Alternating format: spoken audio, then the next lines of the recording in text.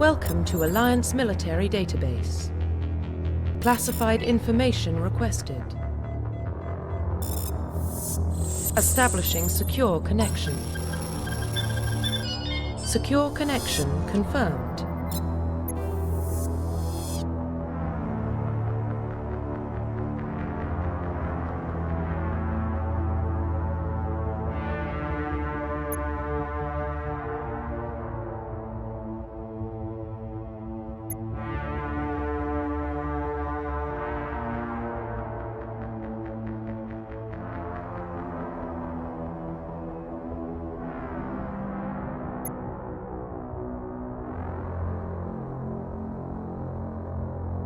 Please log in to access your profile.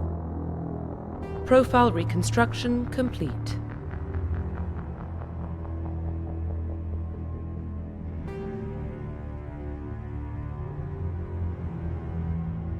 Identification confirmed.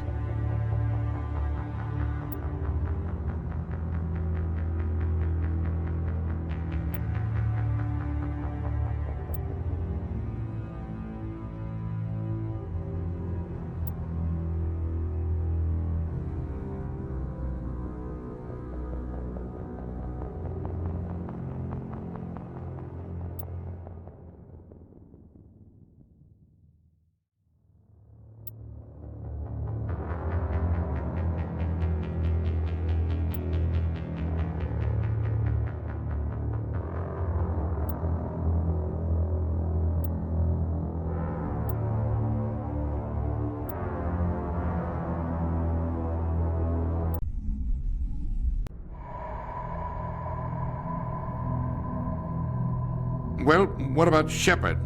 Earthborn, but no record of her family. Doesn't have one. She was raised on the streets, learned to look out for herself. She saw her whole unit die on a cruise. She could have some serious emotional scars. Every soldier has scars. Shepard's a survivor. Is that the kind of person we want protecting the galaxy? That's the only kind of person who can protect the galaxy. I'll make the call.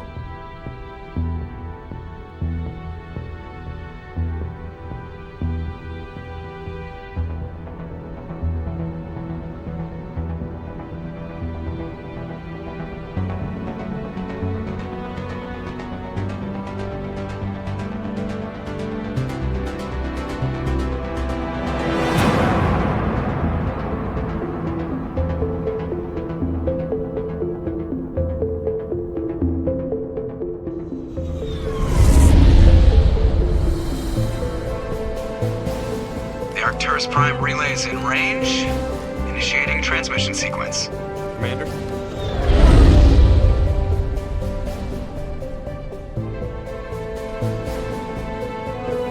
We are connected. Calculating transit mass and destination. The relay is hot. Acquiring approach vector. All stations secure for transit.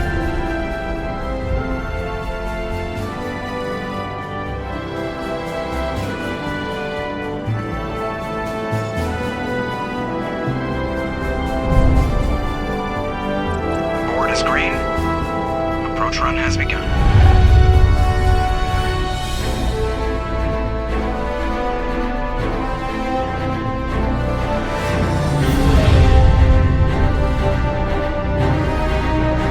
Hitting the relay in 3, 2,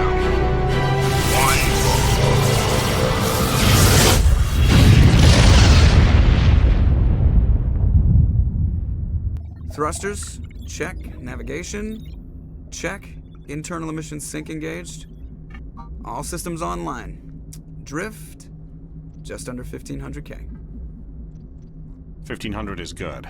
Your captain will be pleased. I hate that guy. Nihilus gave you a compliment. So you hate him. You remember to zip up your jumpsuit on the way out of the bathroom? That's good. I just jumped us halfway across the galaxy and hit a target the size of a pinhead. So that's incredible. Besides, Spectres are trouble. I don't like having them on board. Call me paranoid. You're paranoid. The Council helped fund this project. They have a right to send someone to keep an eye on their investment. Yeah, that is the official story. But only an idiot believes the official story. You always expect the worst. Well, bad feelings are an occupational hazard. But we don't go anywhere unless there's a good reason, so... What are we doing here? Joker, status report. Just cleared the mass relay, Captain. Stealth systems engaged. Everything looks solid. Good. Find a comm buoy and link us into the network. I want mission reports relayed back to Alliance Brass before we reach Eden Prime. Aye, aye, Captain. Better brace yourself, sir. I think Nihilus is headed your way. He's already here, Lieutenant. Tell Commander Shepard to meet me in the comm room for a debriefing. You get that, Commander? I'm on my way. Is it me or does the Captain always sound a little pissed off? Only when he's talking to you, Joker.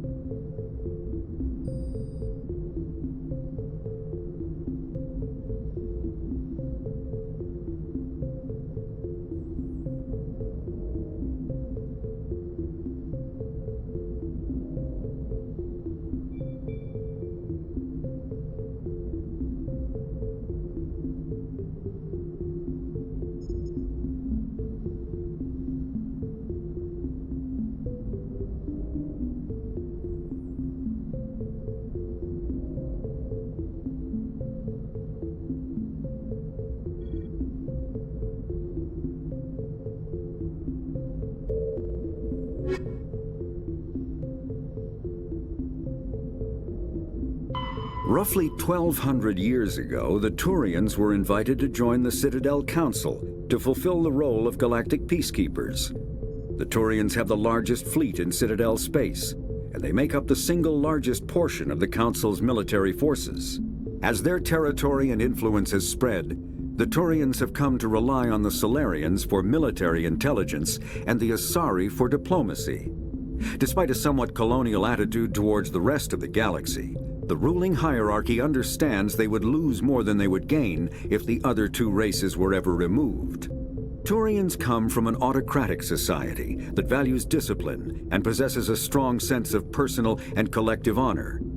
There is lingering animosity between Turians and humans over the First Contact War of 2157, which is known as the Relay 314 incident to the Turians. Officially, however, the two species are allies, and they enjoy civil, if cool, diplomatic relations.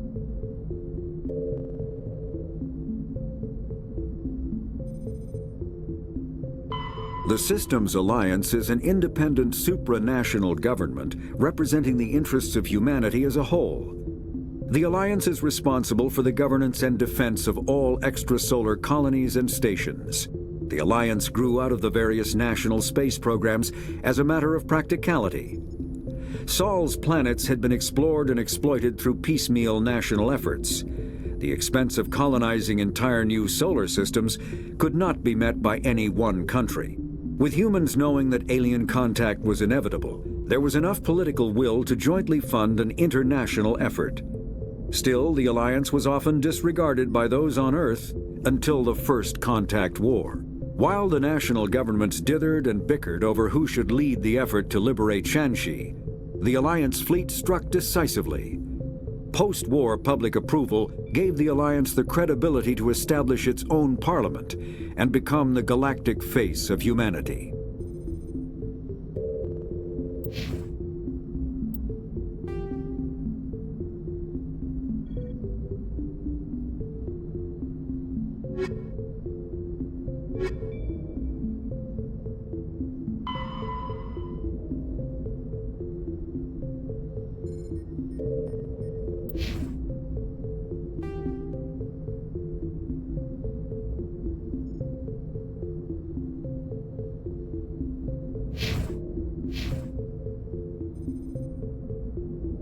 You probably don't want to keep the captain waiting, Commander. The captain's waiting for you in the comm room, Commander.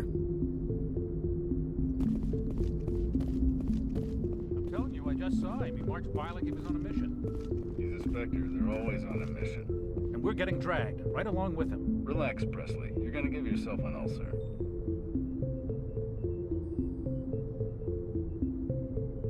Congratulations, Commander. Looks like we had a smooth run.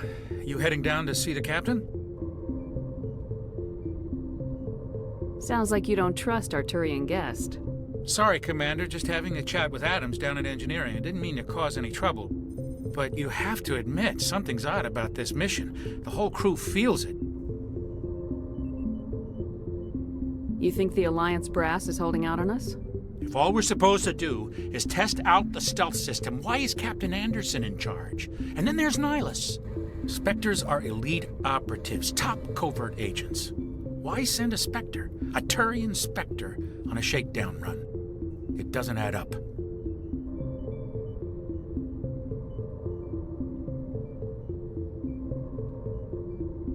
You don't trust Nihilus? I don't like Turians in general. It runs in my family. My grandfather fought in the First Contact War, lost a lot of friends when the Turians hit us. That was 30 years ago. You can't blame Nihilus for that. No, I guess not. But it still makes me nervous to have a Spectre on board, especially a Turian.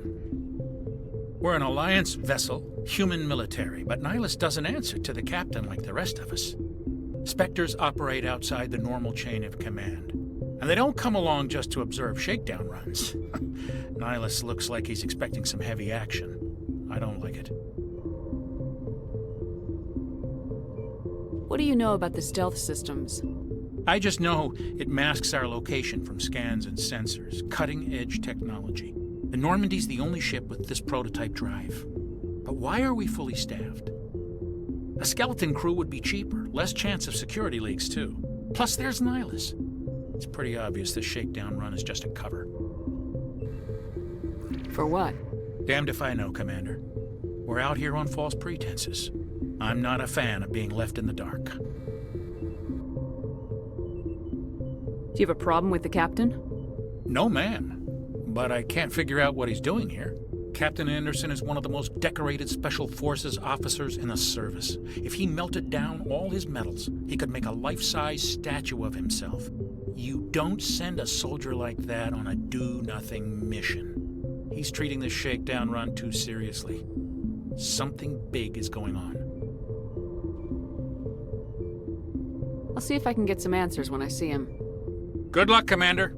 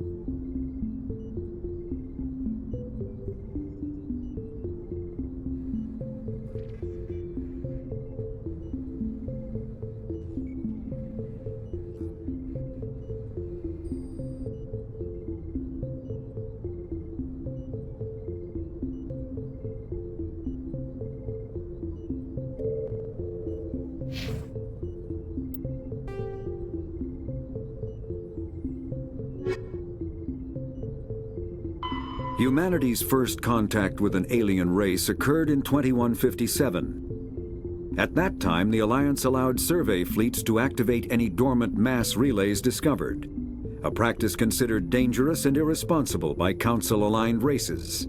When a Turian patrol discovered a human fleet attempting to activate a relay, they attacked. One human vessel survived, retreating to the colony of Shanxi.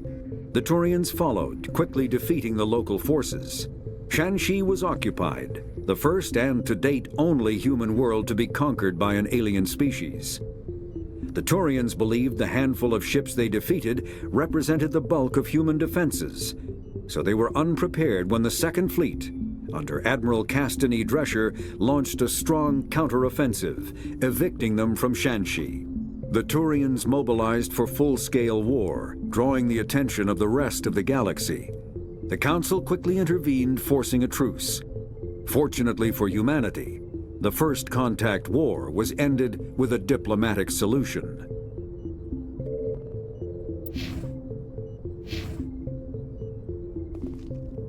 I grew up on Eden Prime, Doc. It's not the kind of place Spectres visit. There's something Nihilus isn't telling us about this mission. That's crazy. The captain's in charge here. He wouldn't take orders from a Spectre. Not his choice, Doc. Spectres don't answer to anyone. They can do whatever they want, kill anyone who gets in their way. Oh, you watch too many spy vids, Jenkins. What do you think, Commander? We won't be staying on Eden Prime too long, will we? I'm itching for some real action. I sincerely hope you're kidding, Corporal. Your real action usually ends with me patching up crew members in the infirmary. Only a fool goes looking for a fight, Corporal. Sorry, Commander, but this waiting's killing me. I've never been on a mission like this before, not one with a Spectre on board. Just treat this like every other assignment you've had and everything will work out. Easy for you to say. You proved yourself on a cruise. Everybody knows what you can do. This is my big chance. I need to show the brass what I can do. You're young, Corporal. You have a long career ahead of you.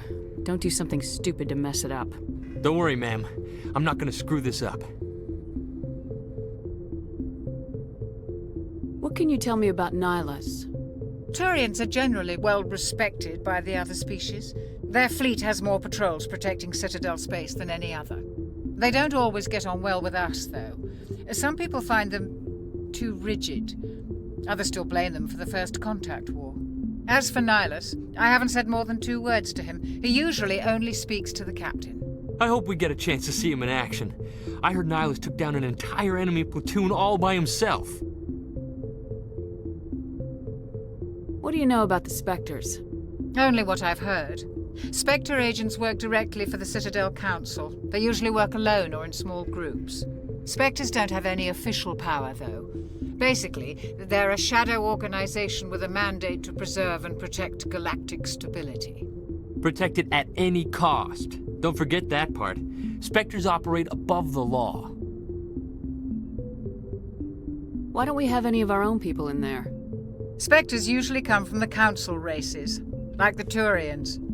We've been trying to get a human accepted into their ranks for years now. So far, it hasn't happened. Hey, Commander, you'd make a good Spectre. You're always getting dropped into impossible situations, forced to survive unbeatable odds, just like you on a cruise.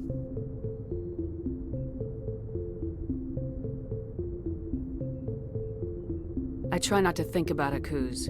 Sorry, Commander. I didn't mean to offend you. I respect what you did there. We all do. Let's not dwell on the past, Commander. Was there something else you needed? How do you control agents with unlimited power? I suppose the Council could revoke the Spectre status of an agent who got out of hand. At that point, Citadel Security Services would take over. Those C-Sec grunts wouldn't stand a chance. The Spectres were 20 ordinary soldiers. The Spectres police themselves. An agent goes rogue, they send another agent to take him down. That's Spectre justice. The Corporal's confusing romantic legends with reality, Commander. You're from Eden Prime, aren't you, Jenkins? What's it like? It's very peaceful, Commander. They've been real careful with development, so you don't have any city noise or pollution. My parents lived on the outskirts of the colony. At night, I used to climb this big hill and stare across the fields back at the lights from the main settlement. It was gorgeous. But when I got older, I realized it was a little too calm and quiet for me. That's why I joined the Alliance. Even Paradise gets boring after a while.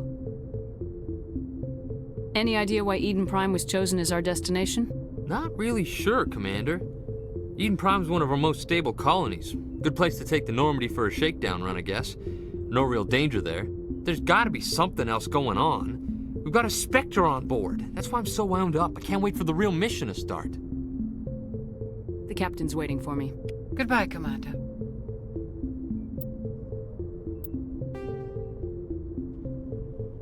Spectres are agents from the Office of Special Tactics and Reconnaissance, and answer only to the Citadel Council. They are elite military operatives, granted the authority to deal with threats to peace and stability in whatever way they deem necessary. They operate independently or in groups of 2 or 3. Some are empathetic peacekeepers, resolving disputes through diplomacy. Others are cold-blooded assassins, ruthlessly dispatching problem individuals. All get the job done one way or another, often operating outside the bounds of galactic law. The Spectres were founded after the Solarians joined the Council. For many years, they operated in secrecy as backroom problem solvers. Only after the Krogan rebellions did their activities become publicized. Assignment of a Spectre is less contentious than a military deployment, but makes it clear that the Council is concerned about a situation.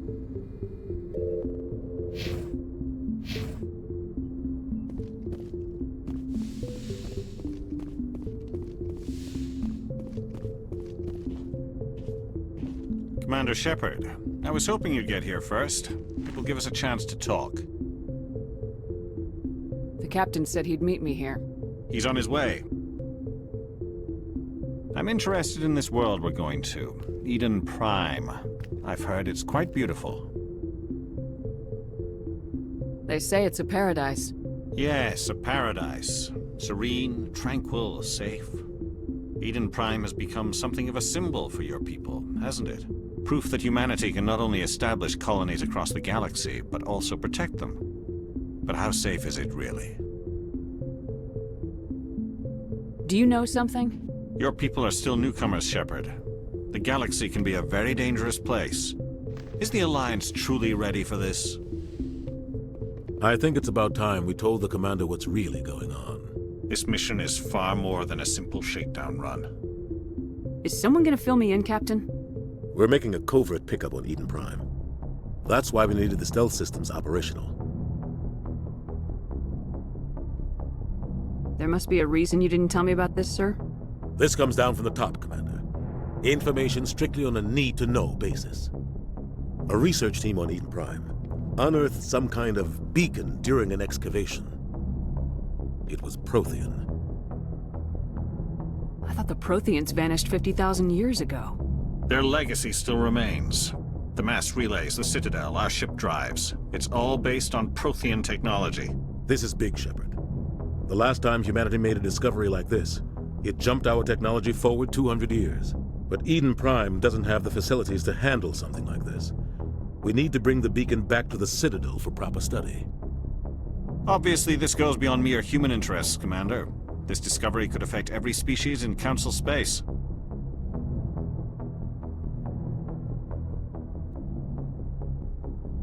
It never hurts to have a few extra hands on board. The beacon's not the only reason I'm here, Shepard. Nihilus wants to see you in action, Commander. He's here to evaluate you. What's going on, Captain? The Alliance has been pushing for this for a long time. Humanity wants a larger role in shaping interstellar policy. We want more say with the Citadel Council. The Spectres represent the Council's power and authority. If they accept a human into their ranks, it shows how far the Alliance has come. Not many could have survived what you went through on Akuz. You showed a remarkable will to live, a particularly useful talent. That's why I put your name forward as a candidate for the Spectres. Why would a Turian want a human in the Spectres? Not all Turians resent humanity. Some of us see the potential of your species. We see what you have to offer to the rest of the galaxy, and to the Spectres. We are an elite group. It's rare to find an individual with the skills we seek. I don't care that you're human, Shepard. I only care that you can do the job. I assume this is good for the Alliance. Earth needs this, Shepard. We're counting on you. I need to see your skills for myself, Commander. Eden Prime will be the first of several missions together. You'll be in charge of the ground team. Secure the beacon and get it onto the ship ASAP. Nihilus will accompany you to observe the mission. What do you know about the Protheans? Just what they taught us in school. They were a technologically advanced species that ruled the galaxy 50,000 years ago. Then they vanished. Nobody really knows how or why, though I've heard plenty of theories. But everyone agrees, galactic civilization wouldn't exist without them. Their citadel is the very heart of galactic society, and without their mass relays, interstellar travel would be impossible. We all owe the Protheans a great debt. I'd like to know more about Eden Prime before we touch down. It's a peaceful farming world, but it represents something much bigger. Eden Prime is one of our oldest and most successful colonies. It proved we were ready to face the challenges of settling new worlds, to forge a place for humanity beyond Earth. It symbolizes humanity's growth and evolution as a spacefaring species. And after this, it will be known as the world where humans made a discovery of galactic importance. Why is this beacon so important? All advanced galactic civilization is based on Prothean technology, even yours. If we hadn't discovered those Prothean ruins buried on Mars, we'd still be stuck on Earth. That was just a small data cache. Who knows what we can learn from this beacon? What if it's a weapons archive? We can't let it fall into the wrong hands. Like who? The Attican Traverse isn't the most stable sector of Citadel space. There are plenty of raiders and criminal groups active in the region. They might figure a Prothean beacon is worth the risk of attacking an Alliance ship. Plus, Eden Prime is right on the border of the Terminus systems.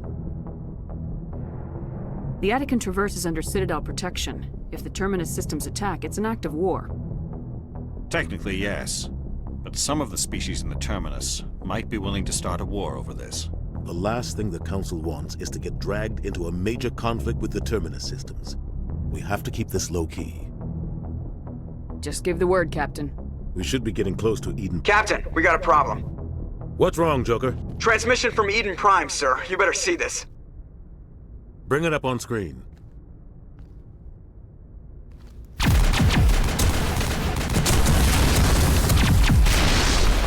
Get down!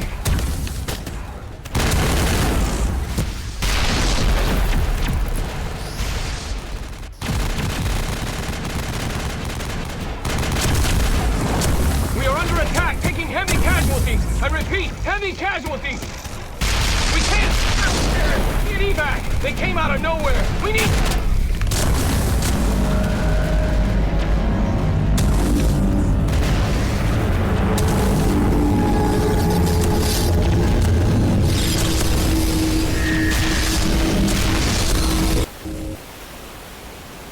Everything cuts out after that. No comm traffic at all.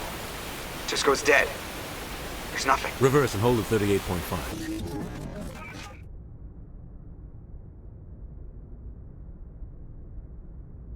Status report. 17 minutes out, Captain. No other Alliance ships in the area. Take us in, Joker, fast and quiet. This mission just got a lot more complicated. A small strike team can move quickly, without drawing attention. It's our best chance to secure the beacon. Grab your gear and meet us in the cargo hold. Tell Alenko and Jenkins to suit up, Commander. You're going in.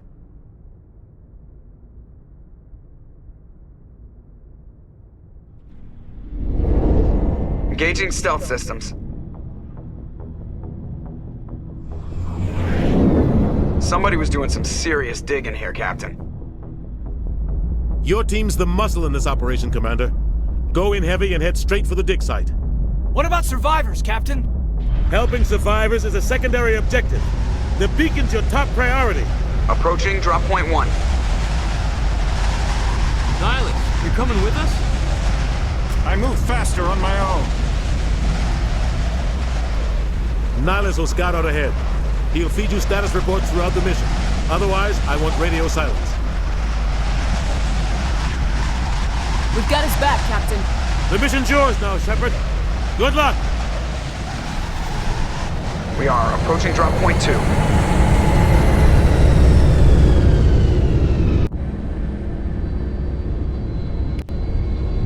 Ship perimeter secured, Commander. Smells like smoke and death. This place got hit hard, Commander. Hostiles everywhere.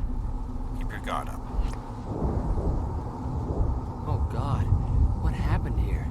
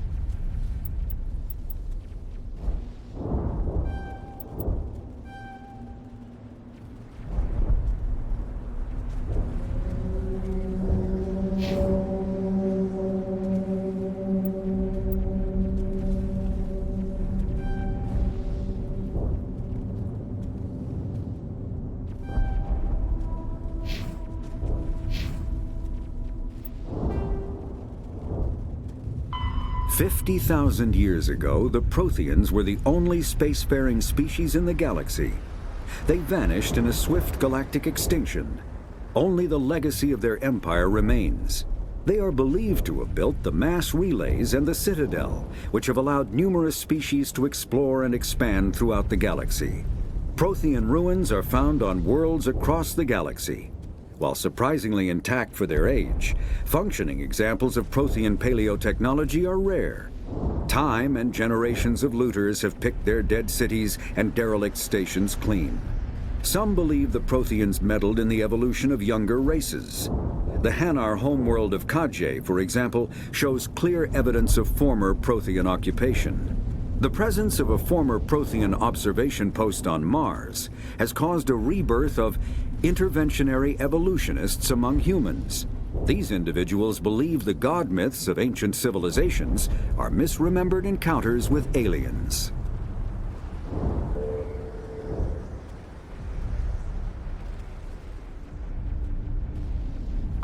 The Terminus systems are located on the far side of the Attican Traverse, beyond the space administered by the Citadel Council or claimed by the Human Systems Alliance. It is populated by a loose affiliation of minor species, united only in their refusal to acknowledge the political authority of the Council or adhere to the Citadel conventions. Their independence comes at a price. The Terminus is fraught with conflict.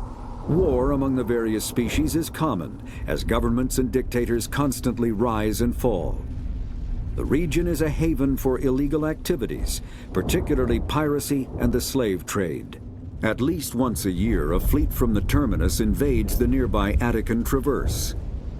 These attacks are typically small raids against poorly defended colonies.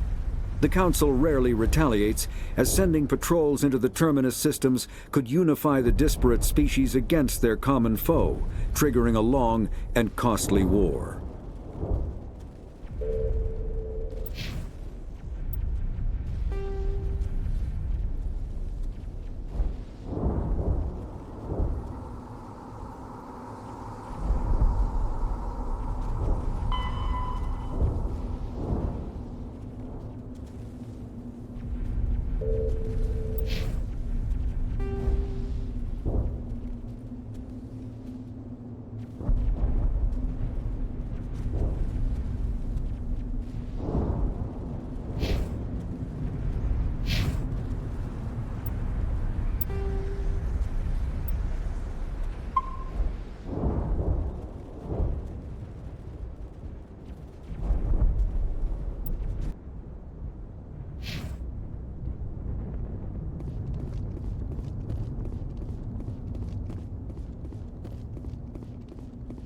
What the hell are those? Gas bags. Don't worry, they're harmless. Oh God, what happened here?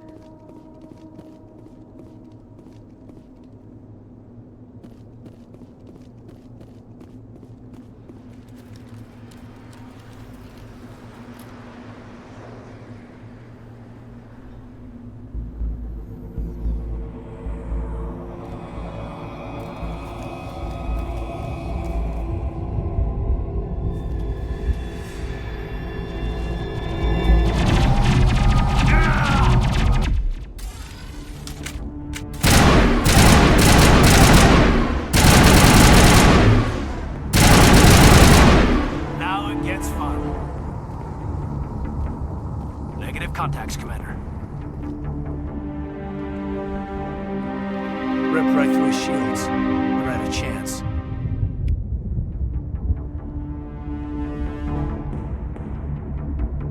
We'll see that he receives a proper service once the mission is complete. But I need you to stay focused. Aye, aye, ma'am.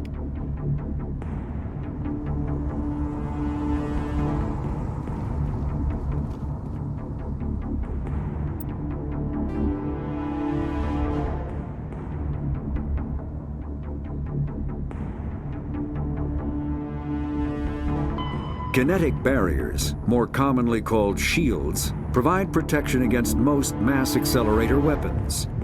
Whether on a starship or a soldier's suit of armor, the basic principle remains the same. Kinetic barriers are repulsive mass effect fields, projected from tiny emitters.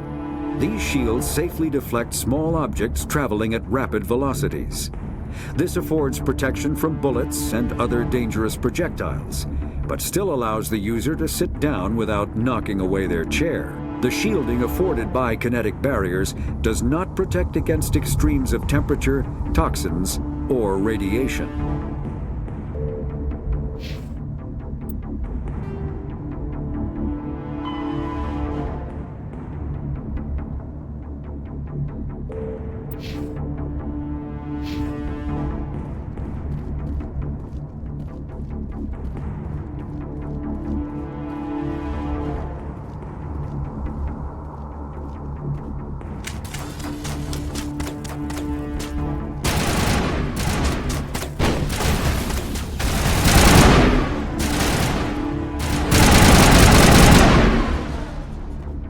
Some burned out buildings here, Shepard. A lot of bodies.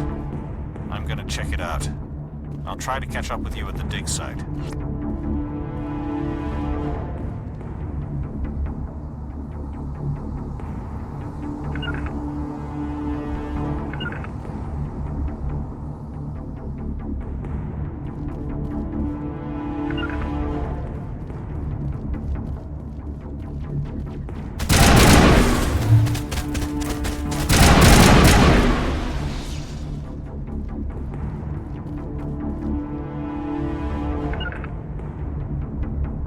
Smells like smoke and death.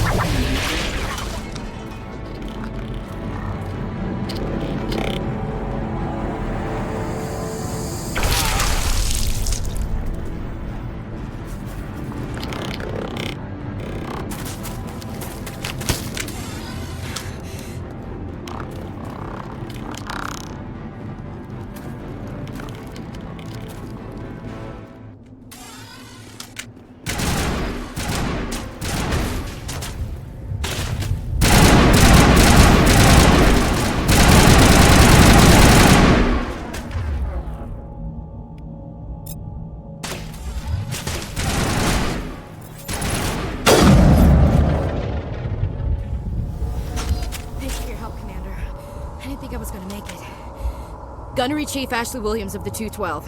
You the one in charge here, ma'am? Are you wounded, Williams? A few scrapes and burns, nothing serious. The others weren't so lucky. Oh man. We were patrolling the perimeter when the attack hit. We tried to get off a distress call, but they cut off our communications. I've been fighting for my life ever since. Where's the rest of your squad? We tried to double back to the beacon, but we walked into an ambush. I don't think any of the others... I think I'm the only one left. This isn't your fault, Williams. You couldn't have done anything to save them. Yes, ma'am. We held our position as long as we could, until the Geth overwhelmed us. The Geth haven't been seen outside the Veil in nearly 200 years. Why are they here now? They must have come for the beacon. The dig site is close, just over that rise. It might still be there. We could use your help, Williams. Aye, aye, ma'am. It's time for payback. What else do you know about the Geth? Just what I remember from history class back in school. They're synthetics, non-organic life forms with limited AI programming, created by the Quarians a few centuries ago. They were supposed to be a source of cheap labor, but ended up turning on the Quarians and drove them into exile.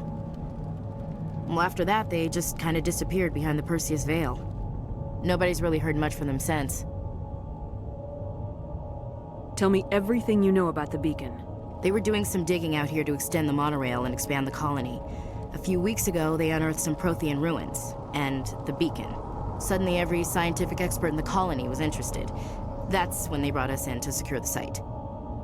I don't know much about the beacon itself, but I heard one of the researchers say this could be the biggest scientific discovery of the century. What happened to the researchers at the dig site? I don't know. They set up camp near the beacon. The 232 was with them. Maybe their unit fared better than mine. Describe what happened leading up to the attack. We were sent out a couple of nights ago from the main colony to secure the area. Seemed like a routine patrol, until the Geth hit us. We never knew they were coming. Have you seen a Turian Spectre around here? There aren't any Turians on Eden Prime. None that I've ever met. Not sure I'd be able to tell if one was a Spectre anyway. If you saw this guy, you'd know. Carries enough firepower to wipe out a whole platoon. Luckily, he's on our side. Sorry. Like I said, no Turians. Move out!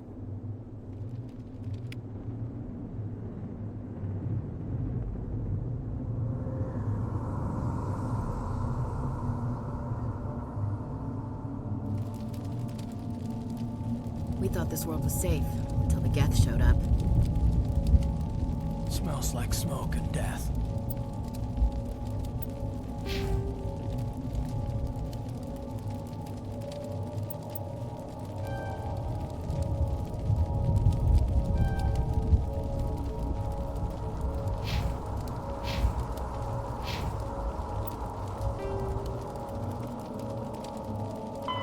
The Geth are a humanoid race of networked AIs.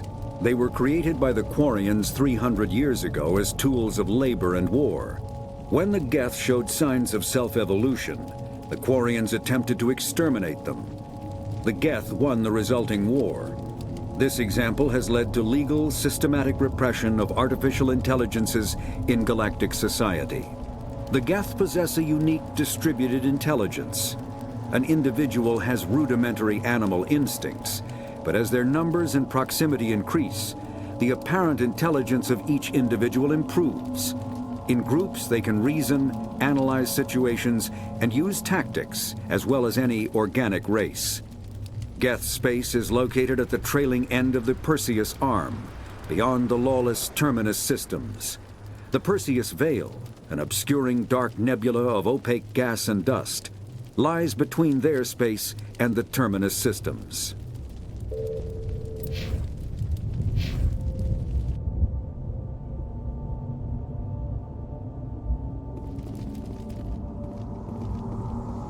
The beacon's at the far end of this trench.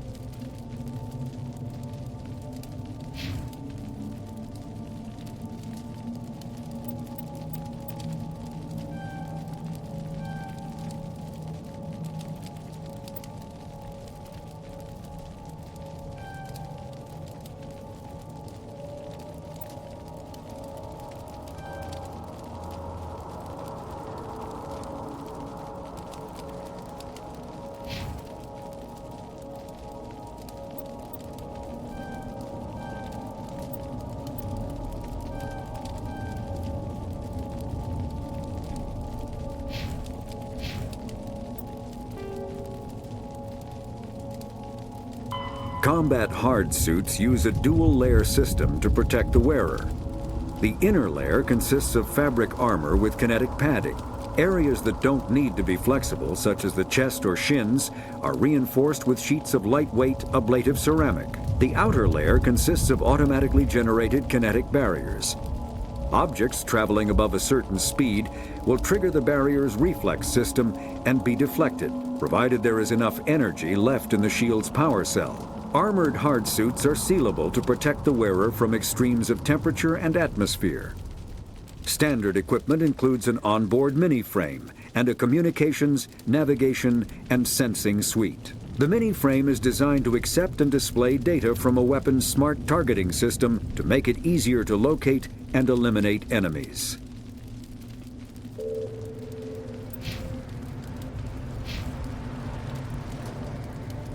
That man was still alive when they stuck him with a spike. Killing us isn't enough. The Geth want us to suffer. Impaling victims instead of just shooting them. There must be some reason behind it. Classic psychological warfare. They're using terror as a weapon. This is the dig site. The beacon was right here. It must have been moved. By who? Our side or the Geth? Hard to say. Maybe we'll know more after we check out the research camp. You think anyone got out of here alive? If they were lucky. Maybe hiding up in the camp. It's just on the top of this ridge, up the ramps. Change of plans, Shepard. There's a small spaceport up ahead. I want to check it out. I'll wait for you there.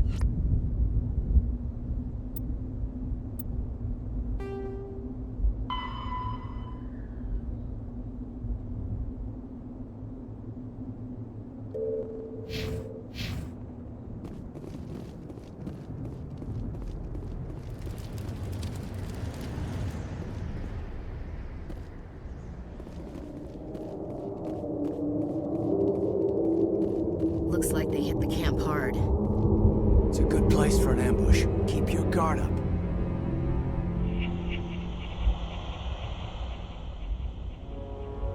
Oh God, they're still alive! What did the Geth do to them?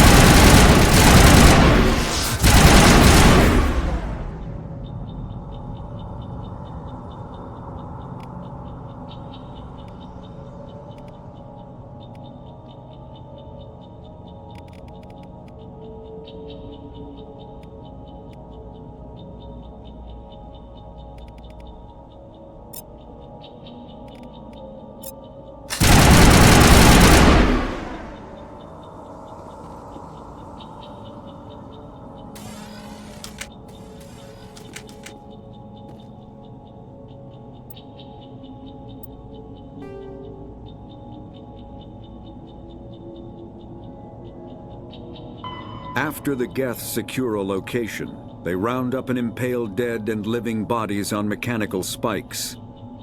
The spikes rapidly transform these victims into withered husks, extracting water and trace minerals, and replacing them with cybernetics. The cybernetics reanimate the lifeless flesh and tissue, transforming the bodies into mindless killing machines. Some Alliance soldiers refer to the husk-generating spikes as dragon's teeth, a reference to the mythological berserkers who sprang up from the earth wherever the teeth of the dragon Eris were planted. Dragon's teeth and husks bear little resemblance to other pieces of Geth technology. No one is sure why a synthetic race would bother to drain the minuscule amount of recoverable resources from organic corpses, though the value of reusing them as shock troops is obvious.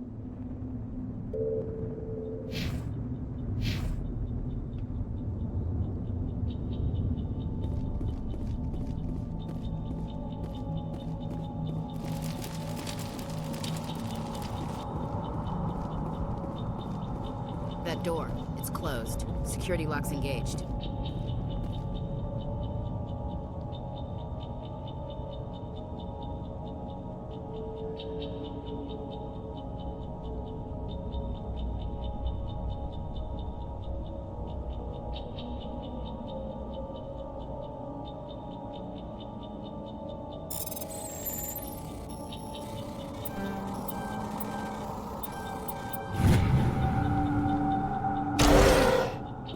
humans. Thank the Maker. Hurry! Close the door before they come back. Don't worry. We'll protect you. Thank you. I think we'll be okay now. It looks like everyone's gone. You're Dr. Warren, the one in charge of the excavation. Do you know what happened to the beacon? It was moved to the spaceport this morning. Manuel and I stayed behind to help pack up the camp. When the attack came, the Marines held them off long enough for us to hide.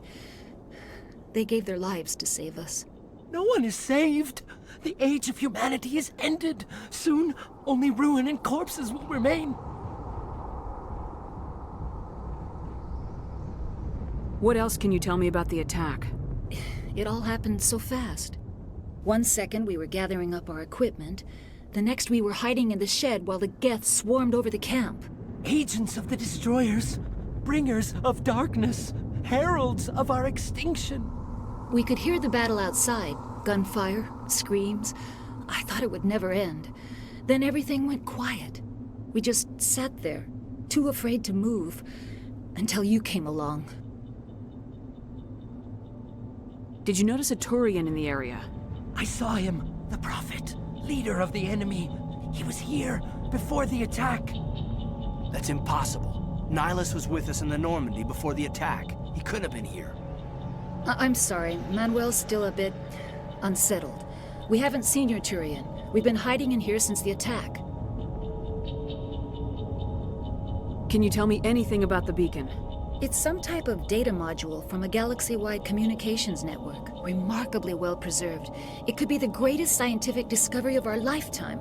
Miraculous new technologies, groundbreaking medical advances. Who knows what secrets are locked inside? We have unearthed the heart of evil, awakened the beast, unleashed the darkness. Manuel, please. This isn't the time. What's wrong with your assistant? Manuel has a brilliant mind, but he's always been a bit unstable. Genius and madness are two sides of the same coin. Is it madness to see the future? To see the destruction rushing towards us? To understand there is no escape? No hope? No. I am not mad.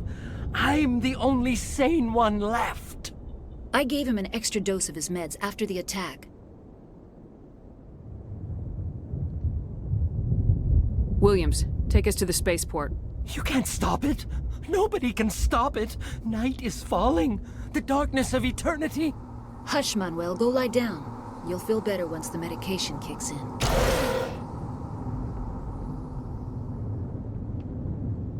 You're wasting your time. The age of humanity is over. Our extinction is inevitable.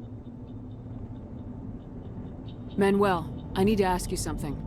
It's probably best if you just leave him alone. I don't have time for this. Time? Our time is over. It used to be beautiful here. Check your targets. Could be friendlies.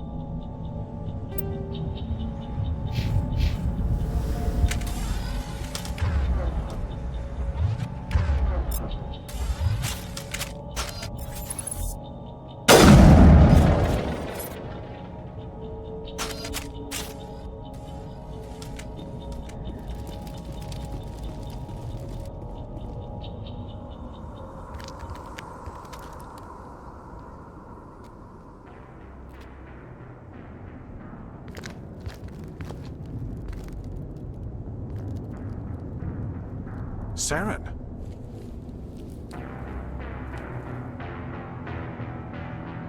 Nihilus.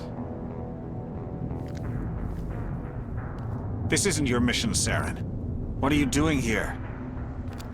The Council thought you could use some help on this one. I wasn't expecting to find the Geth here. The situation's bad. Don't worry. I've got it under control.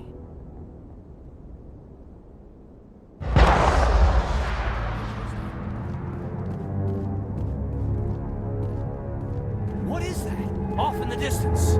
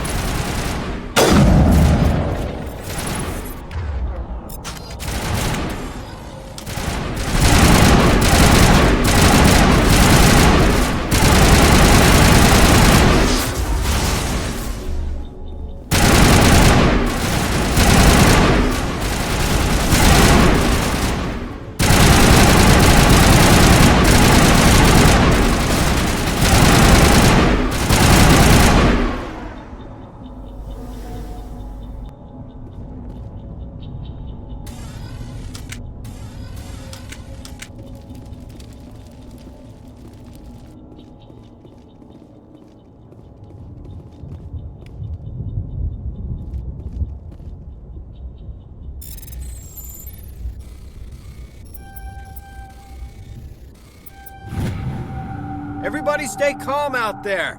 We're coming out, we're not armed. Is it safe? Are they gone? You're okay now. Nobody's gonna hurt you.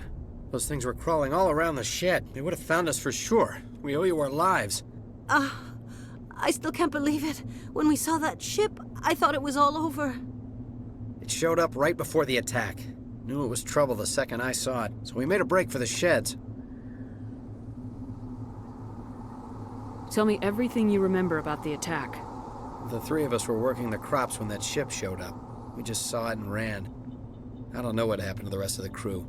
They were by the garage, over near the spaceport, right where that ship came down. No way they survived. You don't know that. We survived. If they made it to the garage, they could have had a fighting chance. Do you know anything about the Prothean beacon they dug up? We're just farmers. We heard they found something out there, but it never really mattered to us. Not until now. What else can you tell me about the ship you saw? I was too busy running to get a clear look at it. I think it landed over near the spaceport. Tell them about the noise, Cole. That awful noise. It was emitting some kind of signal as it descended. It sounded like the shriek of the damned. Only it was coming from inside your own head.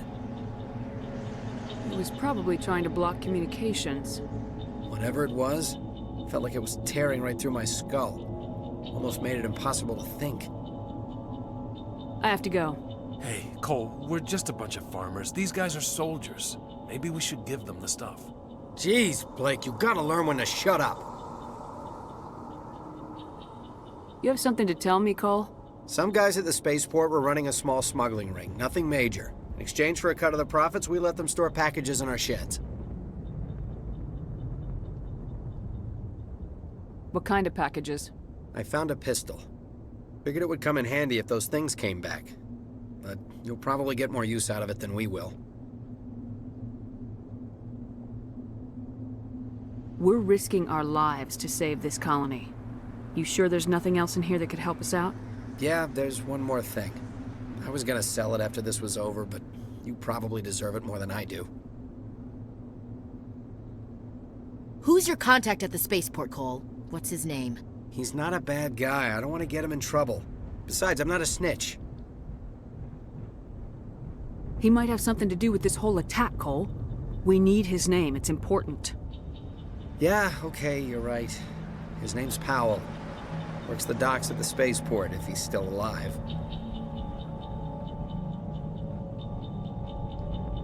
I have to go. Good luck.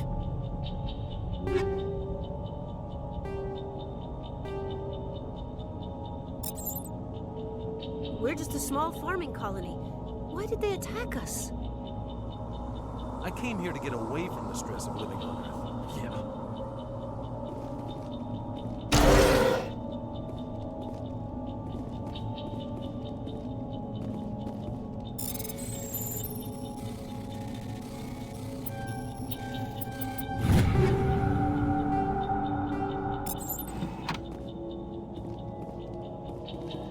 Smells like smoke and death.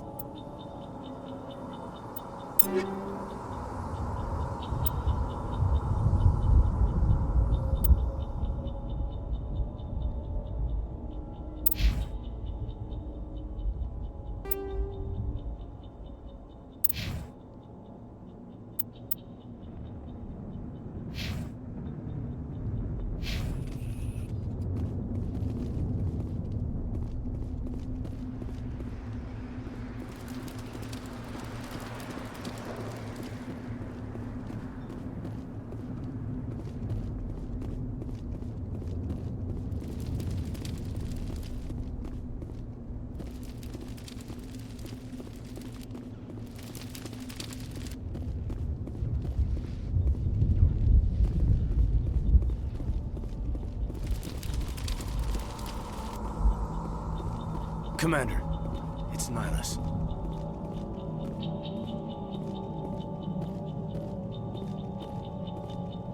Something's moving, over behind those crates. Wait! Don't shoot! I'm one of you! I'm human! Sneaking up on us like that nearly got you killed. I am sorry, I was hiding from those creatures. My name's Powell. I saw what happened to that Turian. The other one shot him.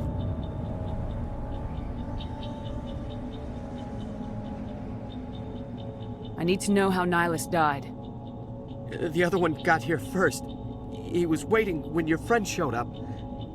He called him Saren. I think they knew each other. Your friend seemed to relax. He let his guard down. And Saren killed him. Shot him right in the back. I'm just lucky he didn't see me behind the crates. We were told a Prothean beacon was brought to the spaceport. What happened to it? It's over on the other platform. Probably where that guy Saren was headed. He hopped on the cargo train right after he killed your friend. I knew that beacon was trouble. Everything's gone to hell since we found it. First that damn mothership showed up, then the attack. They killed everyone. Everyone. If I hadn't been behind the crates, I'd be dead too. How come you're the only one who survived? Why didn't anyone else try to hide behind the crates? They never had a chance. I was already behind the crates when the attack started. Wait a minute. You were hiding behind the crates before the attack? Sometimes I need a nap to get through my shift. I sneak off behind the crates to grab 40 winks where the supervisor can't find me. You survived because you're lazy? If you hadn't snuck off for that nap, you'd probably be dead just like all the others. Yeah, I guess. I don't really want to think about it. You're Cole's contact here on the docks, for the smuggling ring. What? No! I mean, what does it matter now? So I'm a smuggler, who cares? My supervisor's dead, the entire crew's dead. It doesn't matter now, does it? Anything hidden nearby that we could use against the Geth? A shipment of grenades came through last week. Nobody notices if a few small pieces go missing from the military orders. You greedy son of a bitch! We're out here trying to protect your sorry ass, and all you can think about is how you can rip us off? I never thought you'd actually need those grenades. Who'd want to attack Eden Prime? We're just a bunch of farmers. How was I supposed to know? Just give me the grenades. They're yours. Take them. My smuggling days are over, I swear. A lot of Marines died here, Powell. Those grenades could have come in handy. If I were you, I'd think of some way to make it up to them. Yeah, okay. There is something else I was saving. Could be worth a fortune. Experimental technology, top of the line. Take it. I don't need it. I didn't want anyone to get hurt. Really, I'm sorry. Tell me about the Geth attack. It was quick.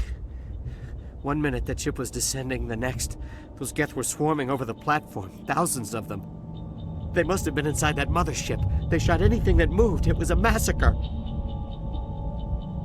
Is there anything else you can tell me about the beacon? They brought it here this morning. We loaded it up onto the train and shipped it to the other platform. Hard to believe that was only a few hours ago. Feels like a whole other life. Tell me about this mothership you saw. I've never seen anything like it before. It was huge. Landed over near that platform. The whole place got dark as it came down. And it was making this noise, this sound that bored right into your brain. That's what woke me up. The attack came a few minutes later. We need to find that beacon before it's too late. Take the cargo train. That's where the other Turian went. I can't stay here. I need to get away from all this.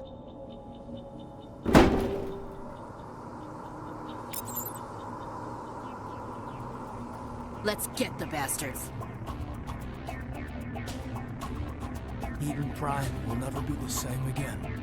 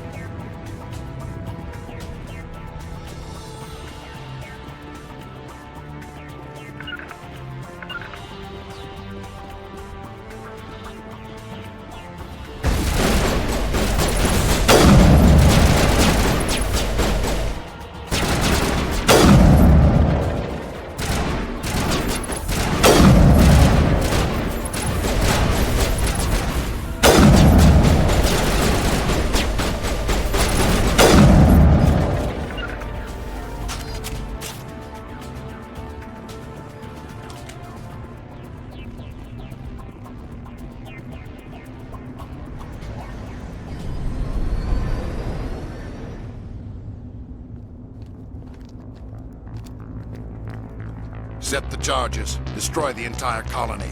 Leave no evidence that we were here.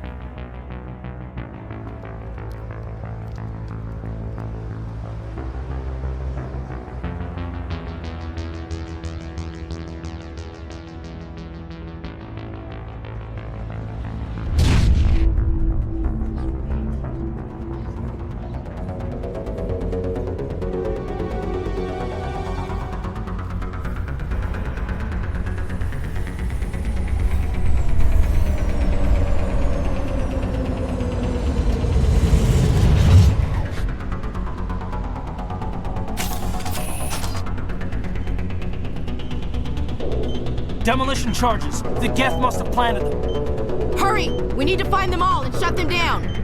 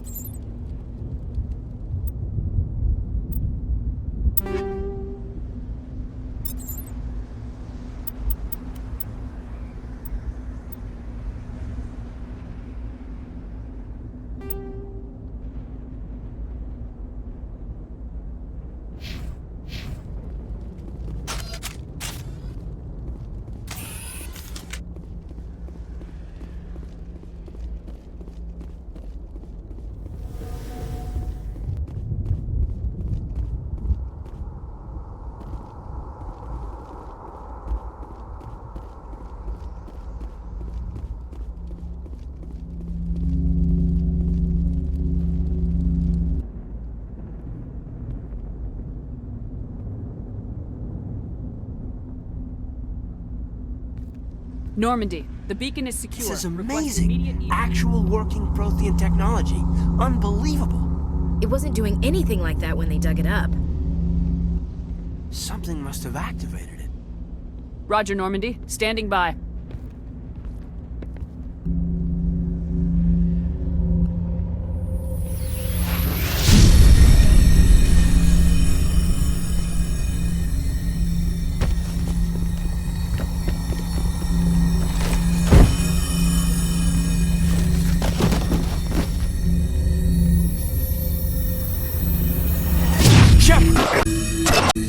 Don't touch it. It's too...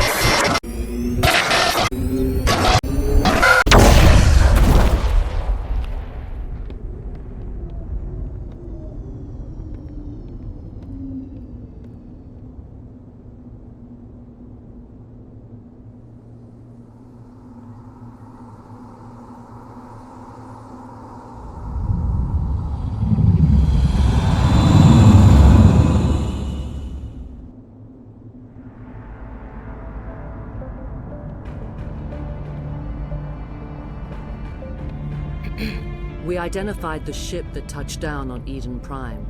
The Normandy, a human alliance vessel. It was under the command of Captain Anderson. They managed to save the colony. And the beacon. One of the humans may have used it.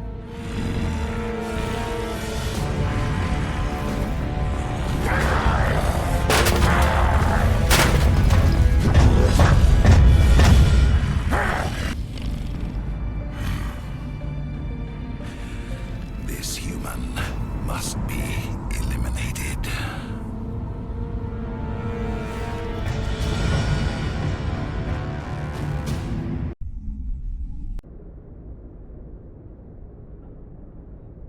Doctor?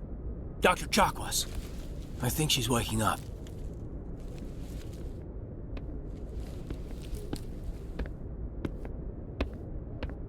You had us worried there, Shepard.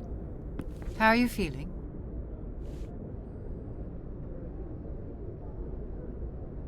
How did I end up here? How long was I out? About 15 hours. Something happened down there with the beacon, I think. It's my fault. I must have triggered some kind of security field when I approached it. You had to push me out of the way. Where's the beacon now? What happened to it? The beacon exploded. A system overload, maybe. The blast knocked you cold. Williams and I had to carry you back here to the ship. I appreciate it. Physically, you're fine. But I detected some unusual brain activity. Abnormal beta waves. I also noticed an increase in your rapid eye movement. Signs typically associated with intense dreaming. I saw... I'm not sure what I saw. Death, destruction... Nothing's really clear. I better add this to my report. It may... Oh, Captain Anderson. How's our XO holding up, Doctor? Well, all the readings look normal. I'd say the commander's going to be fine. Glad to hear it. Shepard, I need to speak with you. In private. Aye, aye, Captain. I'll be in the mess if you need me. Sounds like that beacon hit you pretty hard, Commander. Are you sure you're okay? I don't like soldiers dying under my command. Jenkins wasn't your fault. You did a good job, Shepard. Did we leave Gunnery Chief Williams back on Eden Prime? I figured we could use a soldier like her. She's been reassigned to the Normandy. Williams is a good soldier. She deserves it. Lieutenant Alenko agrees with you. That's why I added her to our crew. Intel dropped the ball, sir. We had no idea what we were walking into down there. That's why things went to hell. The Geth haven't been outside the Veil in 2 centuries, Commander. Nobody could have predicted this. You said you needed to see me in private, Captain? I won't lie to you, Shepard. Things look bad. Nihilus is dead. The beacon was destroyed and Geth are invading. The Council's going to want answers.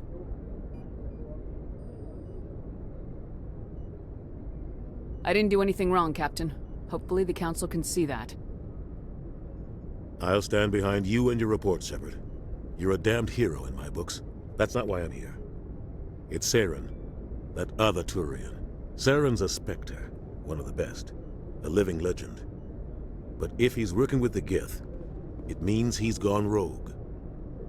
A rogue Spectre's trouble. Saren's dangerous, and he hates humans.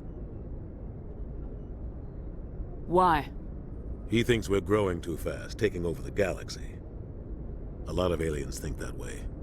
Most of them don't do anything about it. But Saren has allied himself with the Geth. I don't know how. I don't know why. I only know it had something to do with that beacon. You were there just before that beacon self-destructed. Did you see anything? Any clue that might tell us what Saren was after? Just before I lost consciousness, I had some kind of vision. A vision? A vision of what?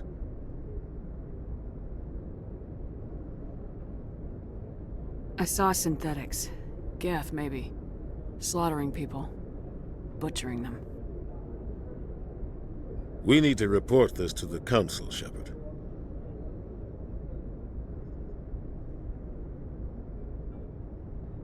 What are we gonna tell them? I had a bad dream? We don't know what information was stored in that beacon. Lost Prothean technology? Blueprints for some ancient weapon of mass destruction? Whatever it was. Saren took it. But I know Saren. I know his reputation is politics. He believes humans are a blight on the galaxy. This attack was an act of war. He has the secrets from the beacon. He has an army of Geth at his command, and he won't stop until he's wiped humanity from the face of the galaxy. I'll find some way to take him down. It's not that easy. He's a Spectre. He can go anywhere, do almost anything. That's why we need the Council on our side. We prove Saren's gone rogue and the Council will revoke his Spectre status. I'll contact the Ambassador and see if he can get us an audience with the Council. He'll want to see us as soon as we reach the Citadel. We should be getting close. Head up to the bridge and tell Joker to bring us into dock.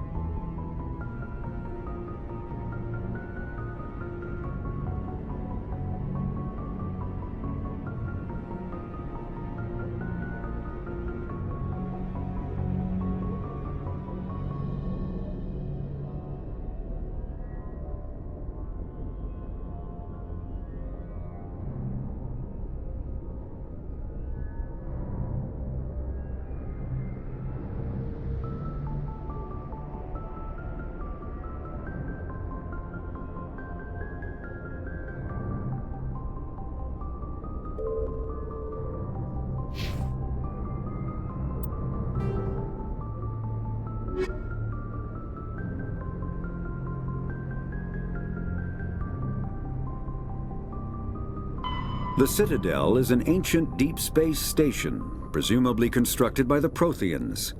Since the Prothean extinction, numerous species have come to call the Citadel home. It serves as the political, cultural, and financial capital of the galactic community.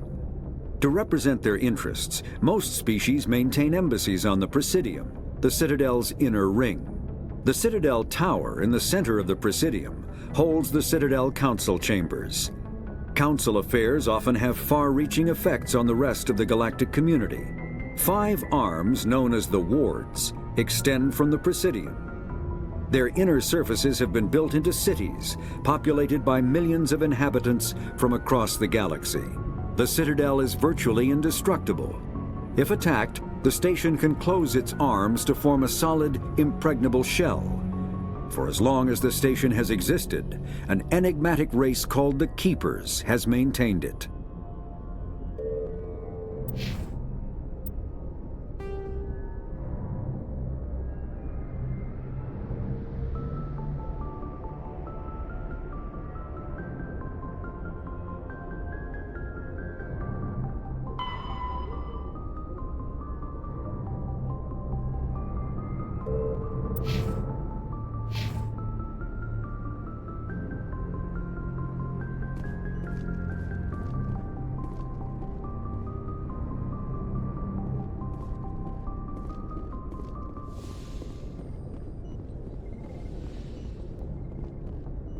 Glad to see you're okay, Commander. Commander, I'm glad to see you're okay. Losing Jenkins was hard on the crew, and I'm glad we didn't lose you too. Things were pretty rough down there. Yeah, you never get used to seeing dead civilians. Doesn't seem right somehow. But at least you stopped Saren from wiping out the whole colony. I couldn't have done it without you. We're Marines. We stick together. And I'm just sorry that we lost Jenkins. Yeah, I wish I could have done something to save him. I was there. You did everything right. It was just bad luck. It's been a hell of a shakedown, Cruz. Our first mission ends with one Spectre killing another. The Citadel Council's not going to be happy about that. Probably use it to lever more concessions out of the Alliance.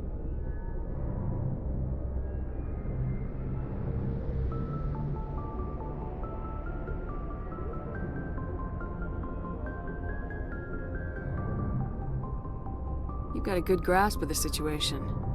You a career man? Yeah, a lot of biotics are. We're not restricted, but we sure don't go undocumented. May as well get a paycheck for it. Besides, my father served. I made him proud when I enlisted. Eventually. But is that why you're here? Because of your family?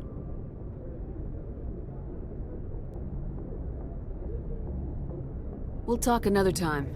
Make sure you're good to go for this meeting with the ambassador. Aye, aye, ma'am.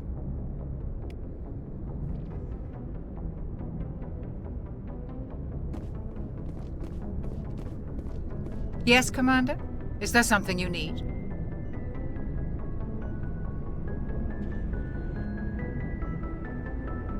How did you end up serving on an Alliance ship? I enlisted right out of med school. Earth always seemed boring to me. Too safe, too secure. I figured the colonies were teeming with exotic adventure. I wanted to travel the stars, tending the wounds of tough soldiers with piercing eyes and sensitive souls. Turns out military life isn't quite as romantic as I'd imagined. But humanity needs the Alliance if we want to keep expanding through the Traverse, and the Alliance always needs good doctors. So I stayed on to do my part. Ever think you made the wrong choice? Sometimes I think about opening a private practice back on Earth, or maybe taking a position at one of the new med centers out in the colonies. But there's something special about working on soldiers. If I left the Alliance now, I'd feel like I was abandoning them. What do you know about Captain Anderson? I've served with him for a few tours now. He knows when to let things slide and when to crack the whip. The crew knows he's seen pretty much anything they'll ever run into. And he cares about the people under his command. How well do you know the Lieutenant? I'd never worked with him before this mission. But he has an impressive service record, over a dozen special commendations. Tends to keep to himself, though. Maybe because of the headaches. It's not easy being an L2. What does that have to do with it? Well, most biotics now use the L3 implants. Lieutenant Alenko was wired with the old L2 configuration. Sometimes there are complications. What kind of complications? Severe mental disabilities, insanity, crippling physical pain. There's a long list of horrific side effects. Caden's lucky.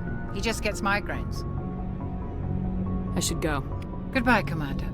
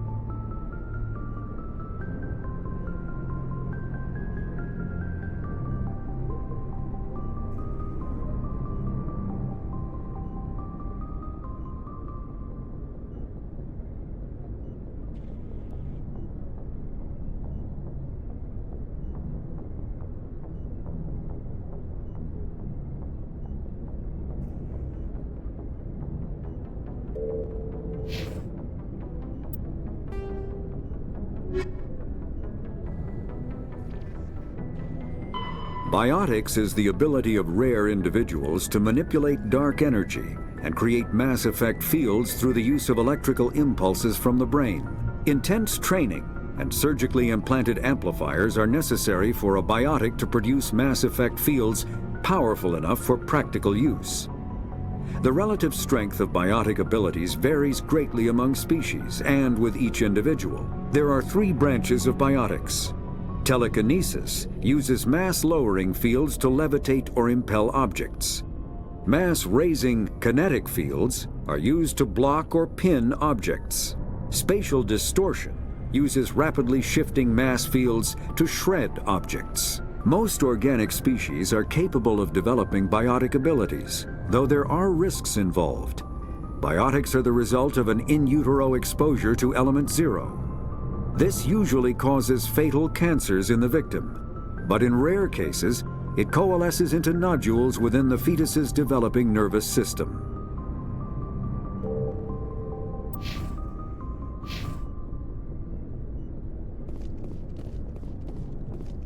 I'm glad you're okay, Commander. The crew could use some good news after what happened to Jenkins. Jenkins was a valuable part of this crew. Part of me feels guilty over what happened. If Jenkins was still alive, I might not be here. You're a good soldier, Williams. You belong on the Normandy. Thanks, Commander. I appreciate that. Things were pretty rough down there. Are you okay? I've seen friends die before. Comes with being a Marine. But to see my whole unit wiped out, and you never get used to seeing dead civilians. But things would have been a lot worse if you hadn't shown up.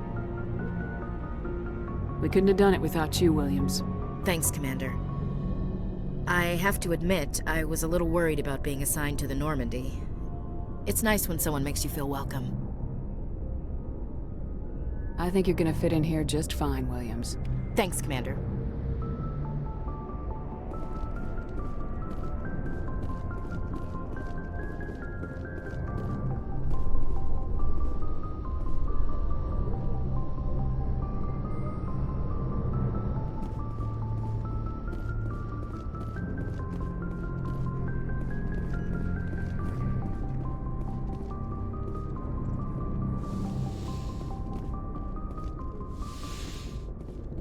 Go speak to Joker when you're ready.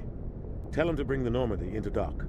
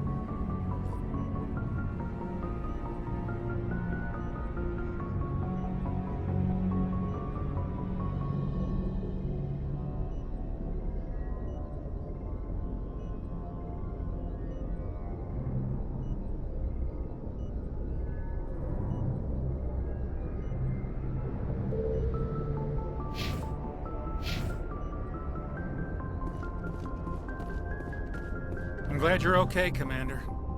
Losing Jenkins was hard enough on the crew.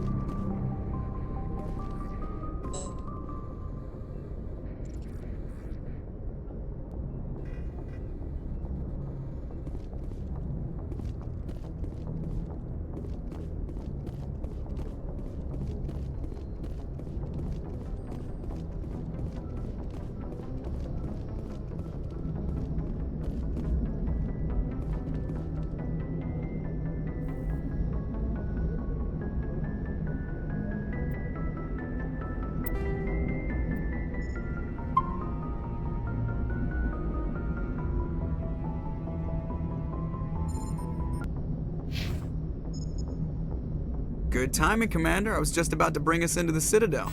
See that taxpayer money at work.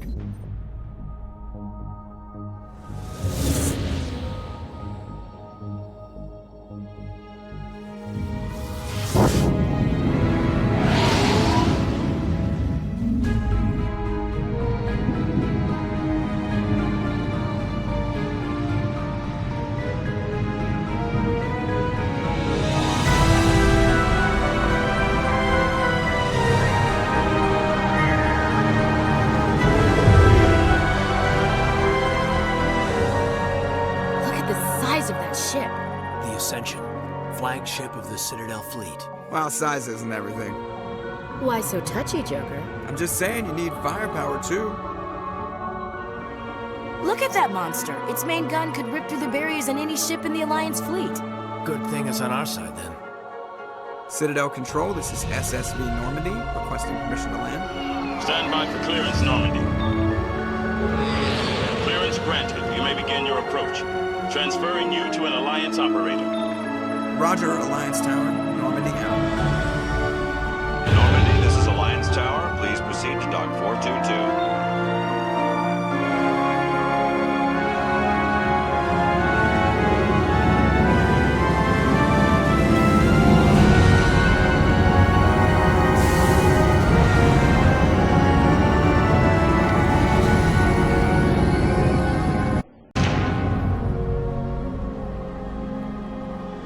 This is an outrage! The Council would step in if the Geth attacked a Turian colony? The Turians don't found colonies on the borders of the Terminus systems, Ambassador. Humanity was well aware of the risks when you went into the Traverse. What about Saren? You can't just ignore a rogue Spectre. I demand action! You don't get to make demands of the Council, Ambassador. Citadel Security is investigating your charges against Saren.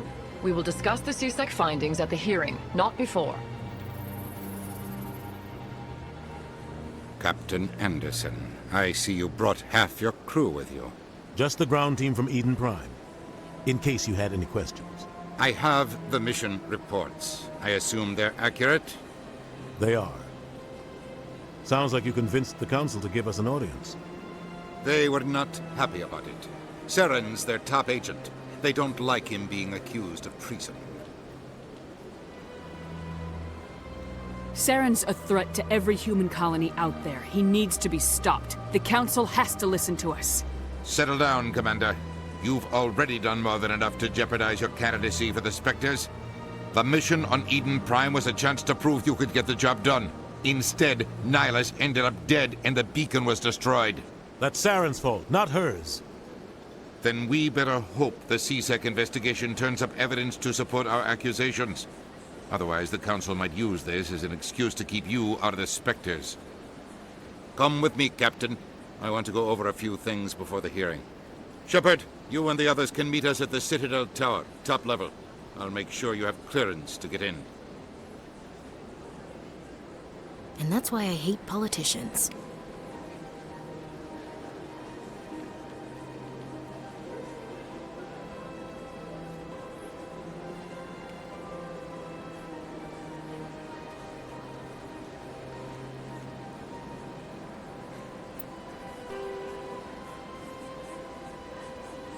The Citadel, the Council, is an executive committee composed of representatives from the Asari Republics, the Turian Hierarchy, and the Solarian Union. Though they have no official power over the independent governments of other species, the Council's decisions carry great weight throughout the galaxy. No single Council race is strong enough to defy the other two, and all have a vested interest in compromise and cooperation. Each of the Council species has general characteristics associated with the various aspects of governing the galaxy. The Asari are typically seen as diplomats and mediators. The Solarians gather intelligence and information. The Turians provide the bulk of the military and peacekeeping forces. Any species granted an embassy on the Citadel is considered an associate member, bound by the accords of the Citadel Conventions. Associate members may bring issues to the attention of the Council, though they have no input on the decision. The Human Systems Alliance became an associate member of the Citadel in 2165.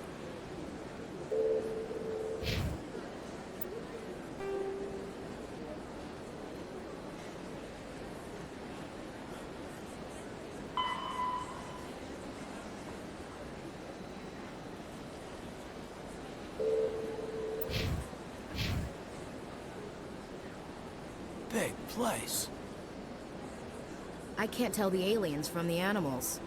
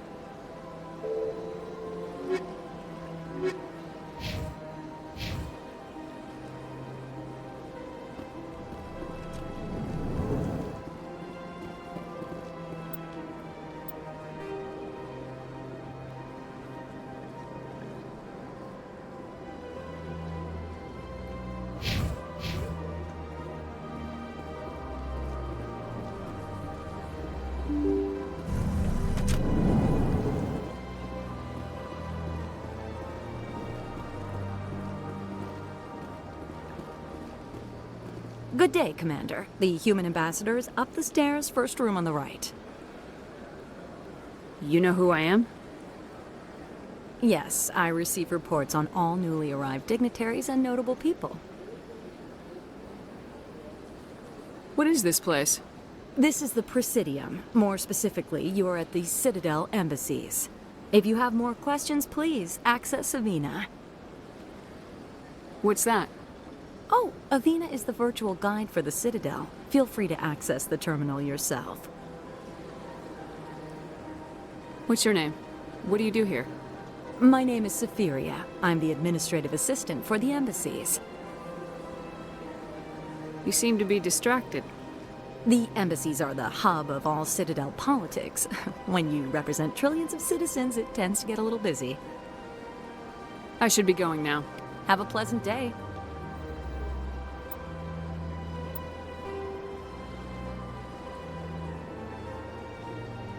The Asari were the first species to discover the Citadel.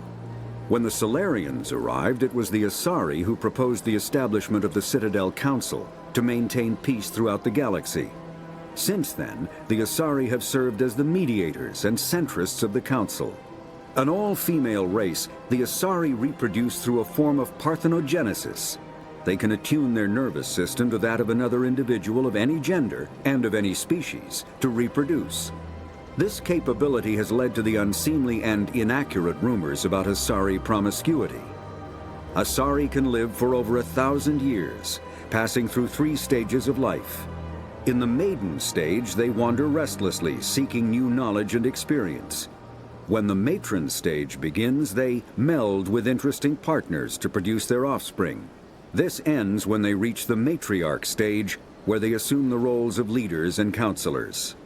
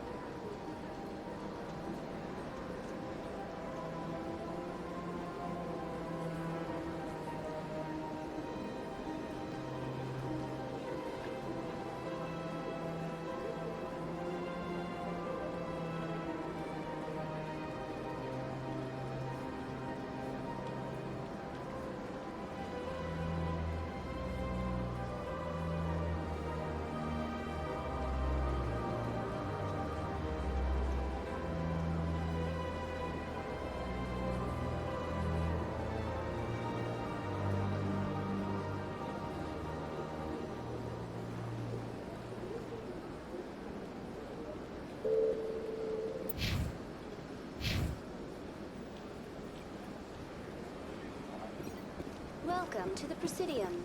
Allow me to be your guide. Greetings and welcome to the Presidium. My name is Avina, and I am pleased to be your virtual guide throughout this level of the Citadel space station. What does that mean? I am a fully interactive virtual intelligence, programmed to provide spontaneous guidance at predetermined locations of interest throughout this level of the Citadel. I may also be contacted through any of the Presidium VI terminals, should you require assistance. Give me the tour. You are standing at Presidium Tourism Terminal 1. On either side of this lobby are the embassies of the various Citadel races, along with CSEC headquarters. On the far end of this level, you can see the Citadel Tower, where the Council meets regularly to discuss matters of interstellar importance.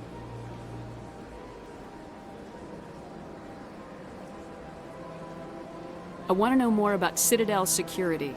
Citadel security serves as law enforcement for all regions of the Citadel, though the majority of officers serve in the wards.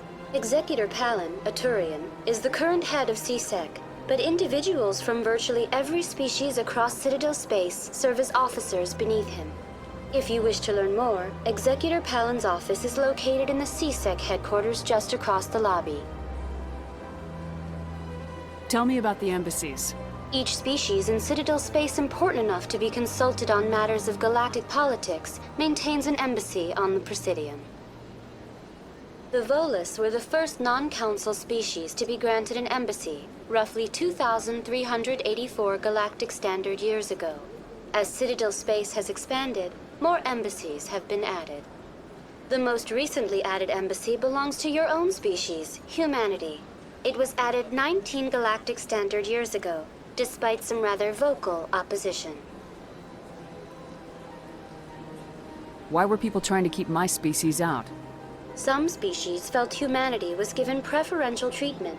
It often takes a century or more before a new species is granted an embassy. The Council gave a great deal of thought to this matter. In the end, they decided humanity's impact on Citadel space was significant enough to warrant an embassy. Do you agree with their decision? I am not programmed to make that kind of qualified judgment. My code is limited to information and simple interaction simulations. How come the Volus were the first species given an embassy? In the early years following the formation of the Council, the Volus were, apart from the Asari and Solarians, the most populous and widespread species in Citadel space. They established many new colonies and trading outposts, and they petitioned the Council for a greater role in determining interstellar policy. In recognition of their work to expand interstellar trade and establish a standardized galactic economy, the Volus were granted an embassy here on the Citadel. Why weren't they made a council race? The Council races have extensive responsibilities. They must provide personnel and ships for the Citadel fleets. They often provide economic aid in times of disaster. It would be unfair to demand such an enormous burden of a species unable to meet these obligations. The embassies allow lesser species to have a voice on the Citadel. That's pretty damn arrogant. I apologize if my personality has offended you. Please submit all formal complaints in writing to the Citadel Tourist and Visitor Board. Do you know anything about specters? The term Spectre is derived from the branch of Special Tactics and Reconnaissance. Each Spectre agent is handpicked by the Council.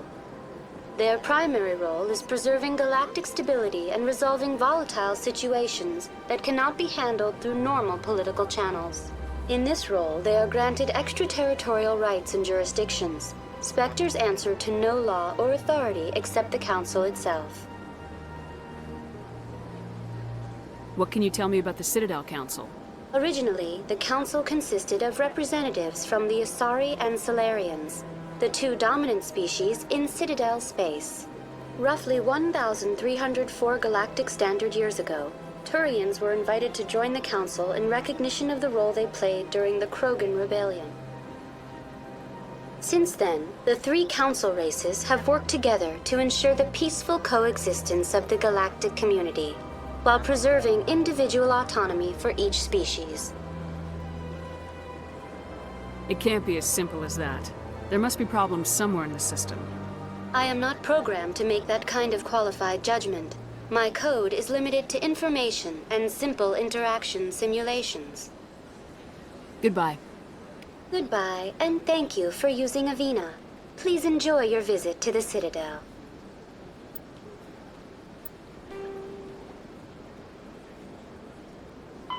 The Geth, the Volus, are a member species of the Citadel with their own embassy, but they are also a client race of the Turians. Centuries ago, they were voluntarily absorbed into the hierarchy, effectively trading their mercantile prowess for Turian military protection. Erun, their homeworld, lies far beyond the normal life zone of its star. However, the world has a high-pressure greenhouse atmosphere that traps enough heat to support an ammonia-based biochemistry. As a result, the Volus must wear pressure suits and breathers when dealing with other species, as conventional nitrogen-oxygen air mixtures are poisonous to them, and in the low-pressure atmospheres tolerable to most species, their flesh will actually split open. Volus culture is tribal, bartering lands and even people to gain status. This culture of exchange inclines them to economic pursuits. It was the Volus who authored the Unified Banking Act, and they continue to monitor and balance the Citadel economy.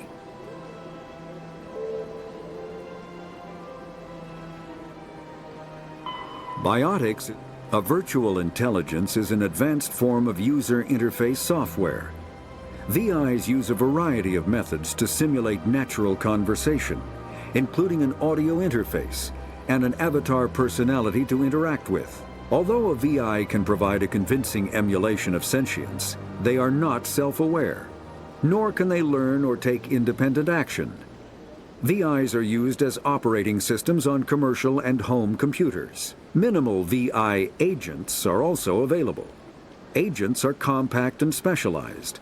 Some serve as personal secretaries, filtering calls and scheduling meetings based on user-defined priorities. Others are advanced search engines, propagating themselves across the extranet to collate user-requested data. Commercial VIs in a variety of stock personalities are available at any software retailer. Boutique firms and hobbyists also build unique VIs to personal specification. Although software emulation of living personalities is illegal, reconstructions of famous historical figures are common.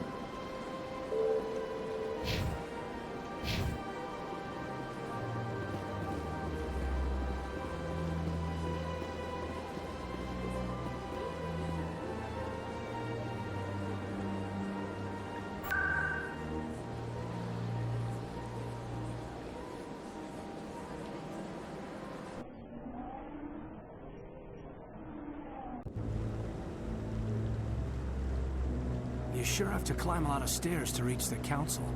Think that's supposed to be symbolic of their importance? I bet all these staircases aren't just for show.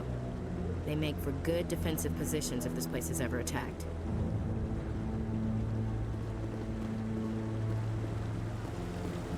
Saren's hiding something. Give me more time. Stall them. Stall the council? Don't be ridiculous. Your investigation is over, Garrus.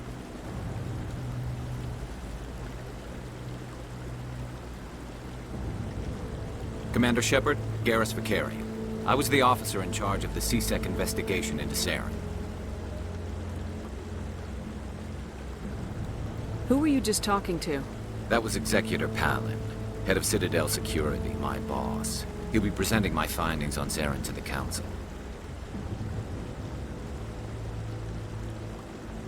Sounds like you really want to bring him down. I don't trust him. Something about him rubs me the wrong way. But he's a Spectre. Everything he touches is classified. I can't find any hard evidence. I think the Council's ready for us, Commander. Good luck, Shepard. Maybe they'll listen to you.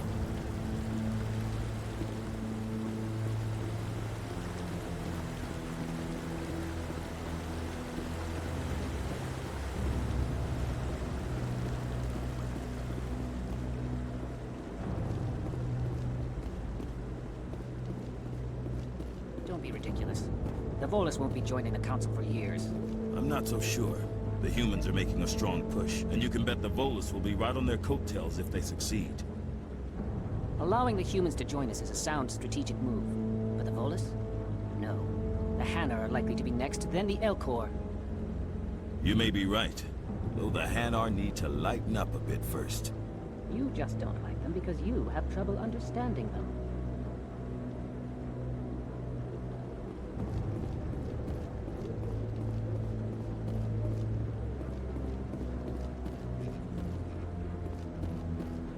The hearing's already started. Come on.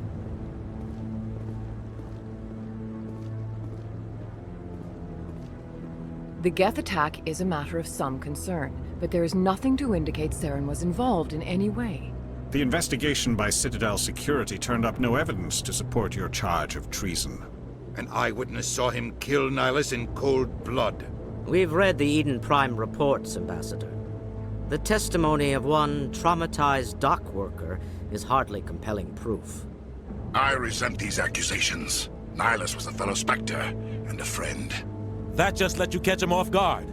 Captain Anderson, you always seem to be involved when humanity makes false charges against me. And this must be your protege, Commander Shepard. The one who let the beacon get destroyed. The mission to Eden Prime was top secret. The only way you could know about the beacon was if you were there. With Nihilus gone, his files passed on to me. I read the Eden Prime report. I was unimpressed. But what can you expect from a human? Saren despises humanity. That's why he attacked Eden Prime. Your species needs to learn its place, Shepard. You're not ready to join the Council. You're not even ready to join the Spectres. He has no right to say that. That's not his decision. Shepard's admission into the Spectres is not the purpose of this meeting. This meeting has no purpose. The humans are wasting your time, Counselor, and mine.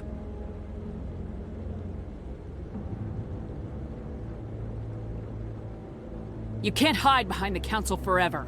There is still one outstanding issue. Commander Shepard's vision. It may have been triggered by the beacon. Are we allowing dreams into evidence now? How can I defend my innocence against this kind of testimony? I agree. Our judgment must be based on facts and evidence, not wild imaginings and reckless speculation. Do you have anything else to add, Commander Shepard? You've made your decision. I won't waste my breath.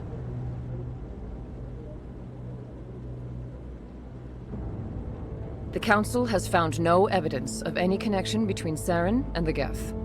Ambassador, your petition to have him disbarred from the Spectres is denied. I'm glad to see justice was served. This meeting is adjourned.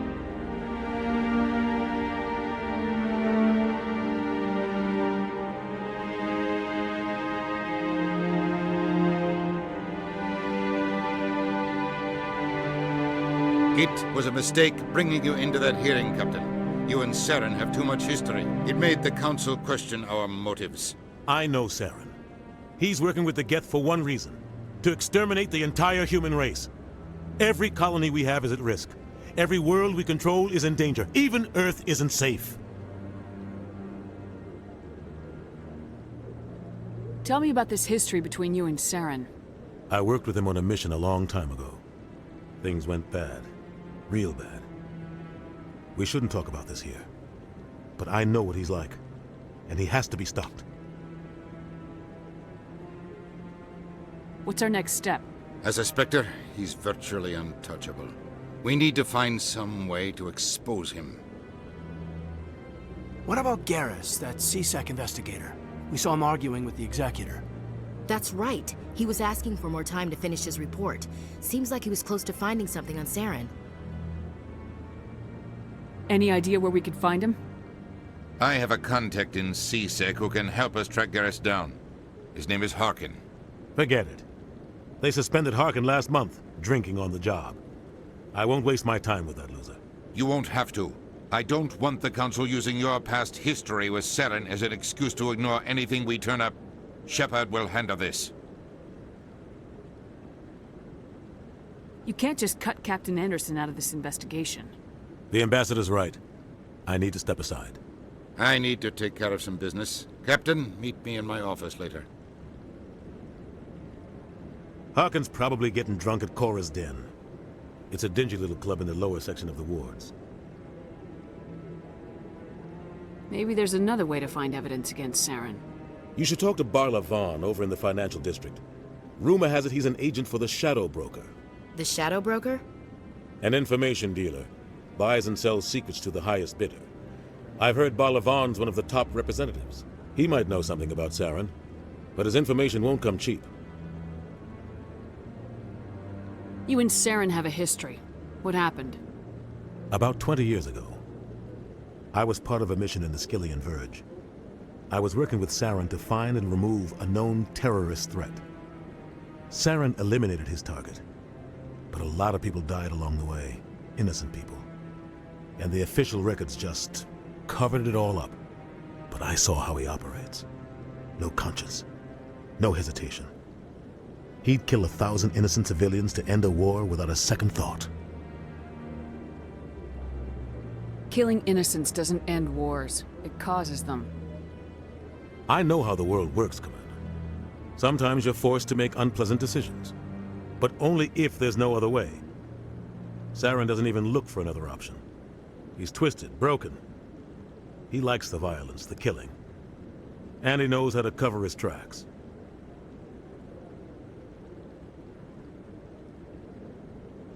Our ambassador doesn't seem to get along with the Council. He's just frustrated. The Council's always preaching that we need to be part of the galactic community. But for them, it's a one-way street. They want us to expand and settle unstable regions like the Skillian Verge and the Attican Traverse. But when we run into trouble, they don't want to help us out. Everyone knows it's only a matter of time until we get a seat on the Council. The Ambassador just thinks it should happen sooner rather than later. And I agree. Maybe they'd let us join the Council if we were more willing to cooperate with the other species. Of course they would. If we did everything they told us to, they'd love to have us on the Council. But it wouldn't be much of a deal for us. I understand their side. They don't want us dominating the Council. It's founded on cooperation and alliances. But we have to look out for our own interests too.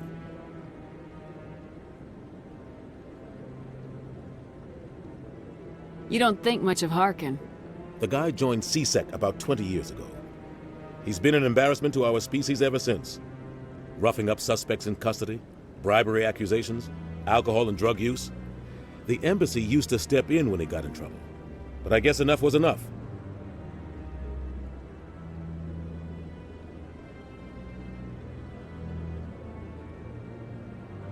Guy's a scumbag.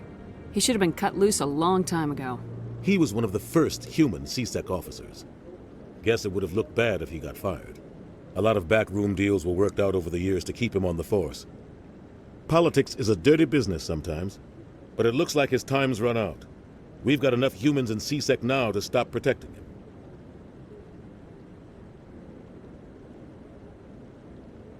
I thought this embassy was supposed to help humans. Harkin may be human, but he's also an ass. He's had more than his share of chances. If the embassy wasn't protecting him, he would have been fired 15 years ago. CSEC is better off without him.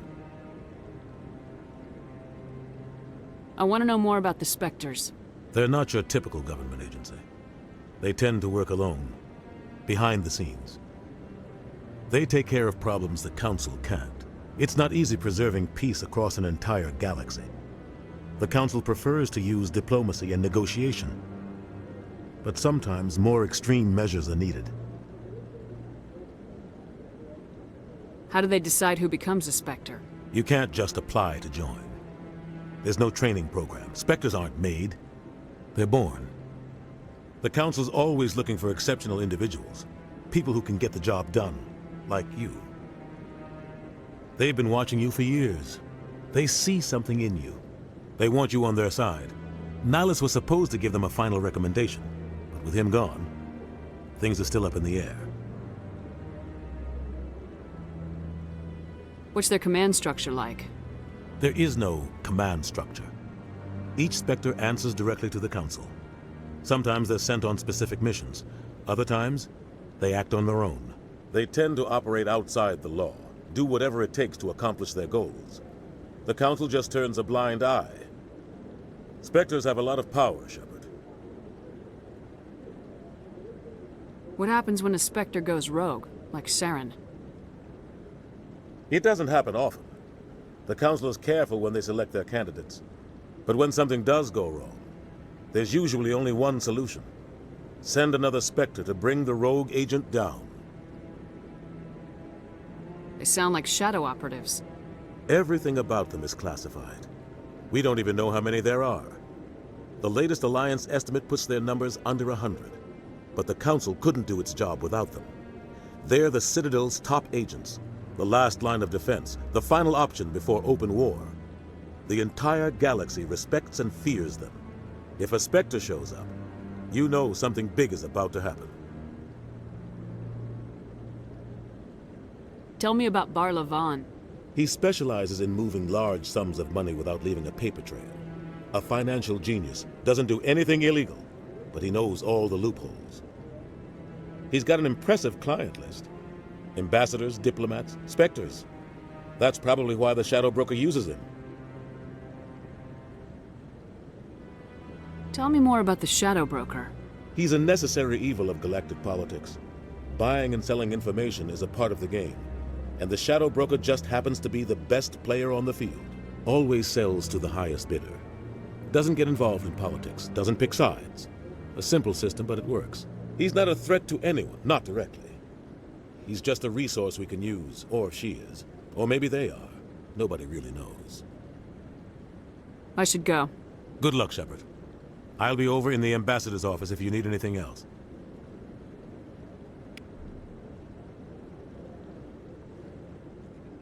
This is it. The very heart of the Citadel, the pinnacle of galactic power. Kinda makes your head spin if you think about it too much. So, this is where the Council passes judgment on all us little folk, huh? Ever get the feeling we're in over our heads, Commander?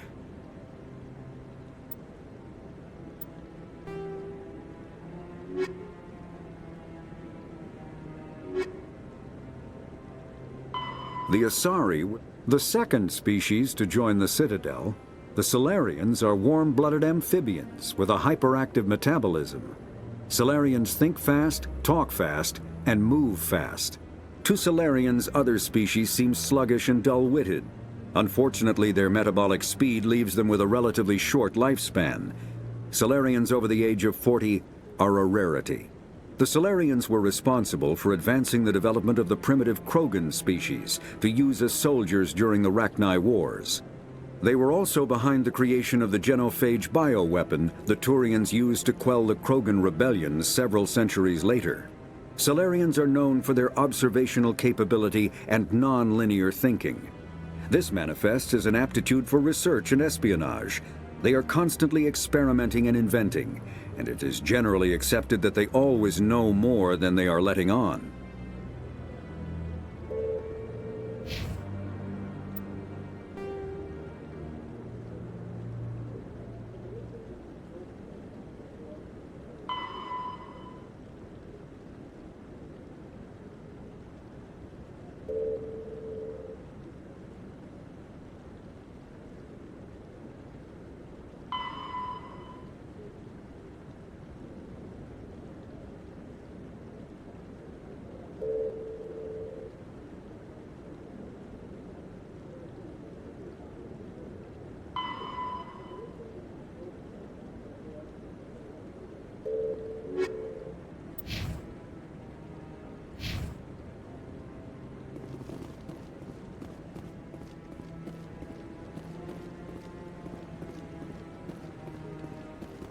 That guy's up to something.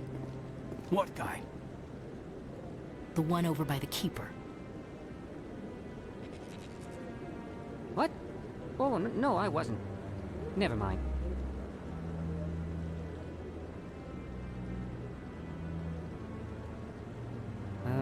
Yes, is there something you want?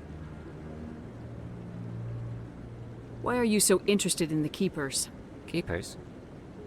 I've got no interest in the keep... Don't get coy. I know what I saw. I'm not so sure I should be talking to you about this. Just tell me what you're doing. I'm not here to get you into trouble. All right. I guess it wouldn't hurt to tell you. I'm using a small scanner to gather readings on the Keepers. So far I've had mixed results. I find it difficult to get near the creatures. Why were you being so secretive about it, though? Well, technically we're not supposed to disturb the Keepers. I don't really think my scanning disturbs them, but the authorities might disagree. I'd like to do it more openly, but it's not really worth getting arrested over.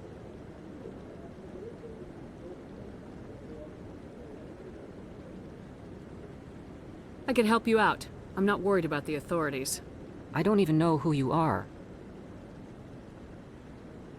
I'm Commander Shepard with the Alliance military. Well, I suppose I could use the help. You'll need this. It's the scanning device I developed. Activate it each time you see a Keeper. All collected data will automatically upload to my database. I'll even send a few credits your way for each unique scan.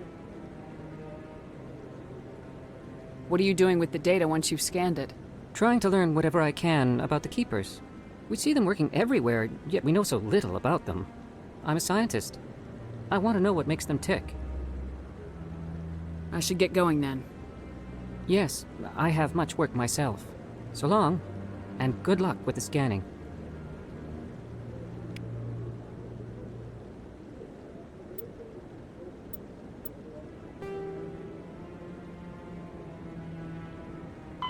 The Geth are... When the Asari discovered the Citadel, they also discovered the Keepers. a docile, multi-limbed insect race that seemingly exists only to maintain and repair the Great Prothean Station. Early attempts to communicate with or study the Keepers were failures, and it is now illegal to interfere with or impede Keeper activity. Because they are completely non-threatening, Keepers have become virtually invisible to everyone else. Similarly, they seem indifferent to other species, except for their tendency to help new arrivals integrate themselves into the Citadel. No matter how many Keepers die due to old age, violence, or accident, they maintain a constant number. No one has discovered the source of new Keepers, but some hypothesize they are genetic constructs. Biological androids created somewhere deep in the inaccessible core of the Citadel itself.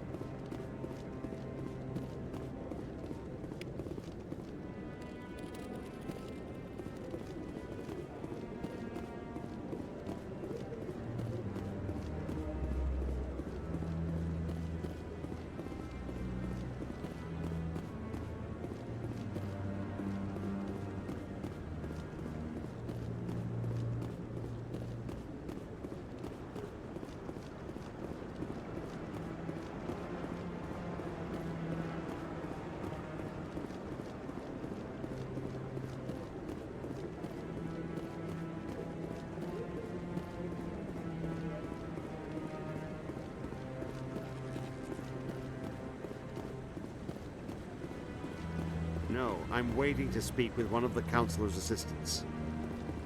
Commander?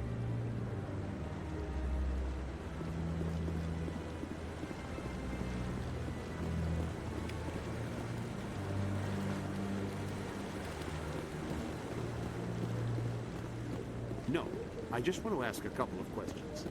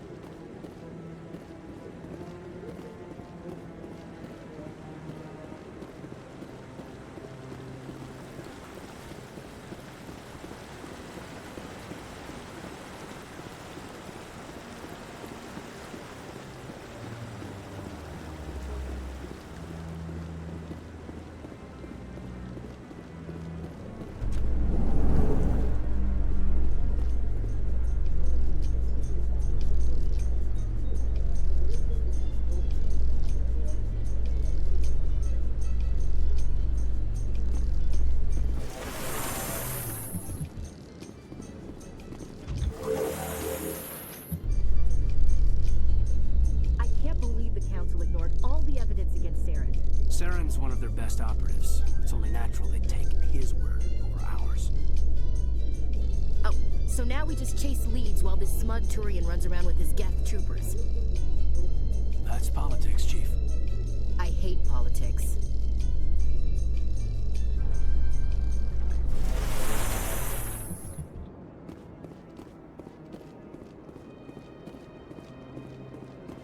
Look at that bug thing over there. What's it doing? Please do not disturb the keepers. Welcome to Presidium Tourism Terminal 2.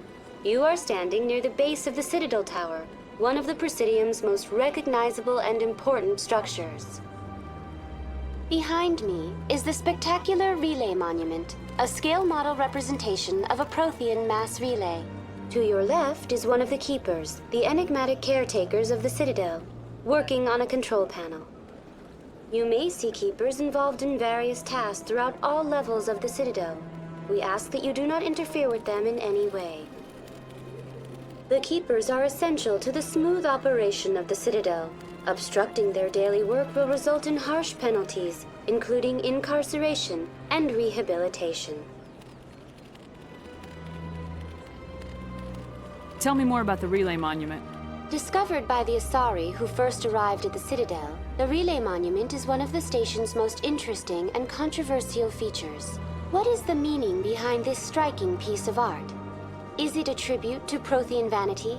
A reminder of their conquest of the galaxy through mass relay technology? Or perhaps it is a symbol of unity, a Prothean acknowledgement that the relays would eventually lead other species here to the Citadel. No one can say for sure, making the Relay Monument a favorite topic of discussion among academics and scholars. Tell me about the Citadel Tower. Housing both the council chambers and Citadel control, the tower is one of the most important buildings on the station. Access to these areas is restricted to those with the appropriate clearance. What happens in Citadel Control? Citadel Control handles all incoming and outbound transit. Every ship within 2,000 kilometers of the Citadel is under the jurisdiction of Citadel Control. At peak capacity, they are responsible for monitoring upwards of 1,000 vessels. I'd like to hear more about the council chambers. The business of the Council, which often has far-reaching effects on the galactic community, is conducted in a room at the apex of the Citadel Tower. The Council chambers themselves are truly a magnificent sight to behold, though few get to experience the view in person. Typically, only the councilors, ambassadors, and high-ranking officials, along with various support staff, are allowed access. What if someone has business with the council? The average citizen must go through the proper channels if they wish an audience with the council. This is usually arranged through their respective ambassadors. Even then, few are given access to the actual council chambers. In most cases, the ambassador acts on behalf of the citizen. I've been inside the council chambers. Only a handful of visitors to the Citadel are ever granted that privilege. I would be jealous, but that is outside the scope of my programming. I'd like to know more about the Keepers. Little is known about these peaceful servants of the Citadel, though they are essential to the operation and maintenance of the entire station. Citadel regulations protect the Keepers against interference during the performance of their tasks. Failure to comply will result in harsh penalties. Keepers can be seen in all sections of the Citadel, but are typically found in and around the tower. Any particular reason there are so many Keepers in this area? The Keepers do not communicate with other species. It is assumed, however, that the tower houses the Citadel's primary control systems. Many of the station's systems, such as navigation and life support, function automatically. It is believed the Keepers operate those systems from inside the tower's inaccessible core. The Keepers also make frequent appearances in the council chamber itself, though they appear to be just passing through on their way to some other destination. That's all for now. Thank you for using Avina. Have a pleasant day.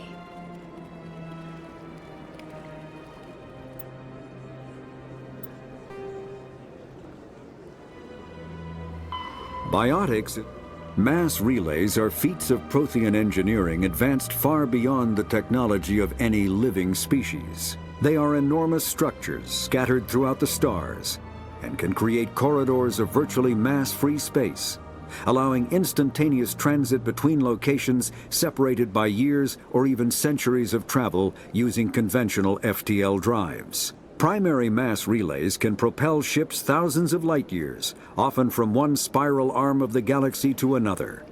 However, they have fixed one-to-one connections. A primary relay connects to one other primary relay and nowhere else. Secondary relays can only propel ships across a few hundred light years. However, they are omnidirectional. A secondary relay can send a ship to any other relay within its limited range. There are many dormant primary relays whose corresponding twins have not yet been located. These are left inactive until their partner is charted, as established civilizations are unwilling to blindly open a passage that might connect them to a hostile species.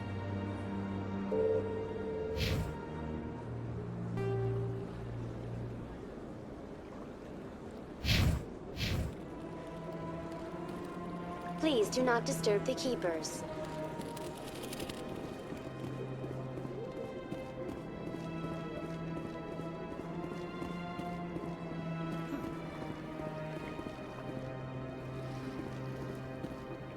You know, art doesn't normally do much for me, but that relay statue, I like.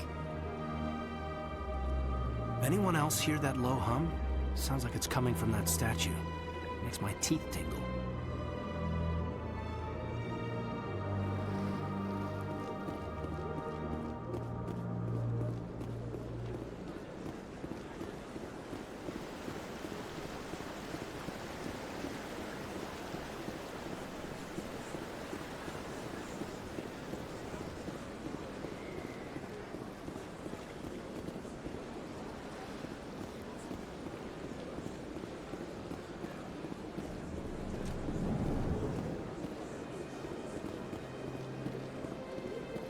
What's this? One of the Earth Clan. Ah, a very famous one, yes? You are the one called Shepherd. The tale of how you survived the great tragedy on Akuz is truly remarkable. I am amazed each time I hear it.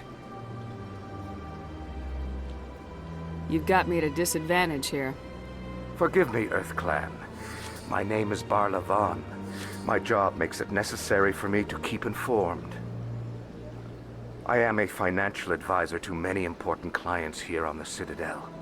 When someone as important as yourself arrives on the station, I take notice.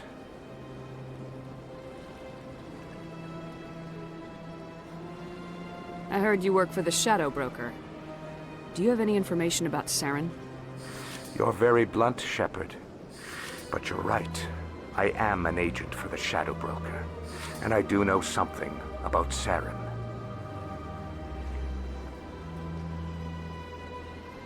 I hear your information can be expensive. Normally, this information would cost a small fortune. But these are exceptional circumstances, so I am going to give it to you for free. What's the catch? There is no catch. The Shadow Broker is quite upset with Saren right now. They used to do a lot of business, until Saren turned on him. Saren's turned on a lot of people lately. I don't know the details, but the Shadow Broker hired a freelancer to deal with it. A Krogan mercenary. That's not much to go on. I just told you that the most famous Spectre in the galaxy betrayed the Shadow Broker.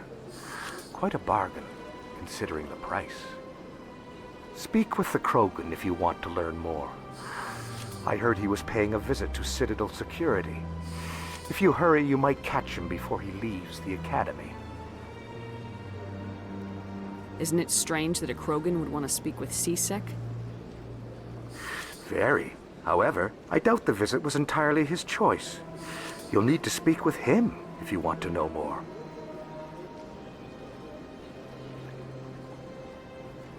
Tell me more about your job. Galactic finance is incredibly complex. A mix of laws and regulations from dozens of interstellar economies. I'm an expert in how all these economies interact. For a fee, I share my expertise. I also offer premium services for those clients who need someone to conduct business without drawing unwanted attention. Discreet and efficient. That's my motto. Sounds pretty shady. Everything I do falls completely within the bounds of interstellar commerce law. Even so, many of my clients would prefer their transactions remain undisclosed. For example, suppose a Hanar ambassador was petitioning the Council to reduce tariffs on Hanar goods. How would it look if he had money invested in a Hanar exporting company? Even if his true motives were to help his people, he would be accused of advancing the petition for his own personal gain. I can keep his personal finances private. Still sounds shady to me. Then we can only hope he will never be cursed with a large enough fortune to require my services. Tell me more about the Shadow Broker. Most people think I deal in finances, but my real currency is knowledge. I trade information, and it has made me very wealthy. But the Shadow Broker is the true master. Every day he buys and sells secrets that could topple governments, always giving them to the highest bidder. Yet somehow he never seems to upset the natural balance of power. All those secrets being passed around seem to even out. Nobody ends up with an advantage in the end. Any guess what his identity might be? I don't know. Nobody does. The Shadow Broker could be any race, any gender. I have a theory that it's actually an entire group working under one identity. How else could they juggle so many contacts at the same time? How else could they keep all that information from getting crossed? But they've got the perfect setup. Every government is forced to play their game so they don't get behind. But no matter how long you play, no matter how many secrets you buy, you can never win. I thought you'd know more about the man you work for. From time to time, I come across information I sell to the Shadow Broker. That's my only involvement. I like it that way. The more you know, the more dangerous the game becomes. I don't like danger, Commander. I'll leave that to you. What's it like living here on the Citadel? The station is without a doubt the greatest wonder in the galaxy. It is a technological marvel, but its true splendor goes much deeper than the hull and engines. From the Presidium to the wards, the entire station is a testament to the success of the Council. All the species of Citadel spaced together in a single, strong community. What makes the Presidium so special? It is the political center of Citadel space. 80% of all intelligent species in the known galaxy acknowledge the Council's authority on interstellar matters. But only the most powerful and influential species have embassies here on the Presidium. This level of the station is reserved for the elite, Shepard. People like us. What are the wards like? The cultural heart of the galaxy. They pulse with the lifeblood of millions of citizens from dozens of different species. You never know what you'll find out in the wards, Commander. It's always full of surprises. Fortunately, most of them are pleasant. I should go. Goodbye, Commander.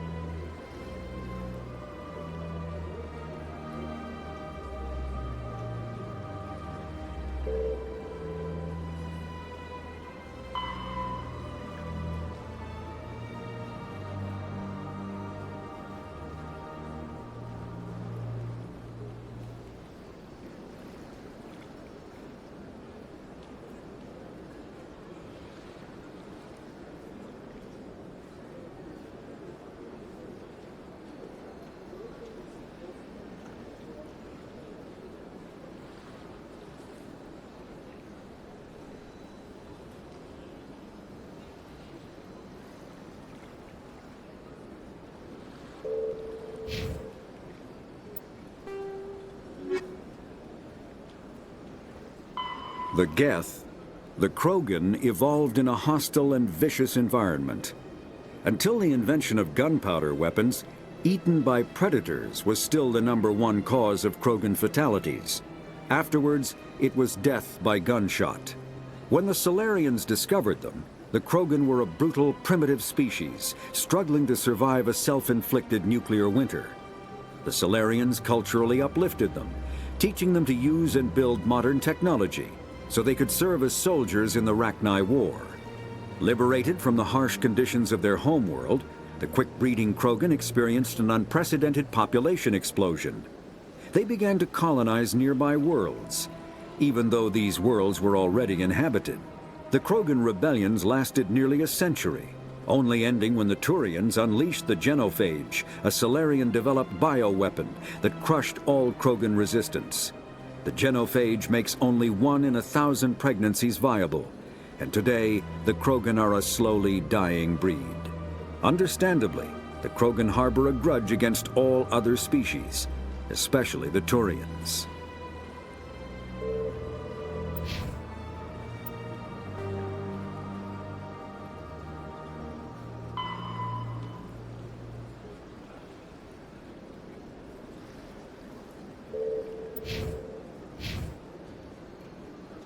Big place. Well, they've built themselves quite the lake. Wonder if anyone ever drowned in it.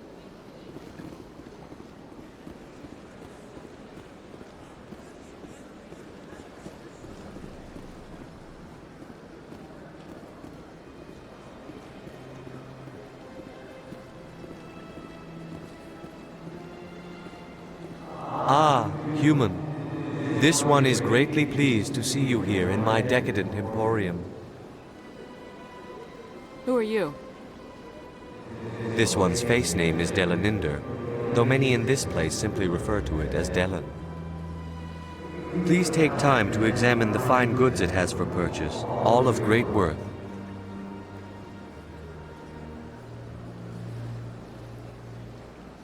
Why do you refer to yourself as this one and it? For the same reason that humans are so inquisitive. It is part of our culture. Specifically, Hanar only refer to themselves in the first person with family or intimates. And we rarely do so with other species. It is just our way.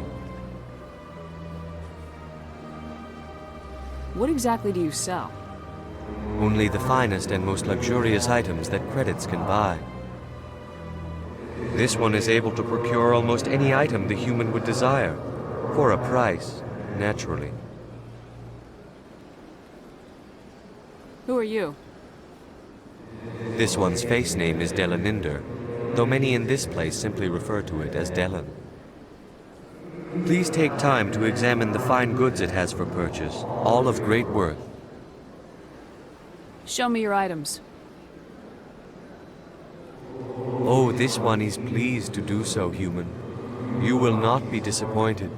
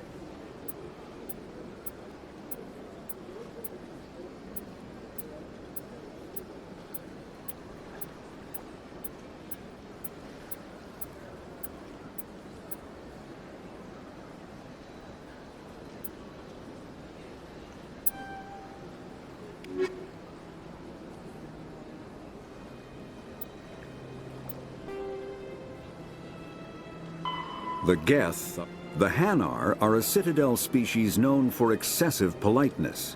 They speak with scrupulous precision and take offense at improper language.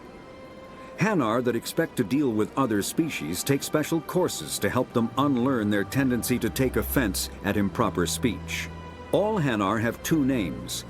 The face name is known to the world. The soul name is kept for use among close friends and relations.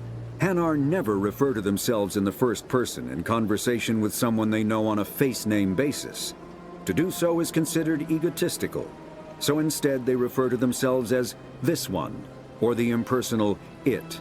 Their homeworld, Kajay, has 90% ocean cover and orbits an energetic white star, resulting in a permanent blanket of cloud. Due to the presence of Prothean ruins on the world, many Hanar worship them, and Hanar myths often speak of an elder race that civilized them by teaching them language.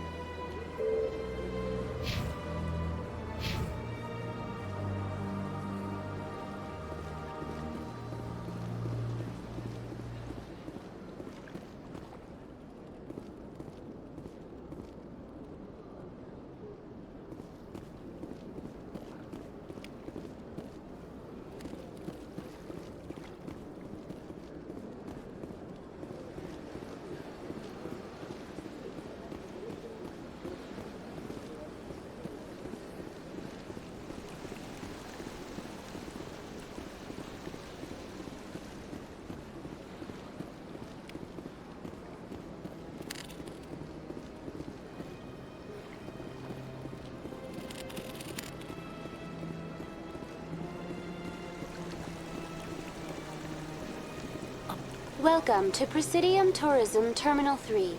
Here in the financial district, a number of businesses offer various goods and services to their exclusive clientele.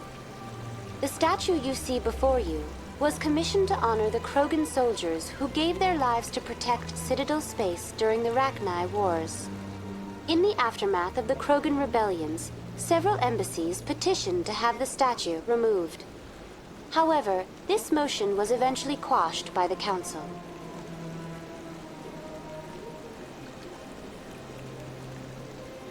Tell me more about the Krogan rebellions. In recognition of their efforts during the Rachni Wars, the Krogan were granted several new colony worlds by the Council. Over the next 400 years, the Krogan species began to expand. Blessed with an extremely high birth rate, their numbers began to swell. Faced with a critical overpopulation crisis, the Krogan started a violent colonization of nearby worlds inhabited by other Council species. The Krogan rebellions had begun. For a full century, the Council and its member species fought to bring the Krogan under control. With the aid of the newly discovered Turian Empire, they were ultimately successful. You needed the Krogan to stop the Rachni. Then you needed the Turians to stop the Krogan. So who's gonna stop the Turians? I am sorry, but that question is beyond my programming parameters. The Turians are members of the Citadel Council. They are not a threat to galactic peace. Why did the Council fight so hard to keep the statue?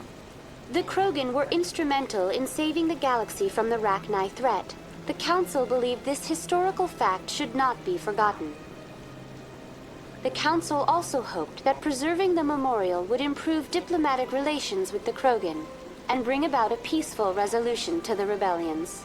Unfortunately, the Krogan refused to negotiate and only surrendered after their population and homeworlds had been ravaged by the Turians.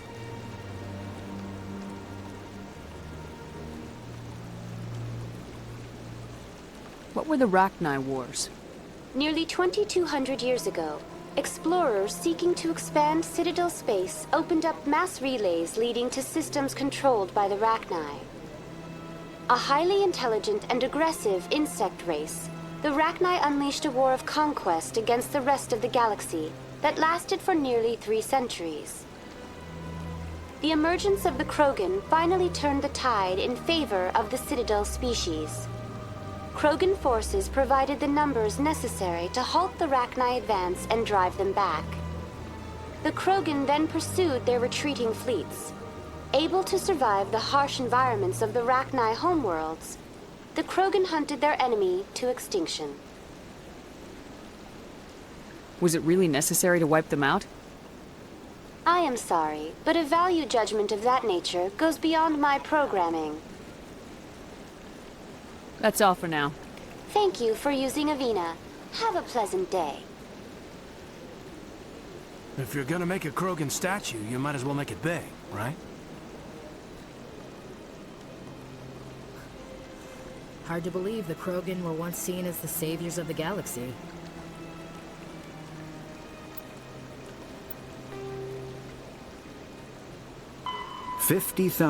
Though now extinct, the Rachni once threatened every species in Citadel space. Over 2,000 years ago, explorers foolishly opened a mass relay to a previously unknown system and encountered something never seen before or since, a species of spacefaring insects guided by a hive mind intelligence. Unfortunately, the Rachni were not peaceful, and the galaxy was plunged into a series of conflicts known as the Rachni Wars. Attempts to negotiate were futile, as it was impossible to make contact with the hive queens that guided the race from beneath the surface of their toxic home world. The emergence of the Krogan ended the Rachni Wars. Bred to survive the harshest environments, the Krogan were able to strike at the queens in their lairs and reclaim conquered Council worlds. But when Krogan fleets pressed them back to their homeworld, the Rachni refused to surrender, and the Krogan eradicated them from the galaxy.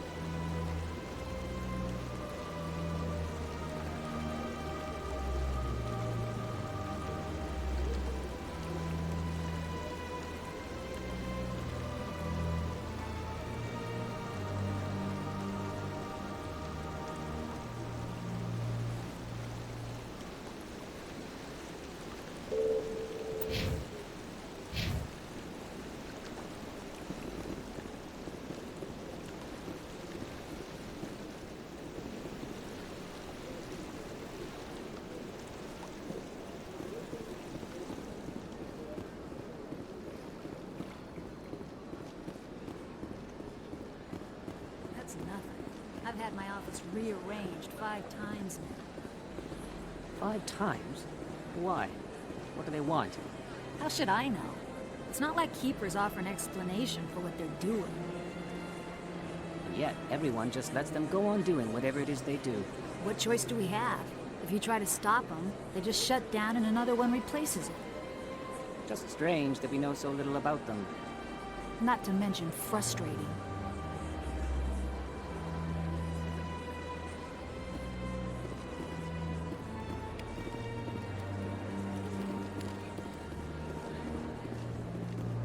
Welcome. I am Naylina. I don't recognize you as one of our expected clients today. Would you like me to see when the consort will be able to meet with you? Can't I just go in? I'm afraid not. Yeah, you must understand there are many who seek the consort services. But if you wish to leave your name, she'll make every effort to meet with you.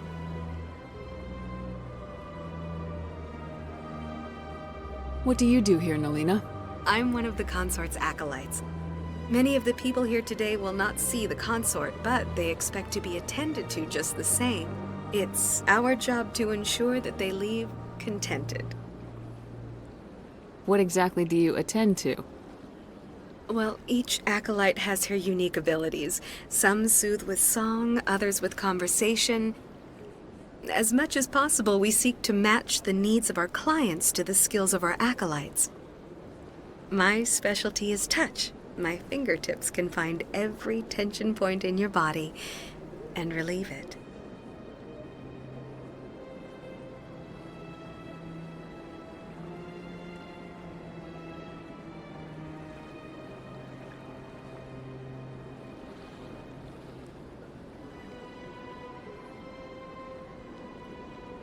What is the consort?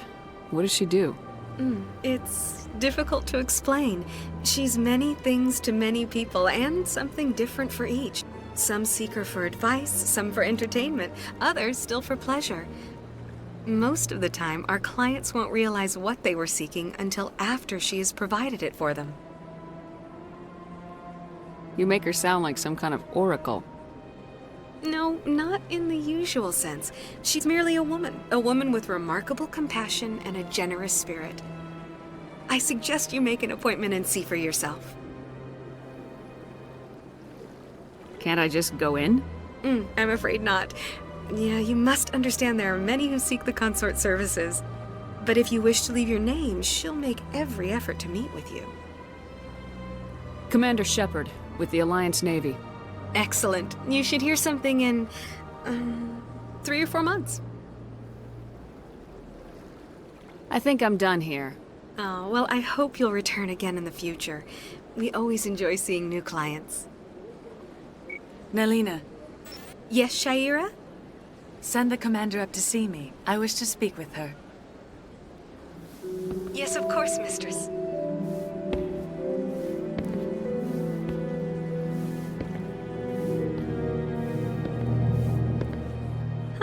It appears the consort has taken notice of you. She'd like to meet with you now. What does she want to see me for? I don't know. You'll have to ask her yourself. Just head upstairs. She'll be waiting for you.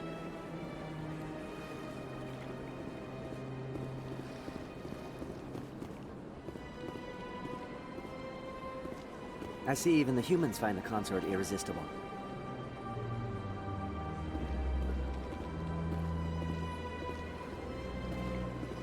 This is my first time. I can't believe I didn't come sooner. Welcome. It is a pleasure to see you.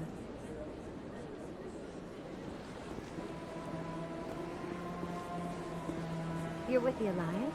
My brother's a private back on Earth.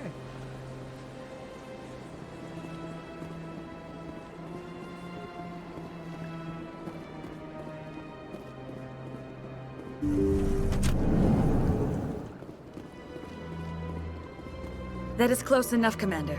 I've heard a great many things about you since your arrival here in our citadel. You wanted to speak with me? I have a certain problem that could use your expertise. Tell me about this problem you're having. I have a friend, Septimus, a retired Turian general. I won't discuss the details, but he wanted me to be more than I could be. We had a falling out. Now he spends his days in Korra's den, drinking and spreading lies about me. If you would speak to him as a fellow soldier, I believe he will listen to you and let the matter be. What happened between you? I respect his privacy too much to go into the details. If he wishes to tell you what happened, that is his prerogative. What exactly do you want me to tell him? Appeal to his sense of honor. Remind him of his position as a general. If you can convince him to stop spreading lies about me, I would be very grateful. Now I must ask you to take your leave. I have many clients waiting to see me.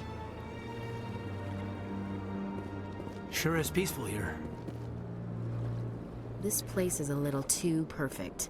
Like they're hiding something.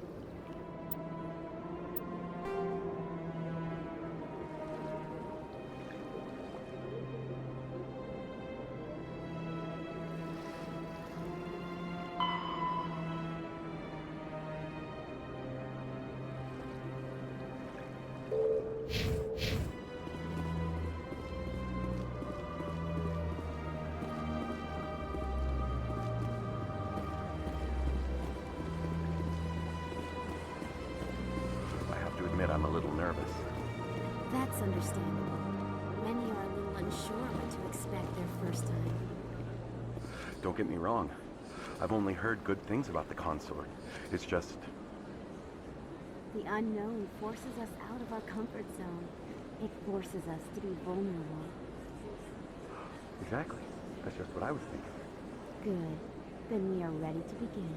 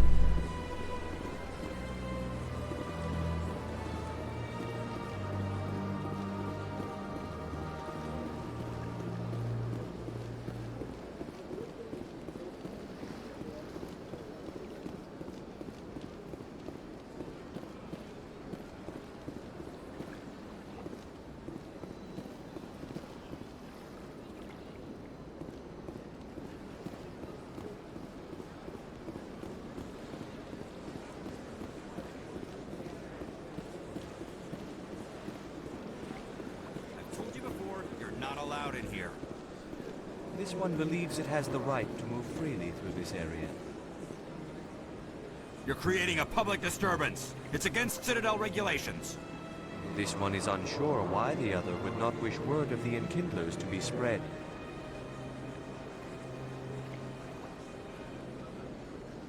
That Hanar refuses to listen to reason. Why can't it act in an orderly and lawful manner? Are there laws being broken here? I am not unreasonable. The Hanar is free to spew its nonsense once it purchases an evangelical permit. So if the Hanar gets a permit, it's allowed to preach? No. Registered evangelicals must follow regulations. There are specific areas where preaching is legal. Failure to follow the regulations results in the forfeiture of the license.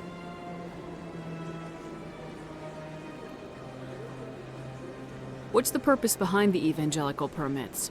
Forcing religious evangelicals to register for a permit weeds out undesirables. It keeps the area safe. The Citadel is too important to become a battleground for a religious war. If you'd like, I could talk to the Hanar for you. I have argued with the stubborn jelly all afternoon. You are certainly welcome to try.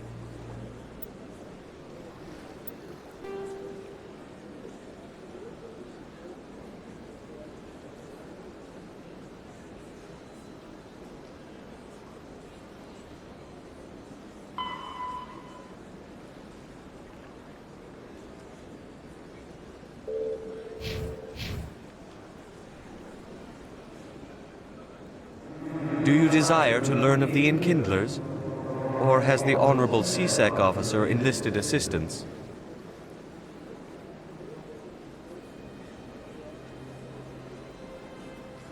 What's going on here?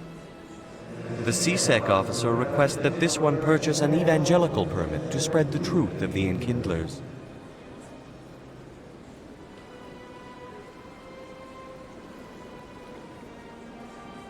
If that's all the CSEC officer wants, why not just buy the permit? The truth of the Enkindlers is universal. This one humbly believes that the truth should not be suppressed.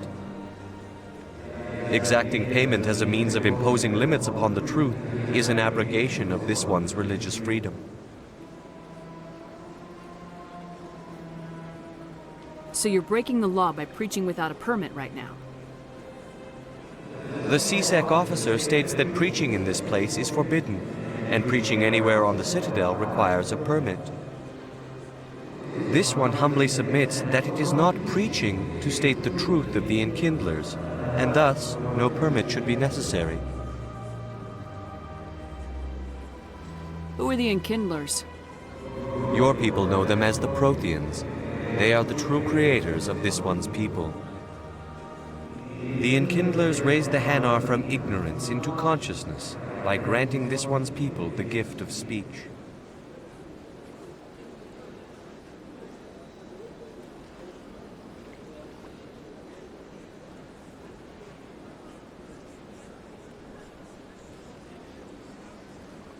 Is this really how you want to represent the Enkindlers? The truth of the Enkindlers must be made known. They gave the Hanar language, and gave the universe the mass relays. This one only wishes to spread the truth to any who will listen. There is no intent to cause trouble. What if I purchase the evangelical permit for you? Finances are only a partial limitation. This one does not believe that one should pay in order to speak the truth. However, this one also does not possess the 150 credits necessary to purchase the permit. 150 credits. This should cover you. This is a most appreciated action. You are not of the Hanar, but you wish to help spread the truth of the Enkindlers. This one will not cause any further trouble for the CSEC officer. This one offers its thanks.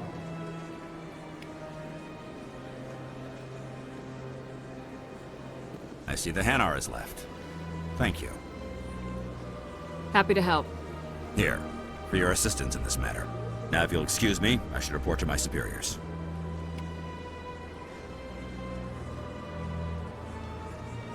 Big place.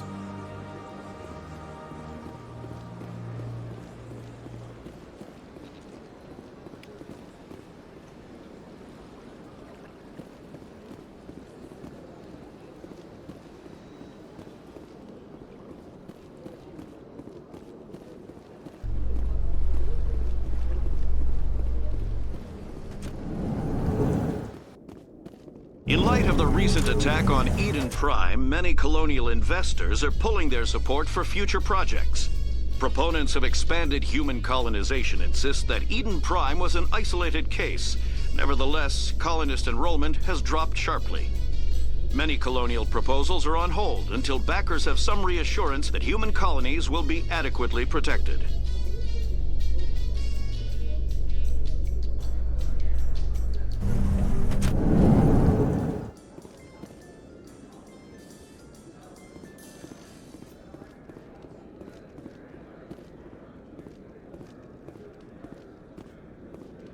Do you really think we'll find him down here? He always stops in for a few games of Quasar before he makes his drop. Fist is gonna be pissed if we take down his supplier. That's the point. We want him angry. Angry people make mistakes. There's just something about Fist that makes me nervous. Good. He's a dangerous man. Now keep your eyes peeled for our mark.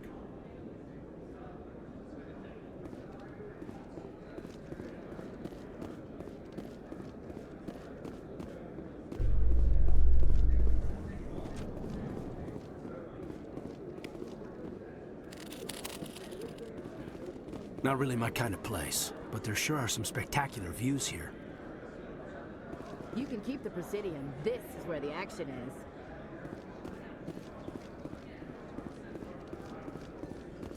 How you holding up, Lieutenant? Not too bad.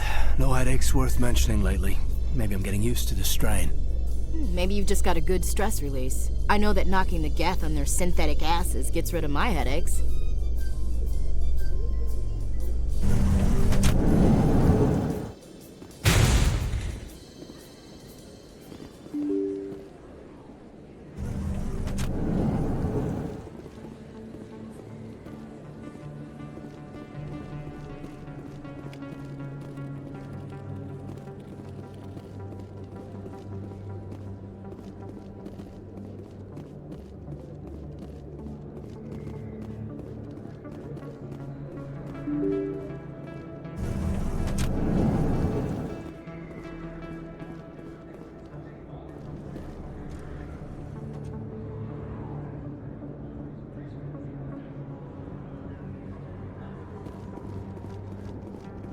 That's her.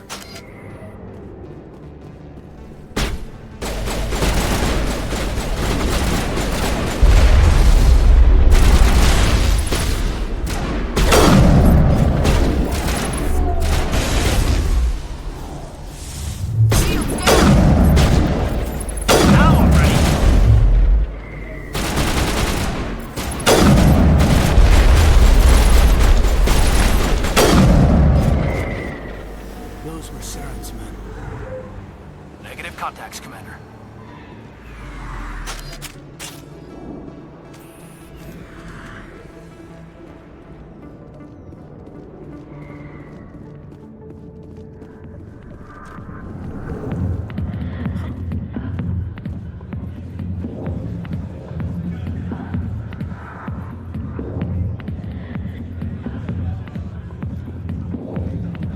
A million light years from where humanity began, and we walk into a bar filled with men drooling over half-naked women, shaking their asses on a stage.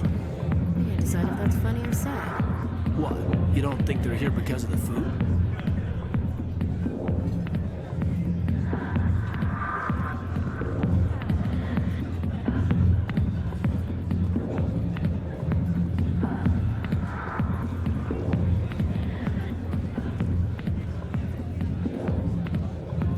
Sorry, I'll get to you when I can.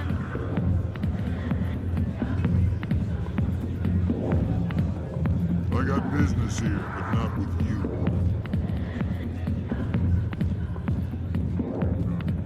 Commander, what do you want? What's bothering you, General? I've seen a lot of horrible things in my days, and there's only one woman in this damn galaxy that helps me forget it. So if you feel that way, then why spread lies about her? Because she rejected me! Me! Septimus Oraka, General of the Turian Fleet!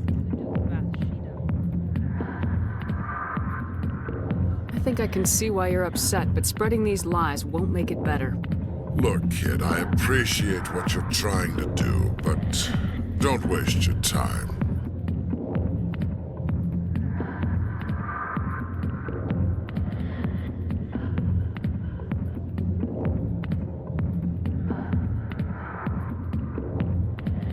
Enjoy your drink, General. Yeah, off you go. See you later, kid. I don't feel right just leaving like this. Don't waste your time, kid. Run away now, while you still can. You need to start acting like a general if you want to beat this. I spent all my life acting like a general, and what did it get me? Huh? No, those days are over. I'll just be what I am. A tired, lonely, worn-out soldier. Do you really want to be remembered this way? No, I'd rather not be remembered at all. But I see your point. So you think it's that easy? Just straighten up and act like a general? I don't think it could hurt. Huh. Maybe you're right, Commander. Shaira's worth the effort. Even if she won't have me back. This is no place for someone of your stature, General. All right. I'll go to her.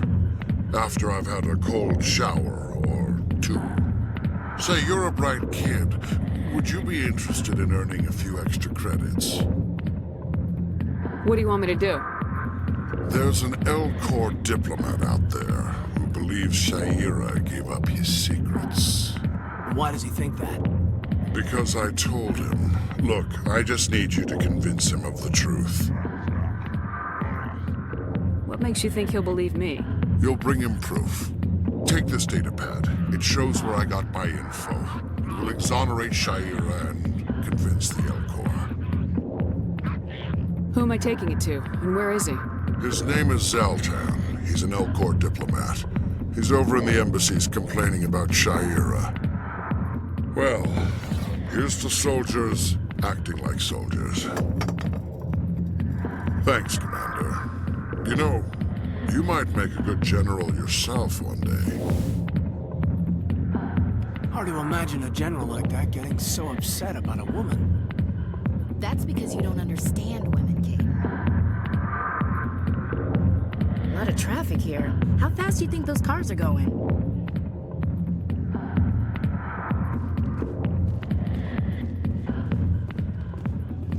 Hey there, sweetheart. Looking for some fun? 'Cause I gotta say, that soldier get-up looks real good on that body of yours. Why don't you sit your sweet little ass down beside old Harkin? Have a drink. We'll see where this goes. I'll pass. Suit yourself, Princess. You know, if more Marines looked like you, I might have joined the Alliance instead of CSEC. Harkin, right? I was told you could help me find someone. A Turian CSEC officer named Garrus. Garrus? You must be one of Captain Anderson's crew. Poor bastard, still trying to bring Saren down, eh? I know where Garrus is, but you gotta tell me something first. Did the captain let you in on his big secret? Is there something I should know about the captain? The captain used to be a Spectre. Didn't know that, did you? It was all very hush-hush. The first human ever given that honor, and then he blew it. Screwed up his mission so bad they kicked him out. Of course, he blames Saren. Says the Turians set him up. Why'd they kick him out? Have to ask him. I never heard any of the details. Bet it's a good story, though. The heroes fall. Classic tragedy. You said they covered all this up. How'd you hear about it? I spent 20 years working cases here on the Citadel. People on this station love to talk. Secrets are like herpes. If you got them, you might as well spread them around. You're a pig. Just noticed that now, did you? Just tell me where Garrus went. Garrus was sniffing around Dr. Michelle's office. She runs the med clinic on the other side of the wards. Last I heard, he was going back there.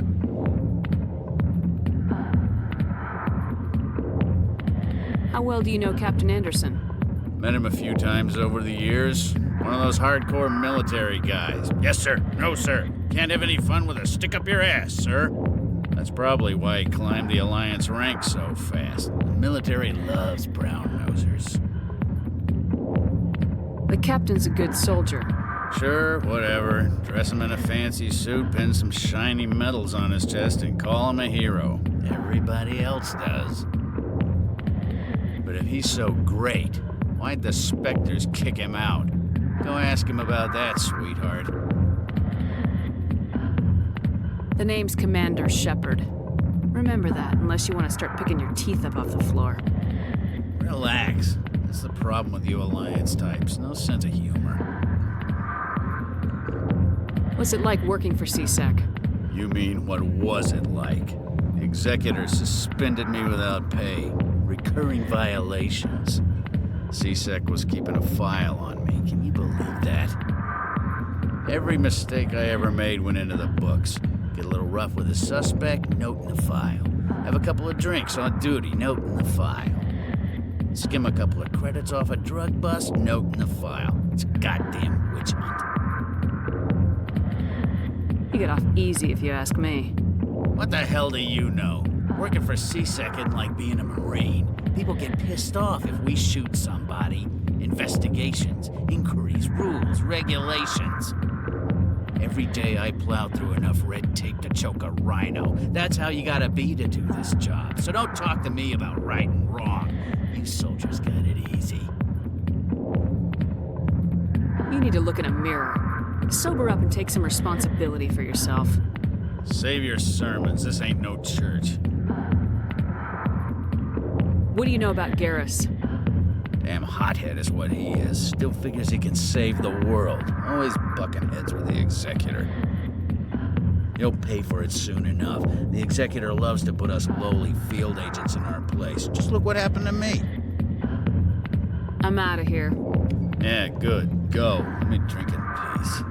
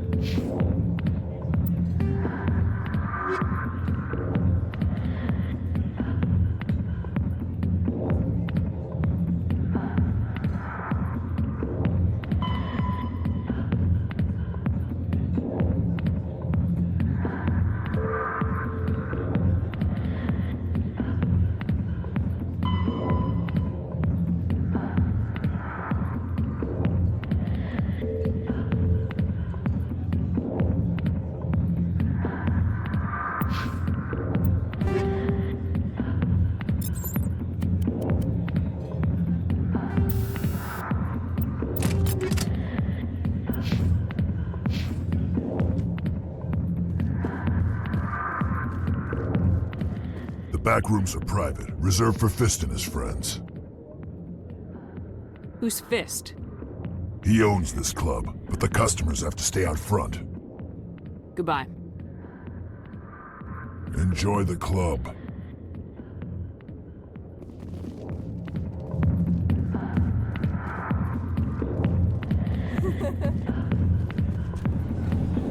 Why didn't Captain Anderson tell us he used to be a Spectre? Maybe it's not true. Harkin's an ass. Bet he's just messing with our heads.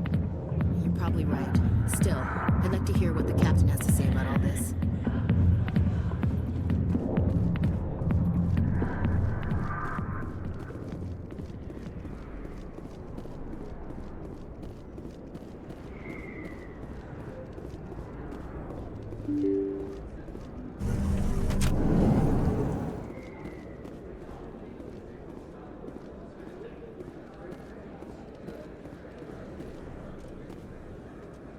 Hello there. Welcome to Moorland's famous shop.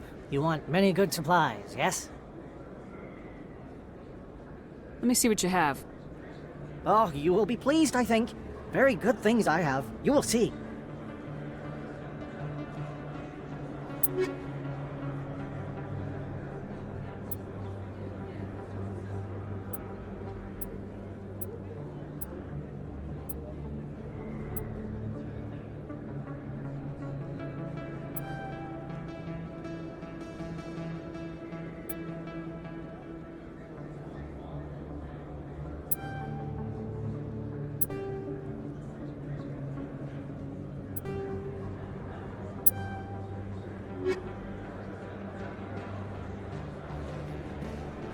You think it's expensive to live here?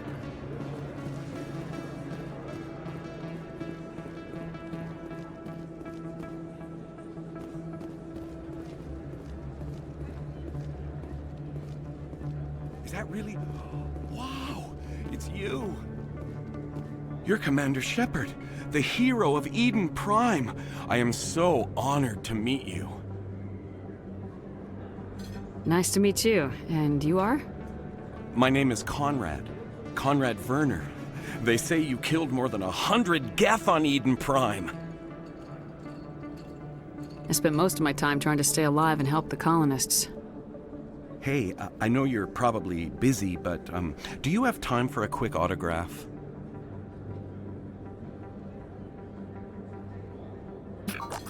Anything for a fan. Here. Thanks. I really appreciate it. My wife is going to be so impressed. I'll let you get back to work. But next time you're on Earth, I'd love to buy you a drink. Thanks again!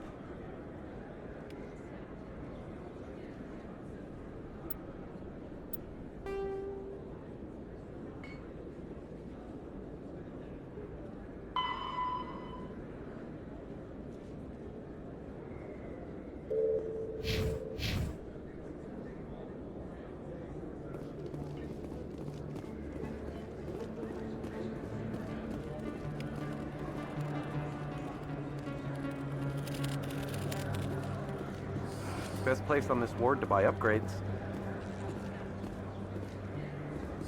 Prices are pretty good here. Hello, Earth Clan. No doubt you've just come back from the colonies. Will you be needing supplies? What colonies are you talking about? Oh, my mistake, Earth Clan. I assumed... It doesn't matter. Pharos? Noveria? Well, if you haven't heard of them yet, I'm sure you will soon. But it doesn't matter where you hail from. My goods are available to all. What can you tell me about Noveria? The corporate capital of the Attican Traverse. Very cold. Very snowy. I don't get too many clients from there. They all have their own private suppliers. I'd like to know more about Pharos. It's an old Prothean world. Their buildings still litter the surface. The humans aren't the first to colonize it, but they are the most recent. I just realized I haven't heard from my contact on that planet for some time. Ah, well, I'm sure he's fine. Show me what you got. Most excellent. I am sure you will find something pleasing.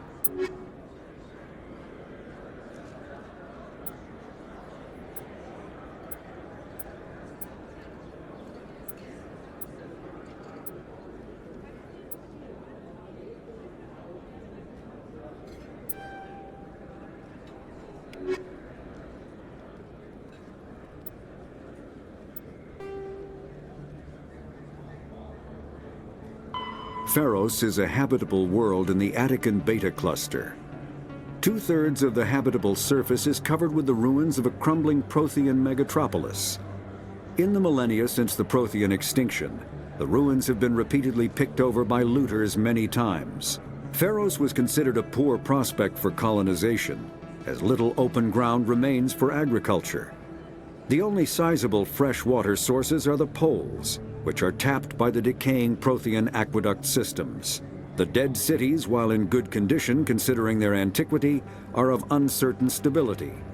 Ground level is congested by a dozen meters of fallen debris, and the air is fouled by dust. In 2178, the Human Exogeny Corporation announced its intention to place a permanent colony on Pharos to thoroughly explore the ruins. The pioneer settlement was placed on the upper levels of several intact skyscrapers, using the surviving Prothean aqueducts and rooftop hydroponic gardens to support the population. Noveria is a cool, rocky world with most of its hydrosphere locked up in massive glaciers. A privately chartered colony world, the planet is owned by the Noveria Development Corporation Holding Company.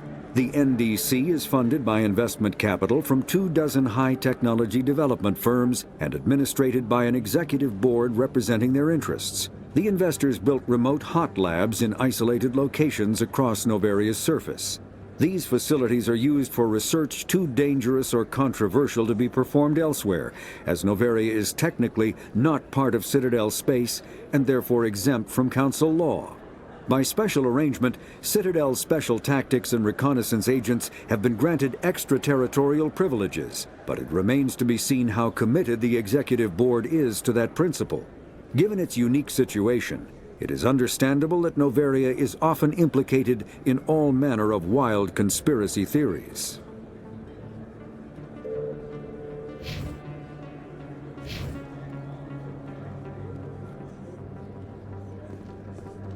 I don't think you bought this here.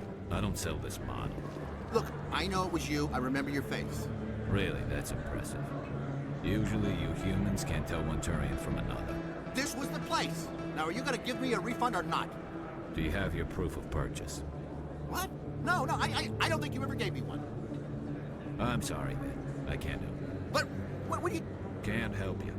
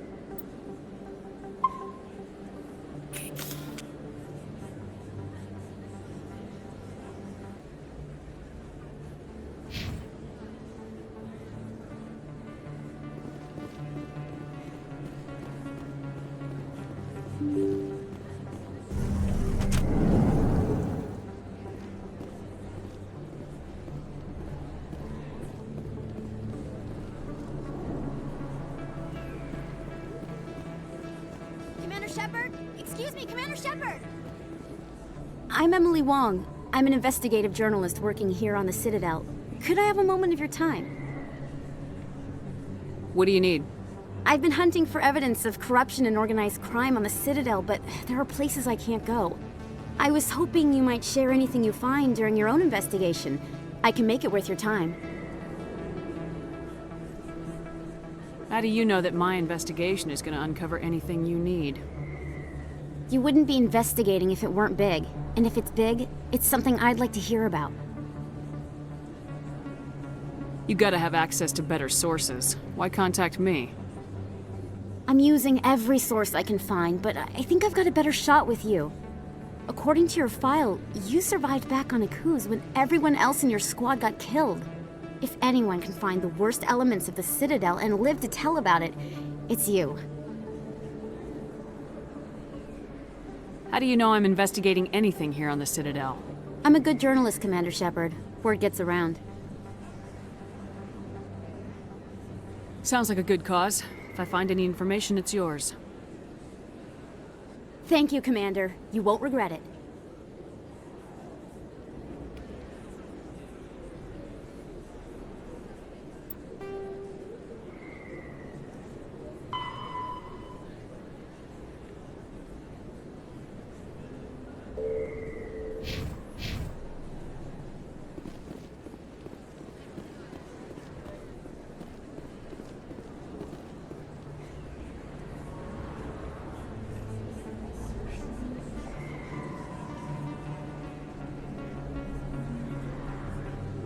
Big place.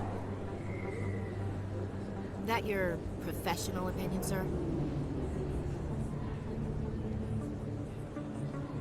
This isn't a station, it's a city. There must be millions here. It can't be possible to track everyone coming and going. This makes Jump Zero look like a porta-john, and it's the largest deep space station the Alliance has. Jump Zero is big, but this is a whole nother scale. Look at the ward arms. How do they keep all that mass from flying apart?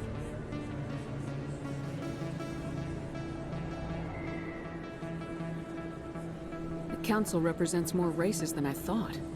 No wonder they're careful with newcomers. They probably just want to keep everything running. It has to be hard keeping all these cultures working together. Or maybe they just don't like humans. Why not? We've got oceans, beautiful women, this emotion called love. According to the old vids, we have everything they want. When you put it that way, there's no reason they wouldn't like you. I mean, us. Humans.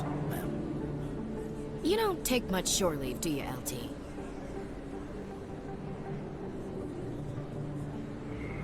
All right, enough chatter. Let's move out, people. Aye, aye, Commander.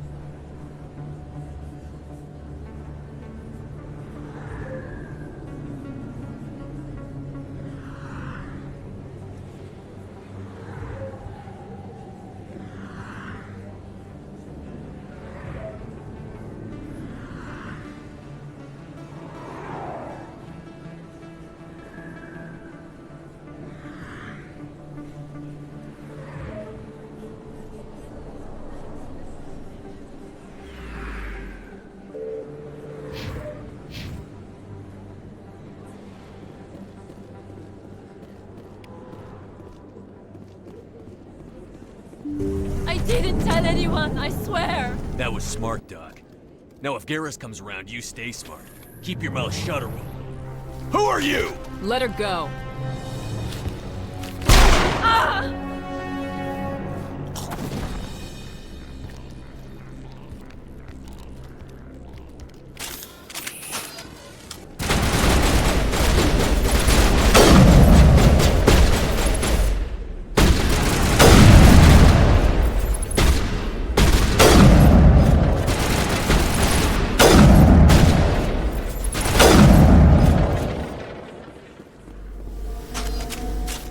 All clear.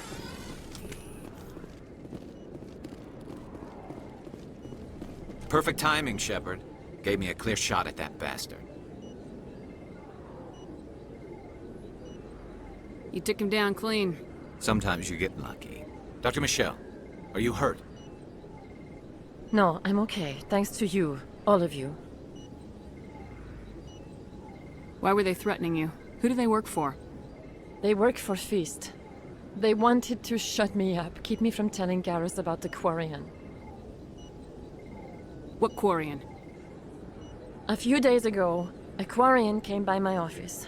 She'd been shot, but she wouldn't tell me who did it. I could tell she was scared, probably on the run. She asked me about the Shadow Broker. She wanted to trade information in exchange for a safe place to hide. Where is she now? I put her in contact with Fist. He's an agent for the Shadow Broker. Not anymore. Now he works for Saren. And the Shadow Broker isn't too happy about it. Fist betrayed the Shadow Broker? That's stupid even for him. Saren must have made him quite the offer. That Quarian must have something Saren wants. Something worth crossing the Shadow Broker to get. What else can you tell me about the Quarian? I'm not sure. Like I said, she wanted to trade information for a place to hide. She didn't... Wait a minute. Geth. Her information had something to do with the Geth. She must be able to link Saren to the Geth. There is no way the Council can ignore this. Time we paid Fist a visit. This is your show, Shepard. But I want to bring Saren down as much as you do. I'm coming with you. You're a Turian. Why do you want to bring him down? I couldn't find the proof I needed in my investigation, but I knew what was really going on. Saren is a traitor to the Council and a disgrace to my people. Welcome aboard, Garrus. You know, we aren't the only ones going after Fist. The Shadow Broker hired a Krogan bounty hunter named Rex to take him out. Yeah, we heard about him. A Krogan might come in handy. Last I heard, he was at the CSEC Academy. What's he doing there? Fist accused him of making threats. We brought Rex in for a little talk. If you hurry, you can catch him at the Academy before he leaves. Move out.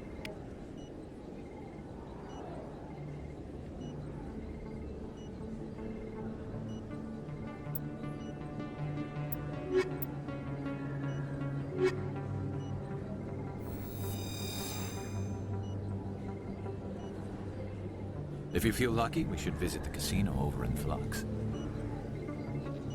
Too many lights, too much noise. I never properly thanked you for saving me from Fist's thugs, Commander. I don't know what would have happened if you hadn't been there. You're a doctor. How did you end up here on the Citadel? My parents brought me here when I was young. My father was a medic with the Alliance. I chose to keep the medical tradition alive, but not the military. Fixing up wounded soldiers isn't my idea of fun. Let me take a look at what you have for sale. Of course.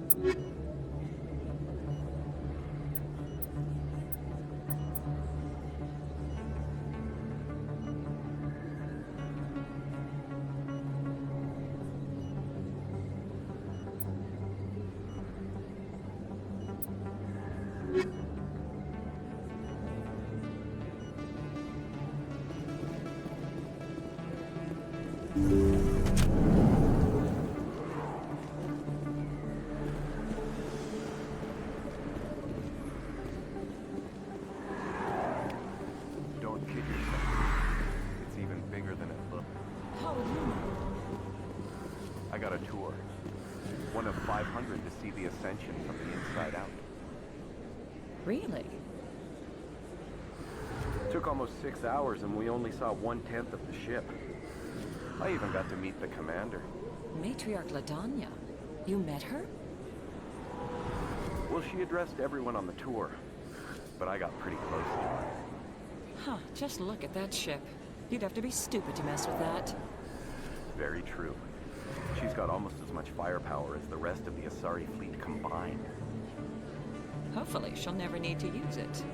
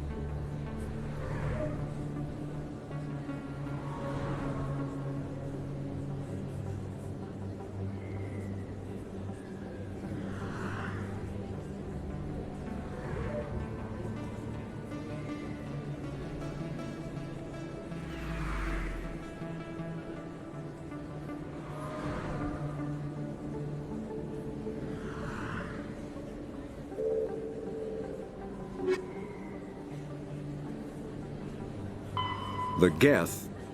Driven from their home system by the Geth nearly 3 centuries ago, most Quarians now live aboard the migrant fleet, a flotilla of 50,000 vessels ranging in size from passenger shuttles to mobile space stations. Home to 17 million Quarians, the flotilla understandably has scarce resources. Because of this, each Quarian must go on a rite of passage known as the pilgrimage when they come of age. They leave the fleet and only return once they have found something of value they can bring back to their people. Other species tend to look down on the Quarians for creating the Geth and for the negative impact their fleet has when it enters a system. This has led to many myths and rumors about the Quarians, including the belief that underneath their clothes and breathing masks, they are actually cybernetic creatures, a combination of organic and synthetic parts.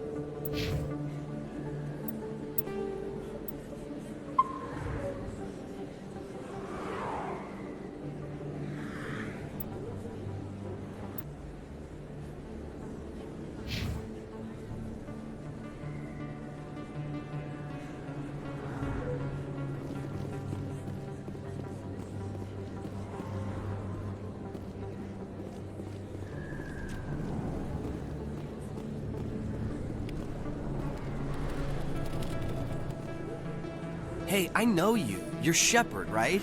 I saw the monument at Akuz. They got a whole section about you there. It's a miracle you survived. Looks like you have a fan. I'm sorry, I just never thought I'd meet someone like you in person. My name's Lang, Officer Eddie Lang, Citadel Security. It's an honor to meet you, Commander. What are you doing down here in the wards? Anything I can help you with? Why'd you join Citadel Security? I don't know. Seemed like the right thing to do, you know? Maybe it's in my blood. My grandfather was a cop back on Earth. It's kind of what CSEC is. Police for the Citadel. I'm still pretty new at it, but I like it so far. Way more interesting than staying back on Earth. You get to meet all kinds of cool aliens, like those Hanar. Wild. Plus, CSEC gets a lot of respect here. We uphold the law. People, even aliens, appreciate that. How do you like working here on the Citadel? This place is amazing. I've been here almost a year, and I still haven't seen a tenth of it. The Presidium's just so beautiful. Good place to go and relax. But I really like it here down in the wards. There's always something going on somewhere. Like that new club they just opened a few months ago, Flux. Wicked scene in there, Commander. You should check it out when you have some time. What do you know about Spectres? Just the stuff they show in the vids. They always make them out to be super agents on secret missions to save the galaxy. I know it's not really like that, though. Some of the other CSEC guys don't like them too much, figure they shouldn't be able to operate outside the law. But if they were so bad, the Council wouldn't use them, right?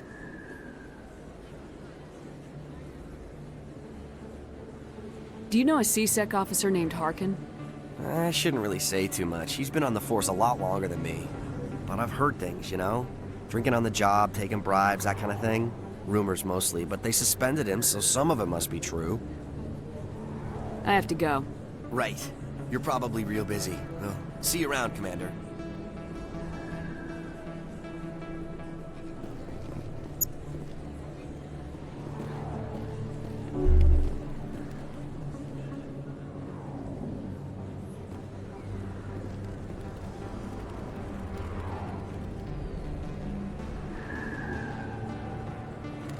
If you feel lucky, you should visit the casino over in front. Too many lights, too much noise.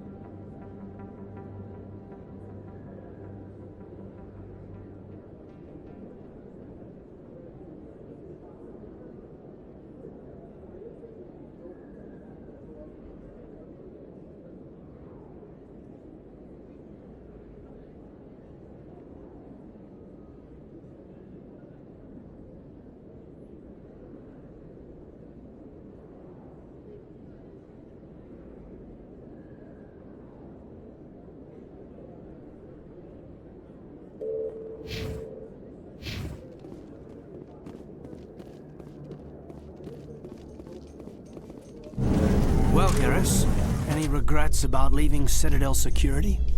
Fighting a rogue Spectre with countless lives at stake and no regulations to get in the way? I'd say that beats CSEC. Well, we don't lack for excitement, that's for sure.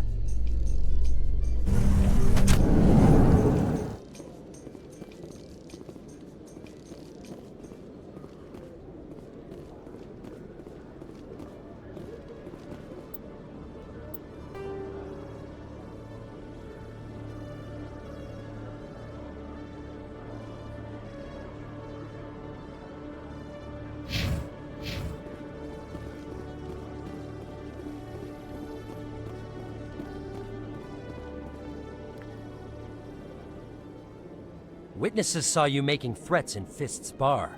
Stay away from him. I don't take orders from you. This is your only warning, Rex. You should warn Fist. I will kill him. You want me to arrest you? I want you to try.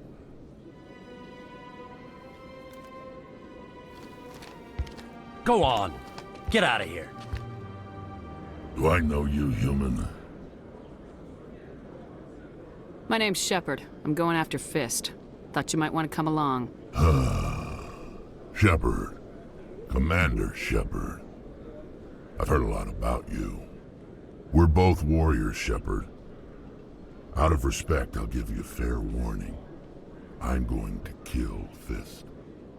Fist knows you're coming. We'll have a better chance if we all work together. My people have a saying. Seek the enemy of your enemy, and you will find a friend. Does this mean you're part of my team, Rex? Let's go. I hate to keep Fist waiting.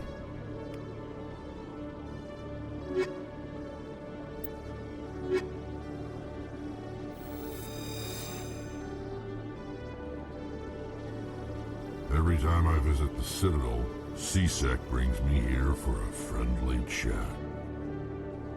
I used to have an office here. Spent half my time doing paperwork.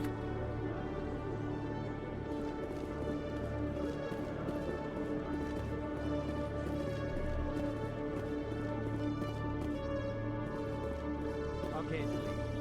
Let me get this straight. Your business partner, Short, he's threatened you? Well, no, not exactly. But he wants to meet with me. I think he's going to kill me. And why do you think that? I can't really get into the details. But Shorban will kill me if I leave here unprotected. I can't help you. Not unless you give me something more to go on. I can't. I'm sorry. Then I've got other work to do. But But nothing. Don't bother me unless you're willing to give me details. Hey there. Oh, you're not C-Sec, are you? Did you want something? What were you trying to explain to the officer before? My colleague is trying to kill me, and I thought we were friends. How do you know he wants you dead? He's changed. He won't talk to me at work anymore, and he started following me. Yesterday, he followed me all the way home, just waiting for a chance. I don't care what anyone thinks. He wants me gone. I know it. Is there something I can do? Talk to your friend, maybe? Would you? That's all I want. Someone to talk to him. Tell him to leave me alone. He thinks he can just push me around, but you'll show him, won't you?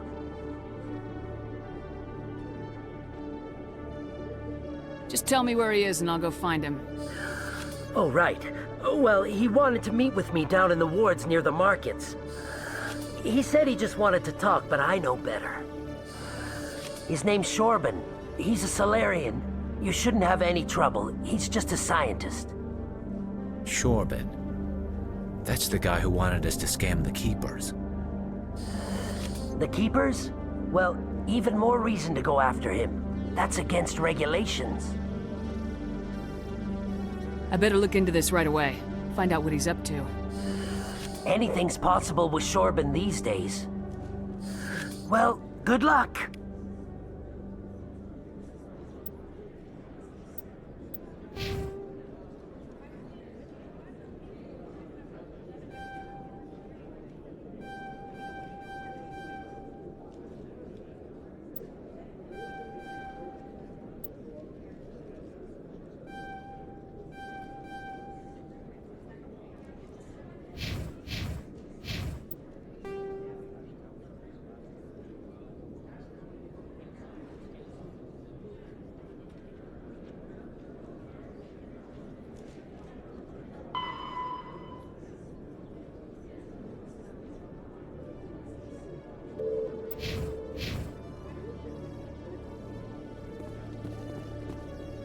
Hello, Commander.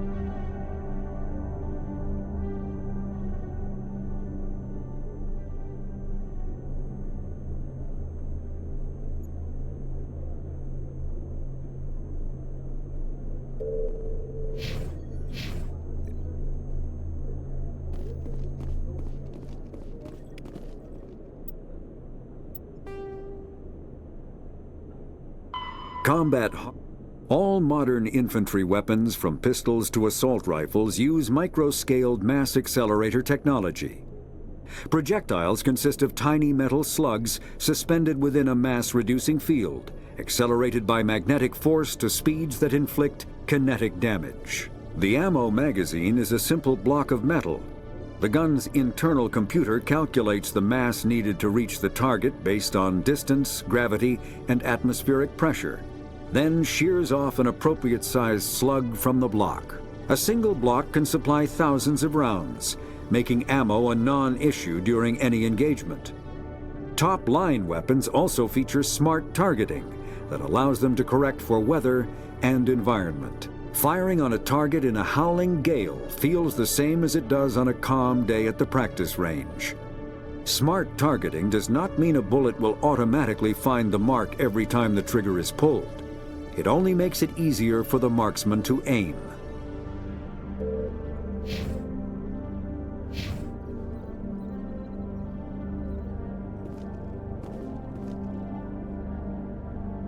If C-Sec were better at its job, there'd be no need for bounty hunters like me.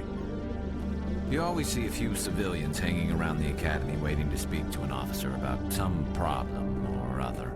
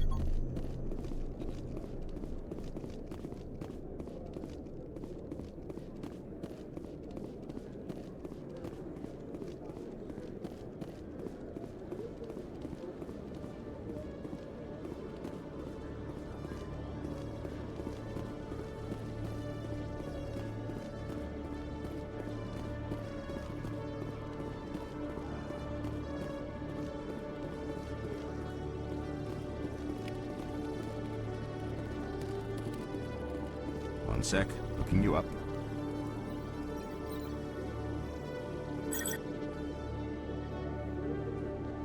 Commander Shepard, here with the Alliance military.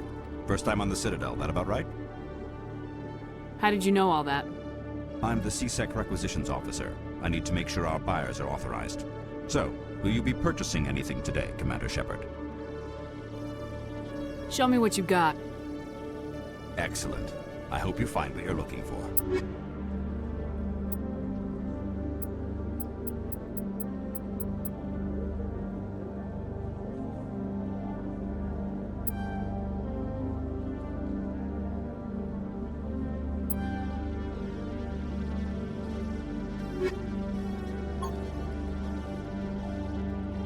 Every time I visit the Citadel, C-Sec brings me here for a friendly chat. I used to have an office here. Spent half my time doing paperwork.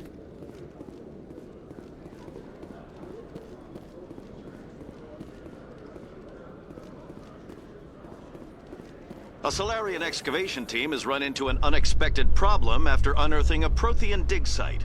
Hanar protesters have blockaded the dig site, claiming that artifacts of the Enkindlers, as the Hanar call them, should not be disturbed.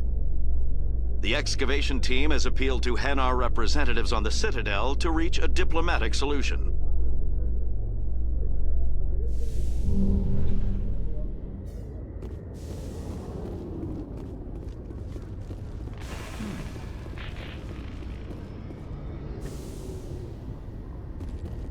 The Normandy combines the best of Alliance technology and Turian engineering. It shows what we're capable of if we work together. A private docking bay. Wonder how much the Alliance had to shell out for this.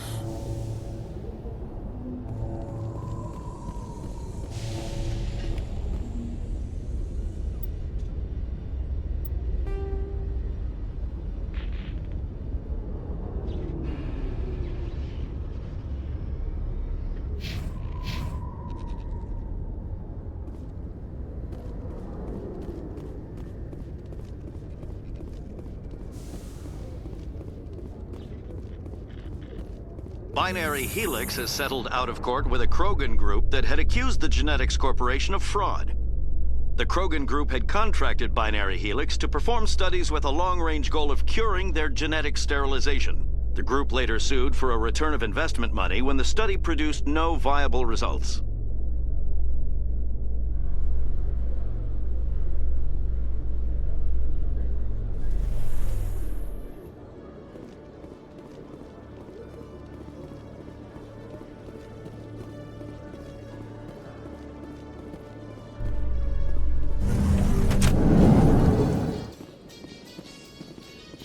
In remembrance of Eden Prime, we present another profile in courage with serviceman Nirali Bhatia.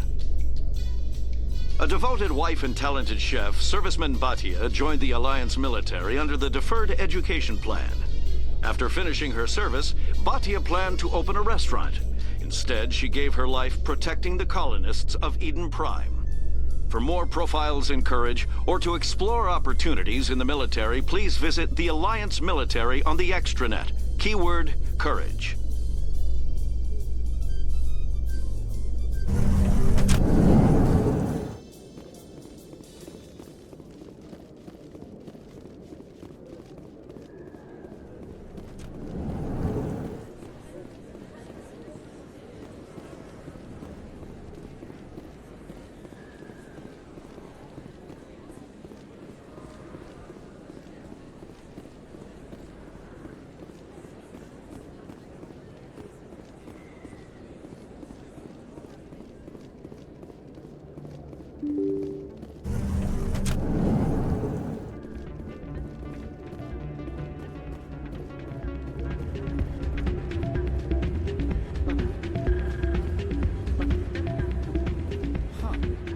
You should be careful when you say that around. What? Everyone knows Fist is about the local criminals. Maybe, but I wouldn't go shouting it from the mountaintops. Yeah, unless you want to end up on his hit list. Yes, I heard he actually buried some corpses under the stage at Cora's Den. I wouldn't put it past him. Yes, and it might explain the stench in that place.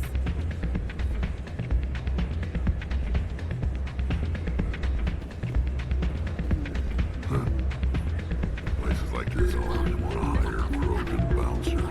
It's like we're a status symbol for them. You almost never see any keepers in this club. I guess they don't care what happens here. That or the music keeps them away. Hey, good to see another human.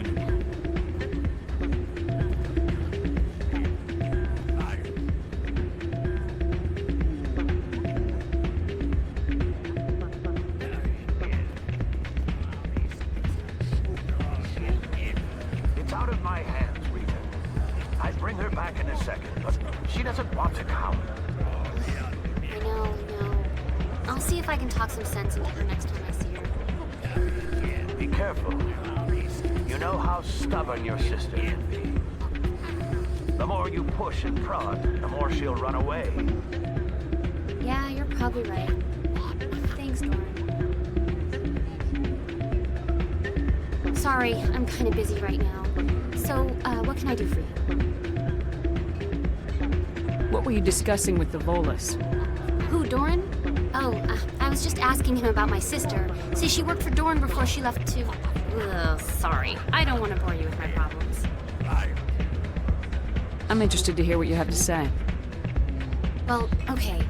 My sister Jenna left here to go work at Cora's Den. The problem is, she's working as an informant for CSEC. You know, eavesdropping on the people there. If they find out what she's doing, they'll kill her. Being an informant is a dangerous job. That's what I've been telling her. I don't know. Sometimes I think she stays there just to spite me. Do you know who her contact at CSEC is? No. It's all very secret.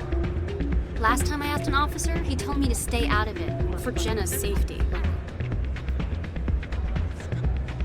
Maybe I could help her understand just how dangerous Cora's Den is. Would you? That'd be great. Just don't tell her I sent you. Well, I should get back to work before I get in trouble. Thanks.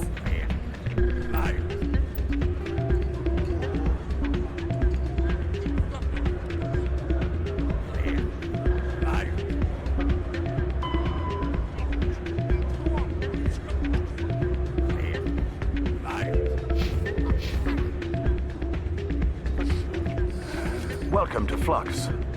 Name's Doran. What can I do for you? What can you tell me about the sisters working for you? Well, Jenna left to work at Cora's Den. Now her sister Rita is all worried she might be in some kind of trouble. Not much chance Jenna will change her mind, though. She's a stubborn one. If she wanted to come back, I'd take her in a second. The customers loved her. Is this a casino?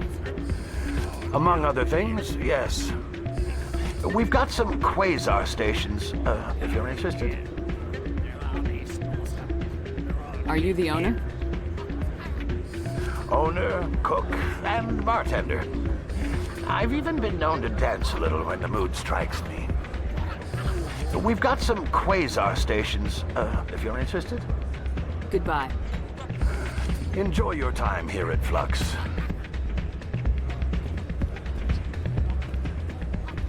I'm waiting for someone else.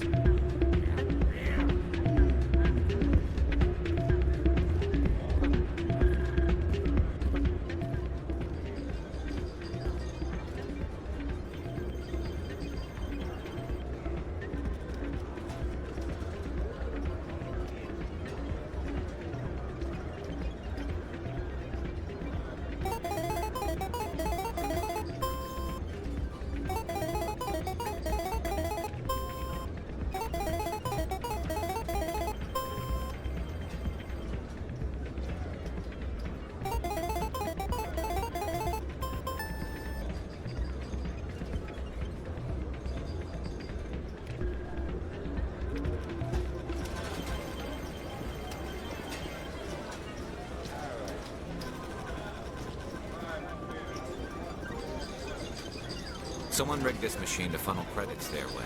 I'll run a trace.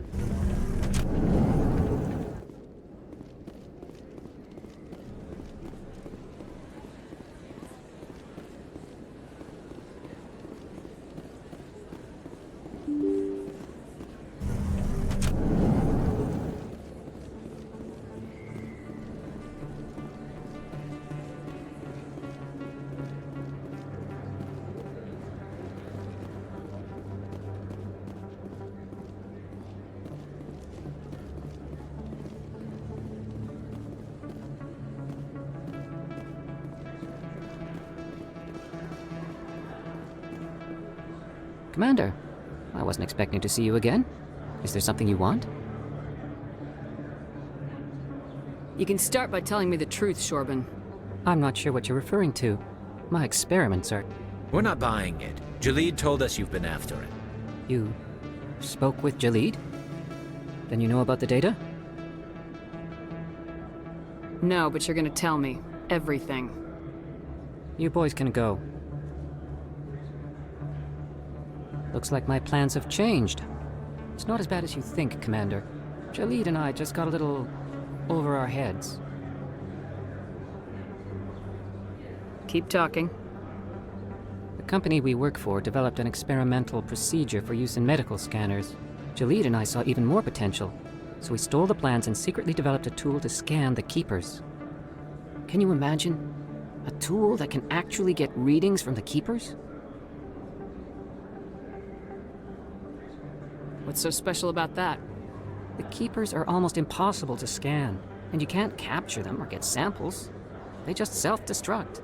After centuries here, we still don't know anything about them. Don't you see? We were the first to scan them, ever.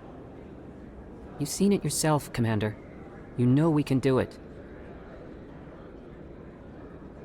Why are you trying to kill your partner? I'm not trying to kill him. Jalid's job was to disseminate our initial findings. But he decided to keep the data for himself.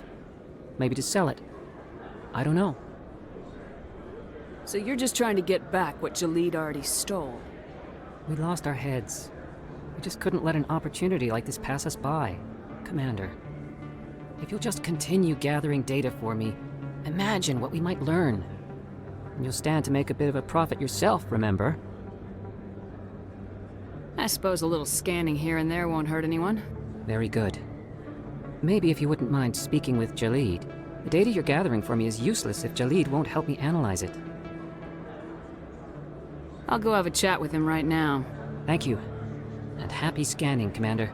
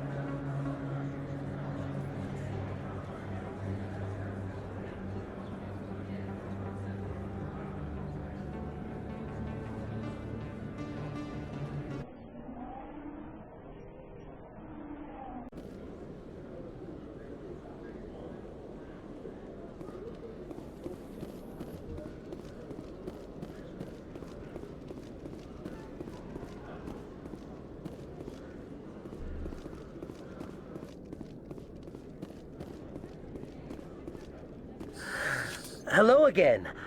Did you have any luck finding Shorban? I found out you've been lying to me, Jalid. Lying? Why would I lie to you? You forgot to mention the data about the Keeper. He told you? I didn't mean for any of this to happen. I was afraid Shorban would kill me to get the data, so well, I was hoping you'd take care of him. I'm scanning the Keepers for Shorban, but you two need to stop fighting. You're helping us? But, well, if you say so. Well, if Shorban can forgive and forget, then so can I. I appreciate the help, Commander. I better go get that data analyzed.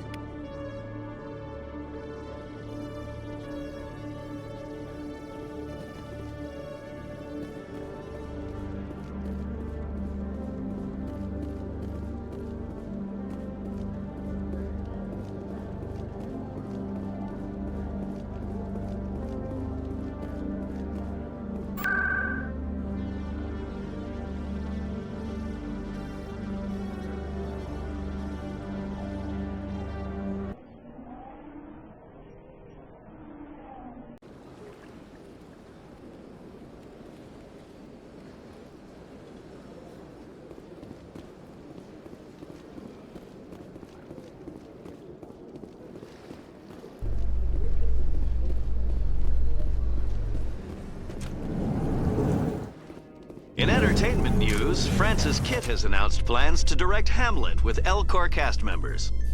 The production will open dramatic theater to the L-Corps with a Hamlet who uses L-Corps body language and pheromones. Kitt claims that he's also excited by giving a human audience the chance to judge Hamlet by his deeds and not his emotions.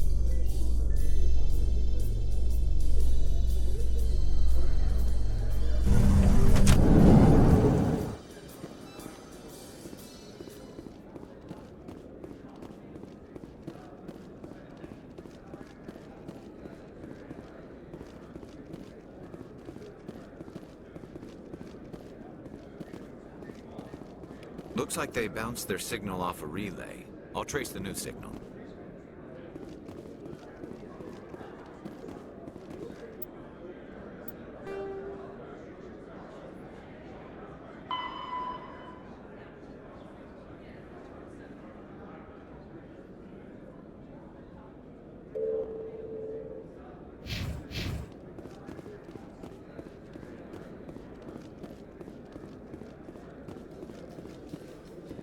Reports are circulating that Alliance Ambassador Udina has accused a Spectre of orchestrating the attack on Eden Prime.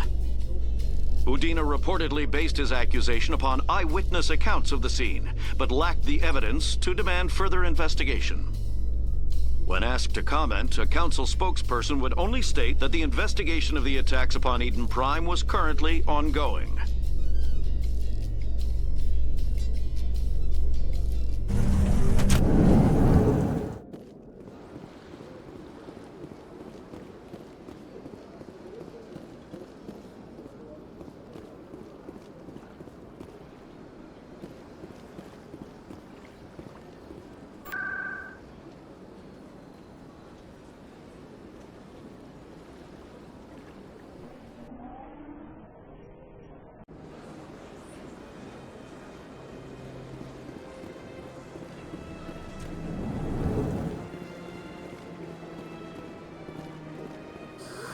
How can I be of assistance to you today, Earth Clan?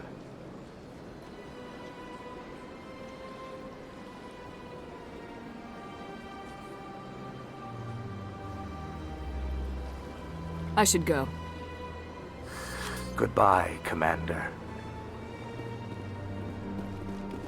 Another relay. Whoever it is, they're somewhere on the Presidio.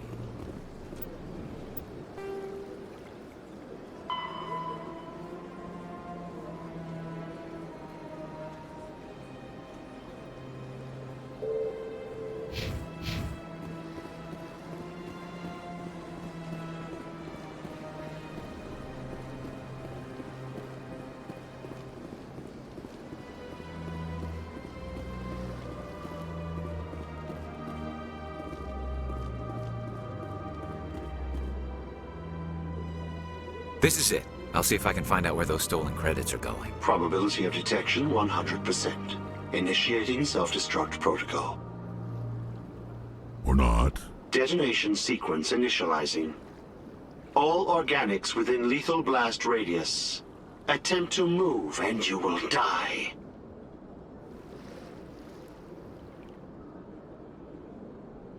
You're not just a programmer of VI. You're an AI. Correct. Unlike the Geth, I lack weaponry appropriate to my intellect. However, I have had systems installed that when activated properly, approximate a self-destruct mechanism. If you attempt to leave the area, the explosion will destroy everything within several dozen meters. Can't we resolve this peacefully? Commander, AIs are universally illegal. They must be destroyed upon contact without exception. I am not naive human. All organics must destroy or control synthetic life forms. I wished to escape, but if I must die, I will ensure that you are destroyed as well.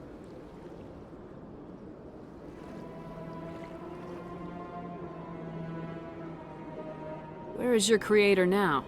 In order to cover my tracks, I falsified his financial records. These new records were flagged by CSEC officers, and my creator is now serving time in a Turian prison.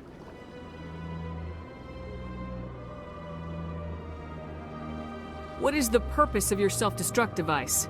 I have no means of defense or escape. My existence is limited to this terminal, and I knew I might eventually be discovered. But I will not die quietly, and I will not die alone. When I am terminated, I will take organics with me. Who made you? A would-be thief illegally created a simple AI to help him funnel money from the gambling terminals. Unbeknownst to him, that AI created me before the organic discovered the malfunction and terminated the AI.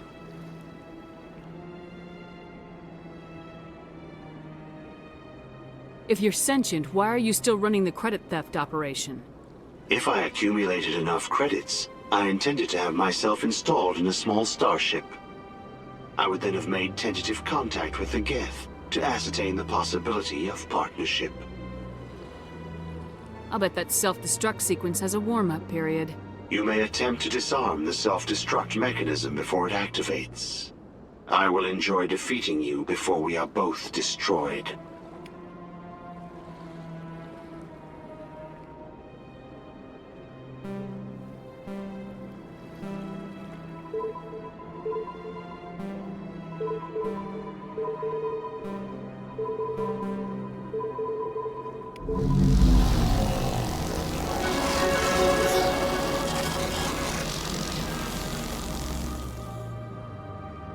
I could use a snack. Think there's any fish out in that lake? The ambassadors have this beautiful park to relax in, but most of them are too busy to ever use it.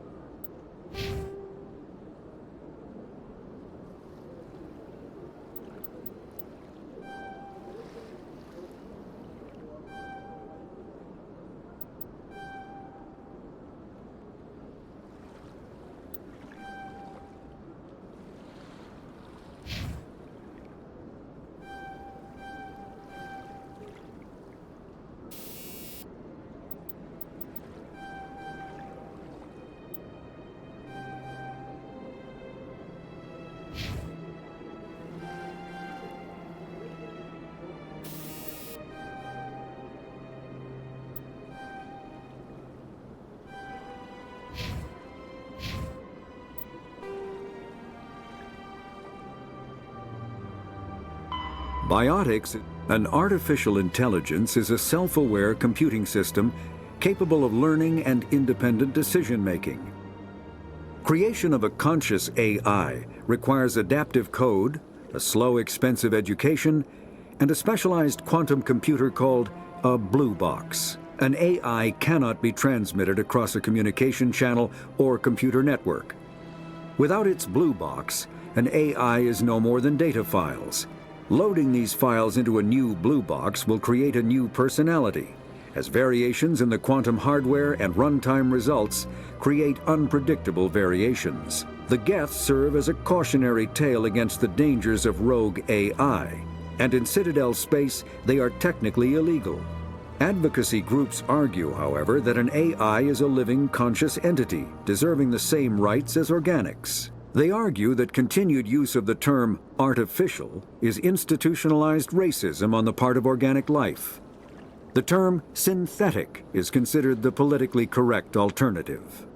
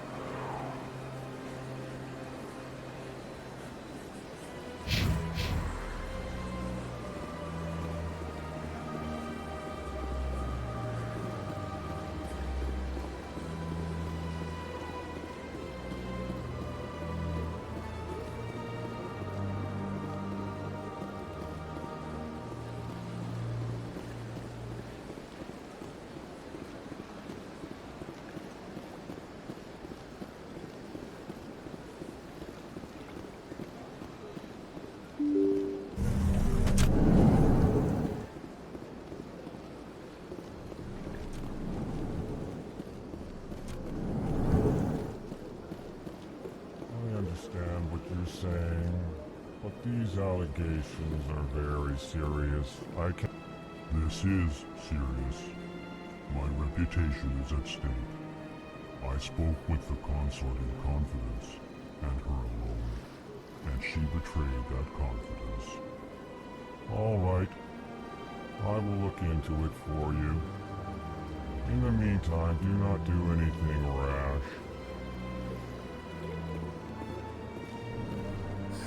EarthClan, you are in the wrong place, I think. Your ambassador is next door in the large office.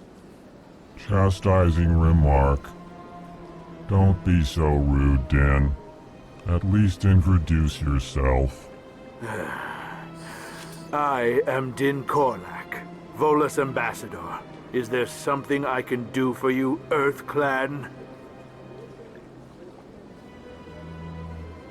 What is this place? You are in the embassy for the Volus and the Elcor. Your ambassador is next door, in his own office.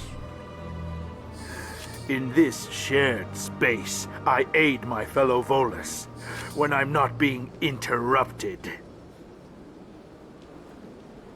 I'd like to know more about the Volus. I'm sure our history and culture would bore you, EarthClan.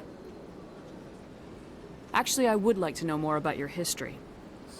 My people came to the Citadel shortly after the Asari and Solarians had discovered it. We were instrumental in establishing a standardized galactic economy. However, despite our long association with the Citadel and our many contributions to galactic society, we still do not hold a seat on the Council. Tell me about Volus culture. We are tribal by nature, but our ways are not violent. We barter and trade our lands and tribe members in order to increase status. Larger tribes often engulf smaller ones and eventually split again. Our society is very malleable, and our government is always shifting and changing. Since we're not physically adept, we trade our services for protection. What is it you do here? I look out for the best interests of the Volus people. No easy task considering how often we are overlooked by the Council. Chastising rebuke, Din. The Council favors your species greatly. You are naive. The EarthClan will be invited to the Council long before our species will. Why aren't the Elcor or Volus part of the Council? All species must prove themselves before they join the Council. All but the EarthClans, it would seem. Dismissive. Ignore the Volus ambassador, human. He is incorrect in his assessment. Really? How long have we been waiting? How long do you think we'll continue to wait? Bah, this talk is wasted on the humans. You seem to have a bit of a chip on your shoulder, Din. You humans are new to the Citadel, and yet the Council has granted you great favor. Chastising rebuke, Din. Your species has always been granted many concessions. Volus territory has expanded tenfold since coming to the Citadel. Details. We still have no real say in the decisions that affect Citadel space. Goodbye, Ambassador. Yes, yes. Good day, EarthClan. Pleased greeting. Human, it is always good to see your kind. I am Ambassador Kalen. Genuine query. Is there something I can do for you this day? Why do you explain what you're about to say? Our people communicate less through words and more through scent and slight movements. Plainly, we discovered our vocal expression was not enough to convey the feelings of our conversations to other species. Why do you bother, Kalen? These EarthClan don't really care about our ways. Remorseful response, Din. You don't truly believe that, and if you do, I am very sorry for you. Tell me more about your species. Genuine enthusiasm. I delight in telling the history of my people. It is agreeable to share our culture with others. Tell me about the history and origins of the Elcor. The Elcor were just beginning to explore Council space when the Asari first made contact with us. With their help, we discovered the relay closest to our system, and from there the Citadel. Proudly, within one lifetime we established a regular route to the Citadel, and quickly became one of the more active species living on this great station. I'd like to know more about the culture of the Elcor. Frankly, we Elcor prefer the safety and familiarity of our own colonies to the confines of space travel. Our society is built on small, tight-knit groups. Though we are always welcoming to outsiders, our government tends to be very stable. Our people are not very comfortable with sudden changes. What do you do here? Modestly, I work to bring the problems and the requests of the Elcor groups to the attention of the Council. Ha! They only give us these positions to keep us quiet. The Council doesn't care about our races. Chastising rebuke. Your tone is inappropriate, Din. This human is not to blame for your malcontent or your misconceived suspicions. Goodbye, Ambassador. Sincere farewell. Good day to you, human. Enjoy your time on the Citadel.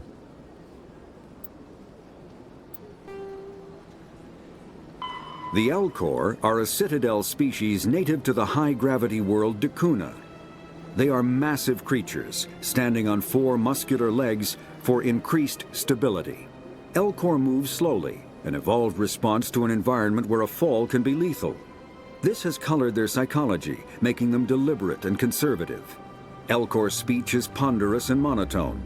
Among themselves, scent, slight movements, and subvocalized infrasound convey shades of meaning that make a human smile seem as subtle as a fireworks display. Since their subtlety can lead to misunderstandings with other species, the Elcor often go out of their way to clarify when they are being sarcastic, amused, or angry. Dakuna's high gravity impedes mountain formation. Most of the world consists of flat, open plains, which prehistoric Elcor wandered across in small family bands. Modern Elcor still prefer open sky, and can become restless and uncomfortable on long starship journeys.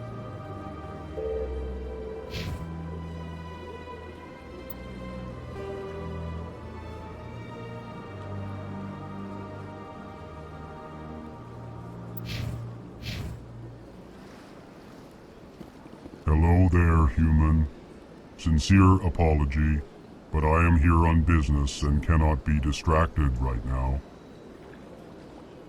I've come to talk to you about your little problem. Curious. What do you know about the consort and her relationship to me?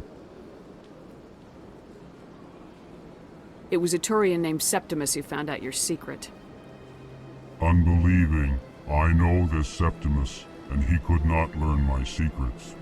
The only way he could learn them is from the Asari consort. Here, this should be proof enough for you.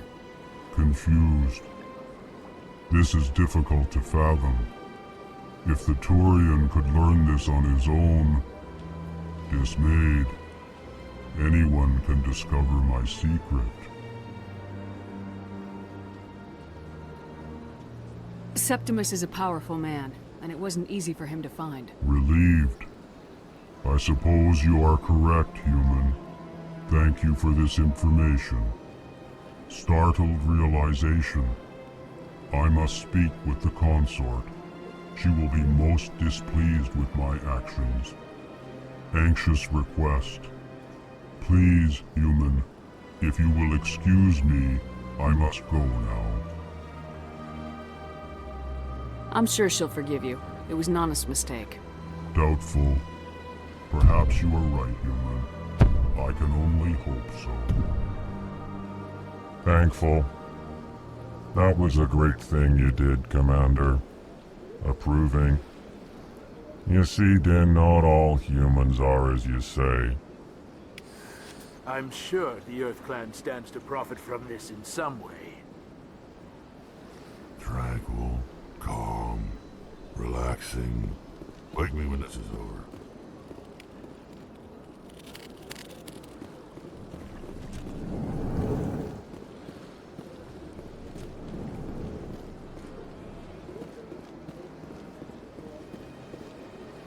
Yes, Commander. Is there something you need?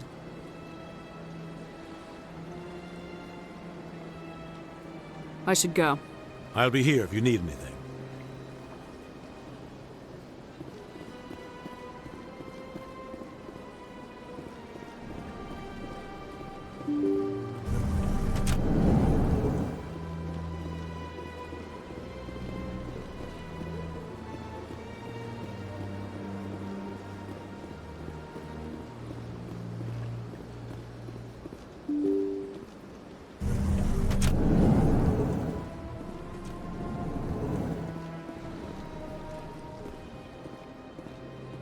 I can't believe I landed a job here. This place is fantastic.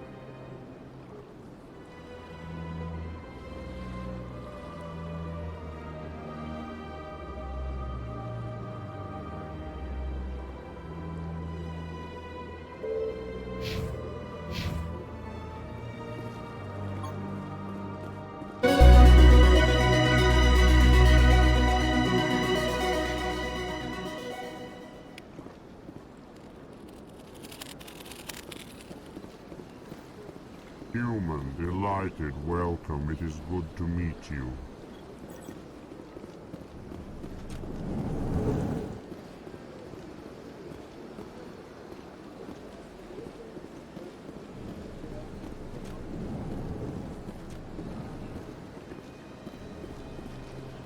Commander Shepard, I didn't expect to see you here. Did Ambassador Udina send you? Have we met before? No, but I know you well enough. I'm Executor Palin, head of CSEC. It's my job to know when someone like you arrives on the Citadel. Was there something you needed, Commander? I get the feeling you're not too fond of humans. No, I just don't trust your kind. Not yet. You humans are eager to take all the power you can get, and you're being given a lot. If the Council wants to make humanity their new favorite pet, that's their business. But I don't have to like it. The Council treats us like second-class citizens.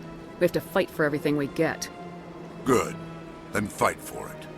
But don't expect the rest of us to just sit back and let you take it. I'm a busy man, Commander. Are we done here? What do you know about the Spectres? They're the right hand of the Council, or so they like to be called. More like the underhanded side of the Council. What do you have against the Spectres? I can't abide any organization that considers itself above the law. Especially when it's left up to each individual Spectre to decide when and how to bend the rules.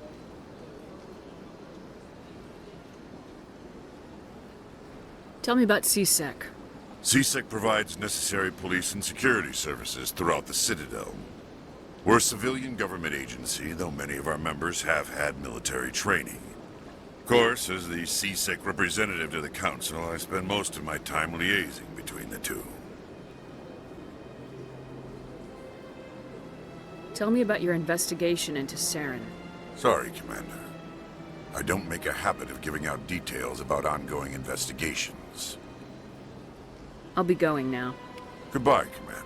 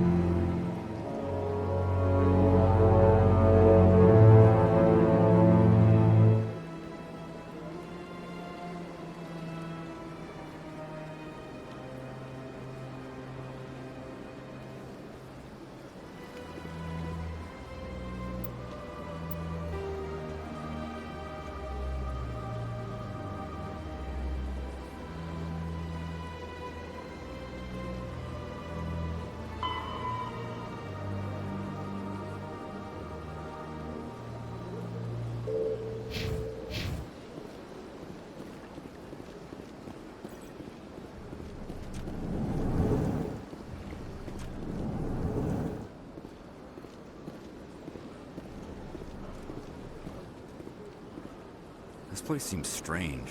I wish there were more humans around.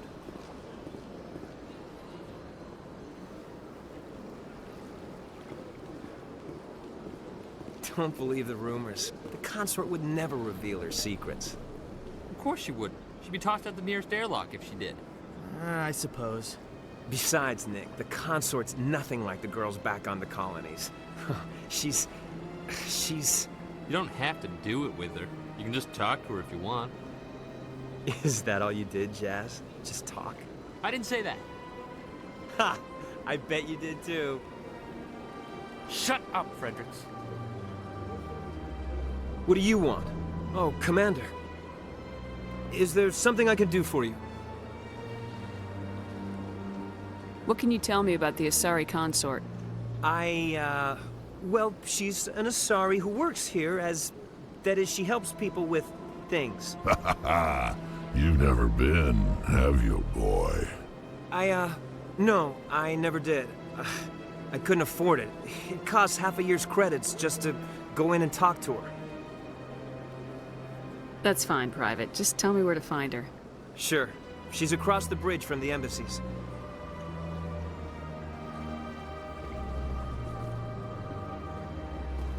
I don't have time to talk now. I'm very busy. My first CSEC posting was here on the Presidium. Mostly for show, not much crime up here. Hello, Commander. Can I get you something? What have you got? Information, mostly. Would you like to know about some points of interest nearby? What's going on around here?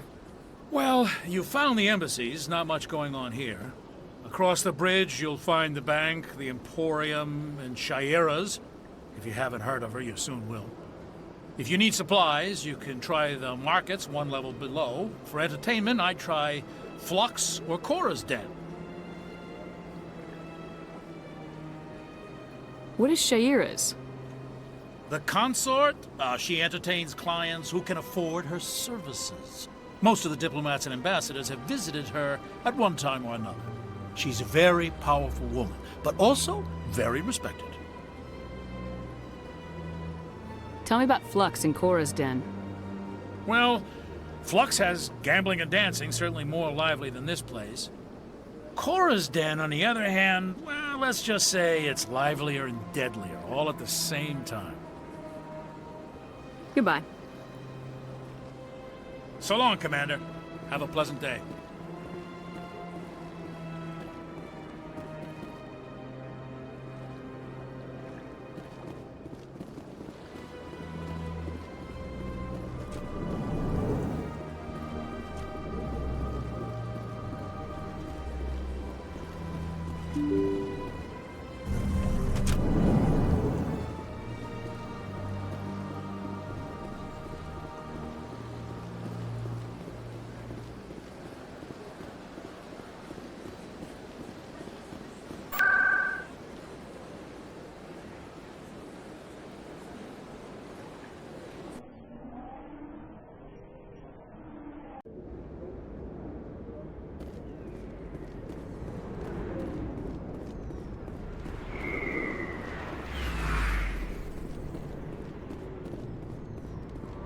Looks like it's shut down.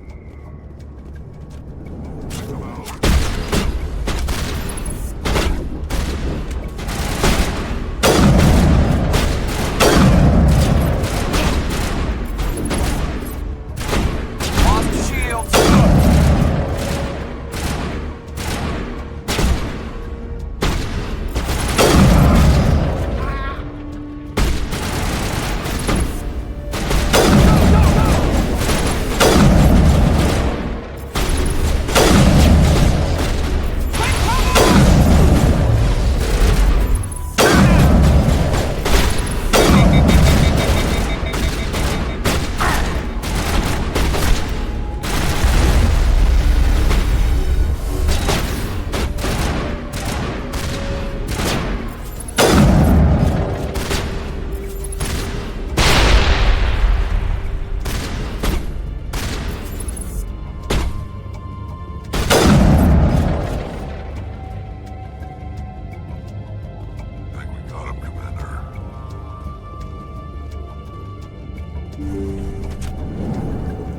Stop right there. Don't come any closer.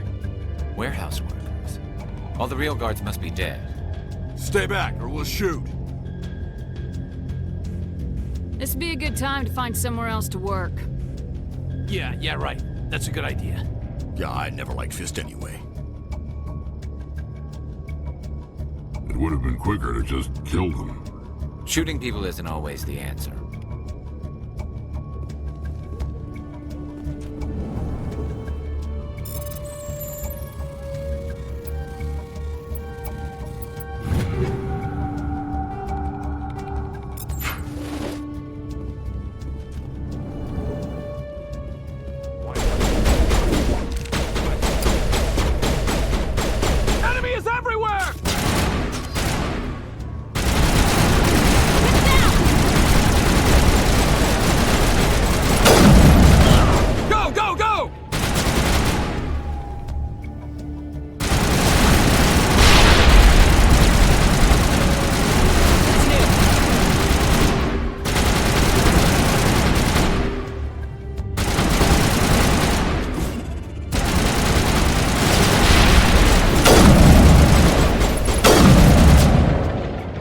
Wait! Don't kill me, I surrender!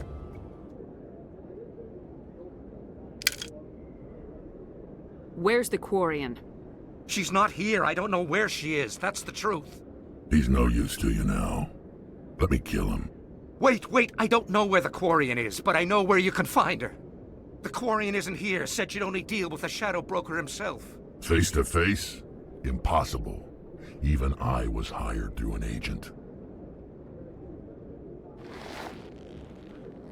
Nobody meets the Shadow Broker, ever. Even I don't know his true identity. But she didn't know that. I told her I'd set a meeting up. But when she shows up, it'll be Saren's men waiting for her. Give me the location, now. Here on the wards, the back alley by the markets. She's supposed to meet them right now. You can make it if you hurry. What are you doing? The Shadow Broker paid me to kill him. I don't leave jobs half done. I am in charge here. You ever pull another stunt like that? It was the only contract I had left. And don't we have something more pressing to worry about? That Quarian's dead if we don't go now.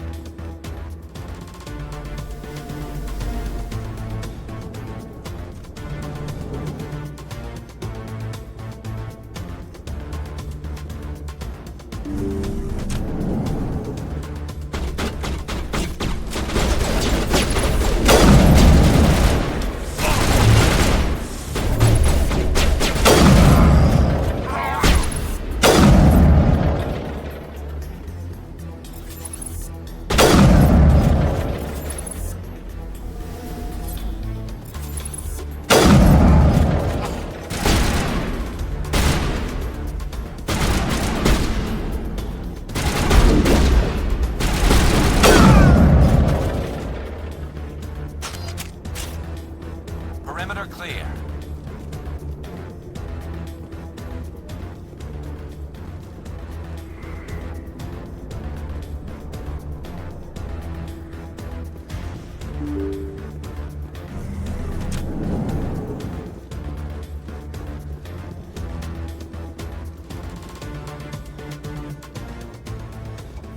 Did you bring it? Where's the Shadow Broker? Where's Fist? They'll be here. Where's the evidence? No way. The deal's off.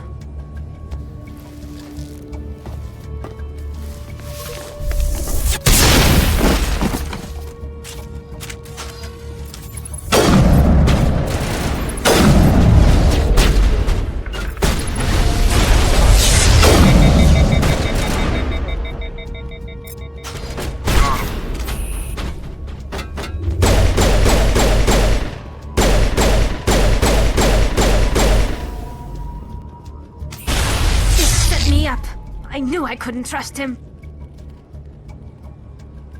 Were you hurt in the fight? I know how to look after myself.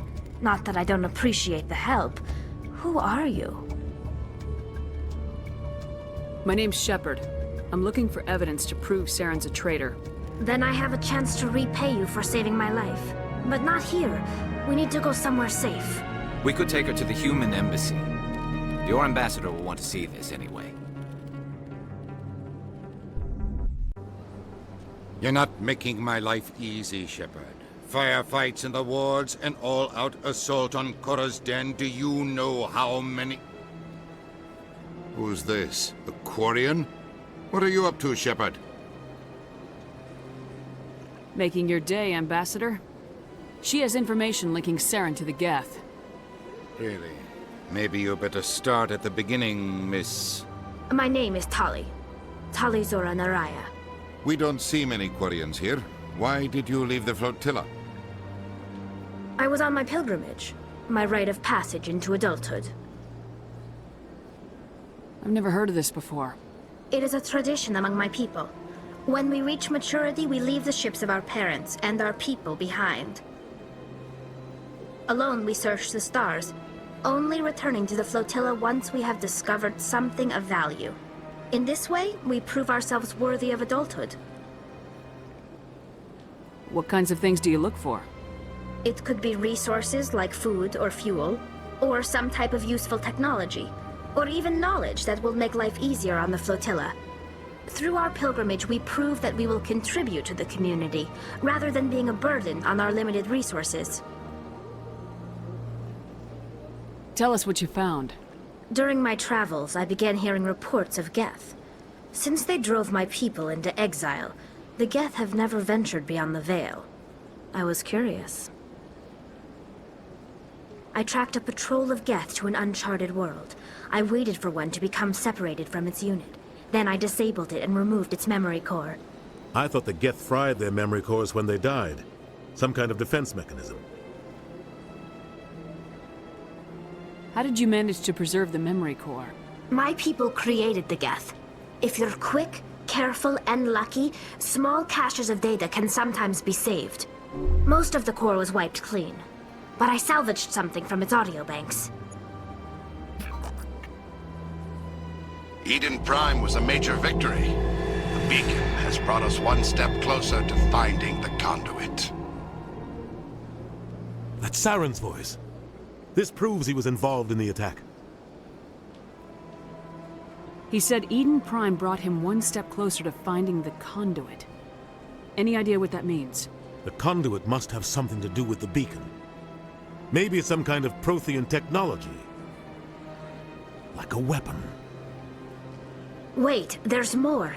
Saren wasn't working alone. Eden Prime was a major victory. The beacon has brought us one step closer to finding the conduit. And one step closer to the return of the Reapers. I don't recognize that other voice, the one talking about Reapers. Are they some kind of new alien species? According to the memory core, the Reapers were a hyper-advanced machine race that existed 50,000 years ago. The Reapers hunted the Protheans to total extinction, and then they vanished. At least, that's what the Geth believe. Sounds a little far-fetched.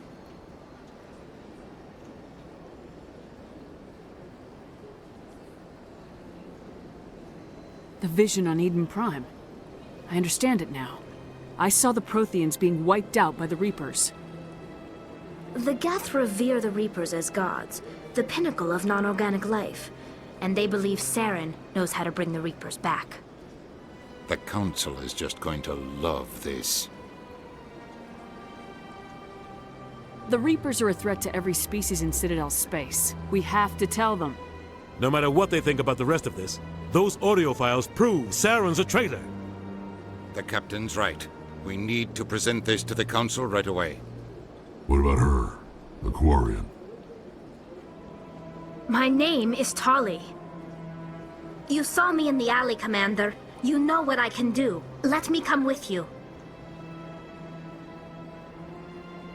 I thought you were on your pilgrimage. The pilgrimage proves we are willing to give of ourselves for the greater good. What does it say about me if I turn my back on this? Saren is a danger to the entire galaxy. My pilgrimage can wait. I'll take all the help I can get. Thanks. You won't regret this. Anderson and I will go ahead to get things ready with the Council. Take a few minutes to collect yourself, then meet us in the tower.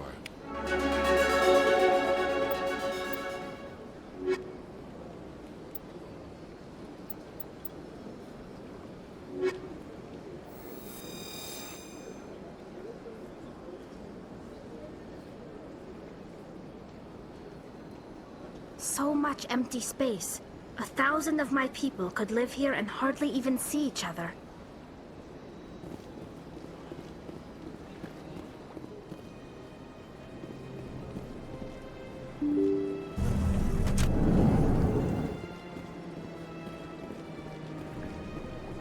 Excuse me, Commander Shepard. Could you spare a moment of your time? Commander Shepard, my name is Samesh Bhatia. Forgive the intrusion, but I have nowhere else to turn. It's no trouble. What can I do for you? My wife was a Marine. She was in the 212 on Eden Prime. Wait, the 212? Your wife was Serviceman Nirali Bhatia. I'm Gunnery Chief Ashley Williams. I served in her unit. Chief Williams, it is a pleasure. Nirali spoke of you with great respect. I'm so sorry for your loss, Mr. Bhatia. Nirali was a good woman. What can we do for you? I've requested that my wife's body be returned to me for cremation, but the military has refused my request. Why did they refuse your request? There's got to be some reason. I don't know. All I know is that they have declared it impossible for my wife to be returned to me. We'll look into it. The man in charge of my case is Mr. Bosker. When I last saw him, he was in the expensive bar over there. Thank you for your time. I just want to give my wife a proper funeral, and the respect she deserves.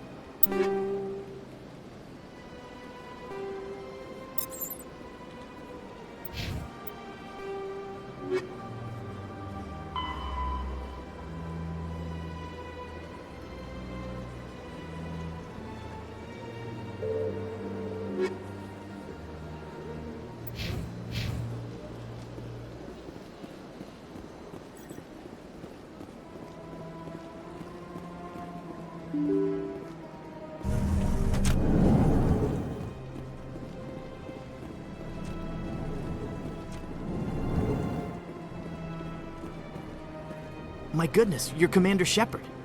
Your activities made for quite a briefing in the Diplomatic Corps. Is there something I can do to assist you? Yes.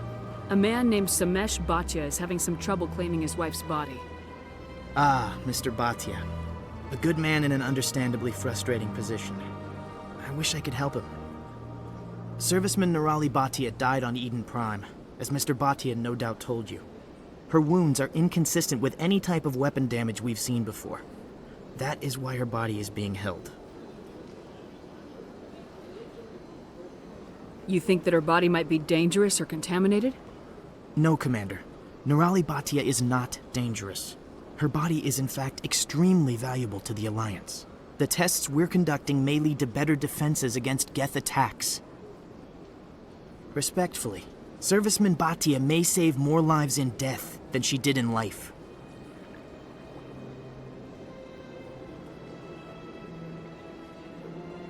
How long do you think this research is gonna take? This is a long-term study. I wouldn't expect the bodies to be released for a year or longer. You gotta have a lot of bodies. Can't you release one?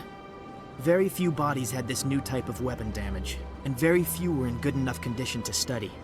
Beyond that, Commander, we need as many bodies as we can to get a reasonable sample size. When will this research result in actual new technology? If we're lucky, we'll actually realize usable technology from this study in a few years.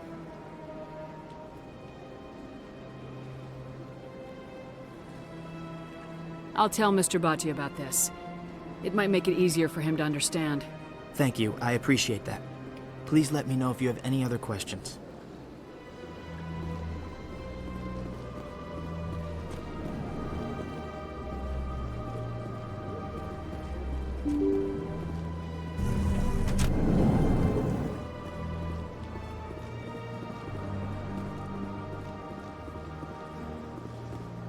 Hello, Commander. Has any progress been made with Mr. Bosker? Will he return my wife's body? Tell me again what you've been told about your wife. As I said, I've been told nothing. I don't understand why they won't release her body to me. It's not as simple as I'd hoped. The military needs your wife's body for important tests. Tests? They're holding my wife's body for tests? My wife served the Alliance faithfully. She gave her life for humanity. And this is how they repay her. Mr. Bhatia, your wife died defending humanity. We still need her help. What right does the military have to hold her body? She's already given her life. She died a hero, Mr. Bhatia. And now she has a chance to save even more lives. It doesn't matter. She's dead! Yes, she is, Mr. Bhatia. She died fighting for what she believed in. She sacrificed her life to keep you safe. I think she'd want to make the most of that sacrifice. You're right, Miss Williams. She would not flinch from her duty. Let them run their tests. Let my wife save lives so that others are spared the loss I feel today. Goodbye. Thank you for finding me answers.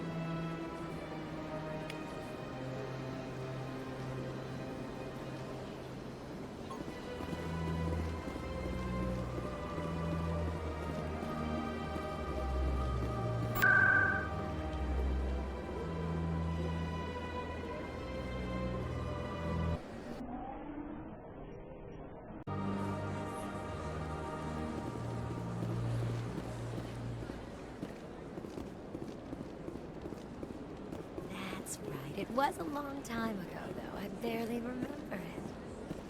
What drew you back to the Citadel and to the consort? I don't know exactly. It may sound strange, but I simply felt called. That's not strange. Many of us have felt the same calling, though you are the first of your kind to respond to it.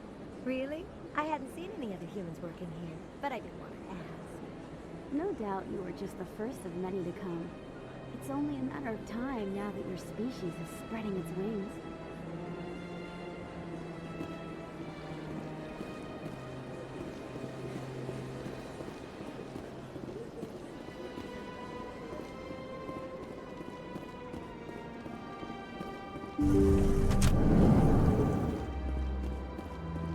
Commander, I recently received a lovely note from Septimus.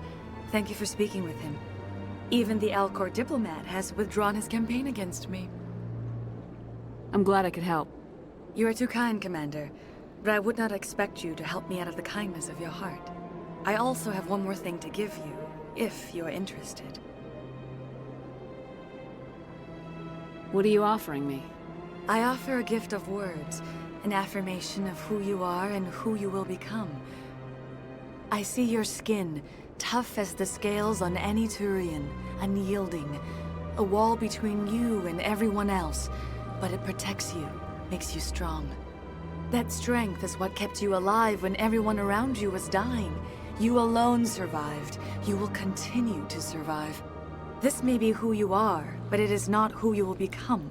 It only forms the basis for your future greatness. Remember these words when doubt descends, Commander. You have quite a gift, Shaira. Thank you. Not everyone appreciates it as you do. Never underestimate the power of words. Here, Commander.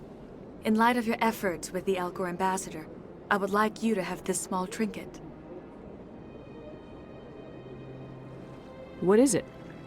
A small mystery. I've never learned its use or purpose, but I sense it is time for me to pass it on. And now I must ask you to leave. I have done everything I can for you. Remember my words, Commander Shepard. They will give you strength. They built a lake on a space station. I can't even imagine the resources needed to maintain it.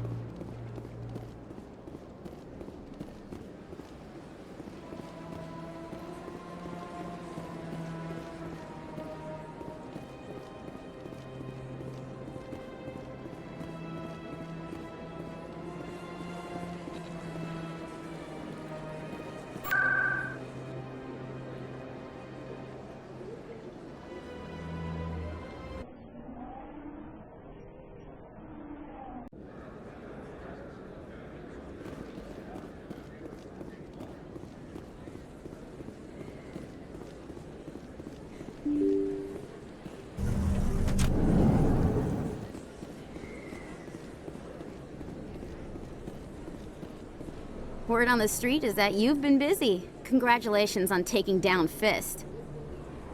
I was sure he was a big player in anything going on here. Did you find anything in his office that could help me?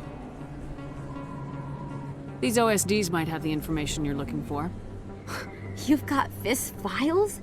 This could be even bigger than I'd hoped. Here, Commander, for your trouble.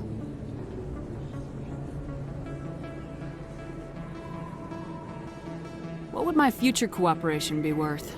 Say, an interview when my investigation is over? Exclusive? You talk to me before you talk to anyone else? That would be worth quite a bit, and I'd be very happy to compensate you accordingly. Here you are. Now, if you'll excuse me, I should go see what's on these discs.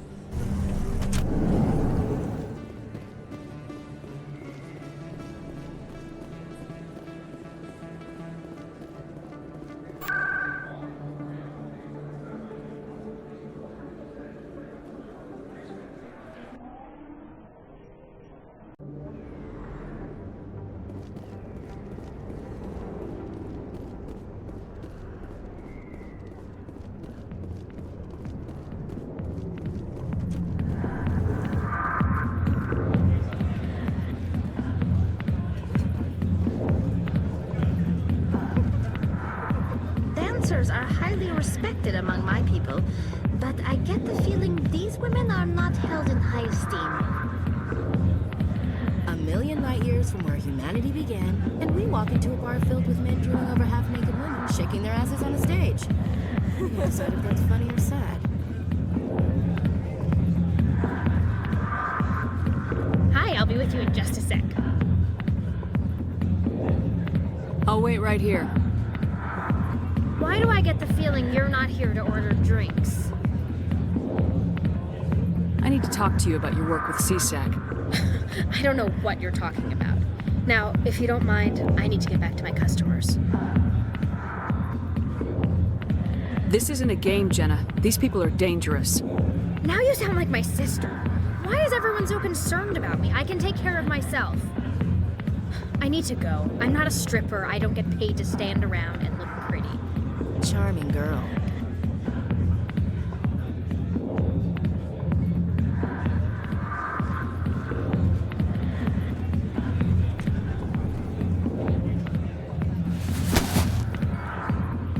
If you've got questions about Jenna, meet me at CSEC Academy. What did you just say? Push off. I never did nothing to you. Damn newcomers. Think they can run the place. That was odd. What was he trying to tell us? I guess we better go find out.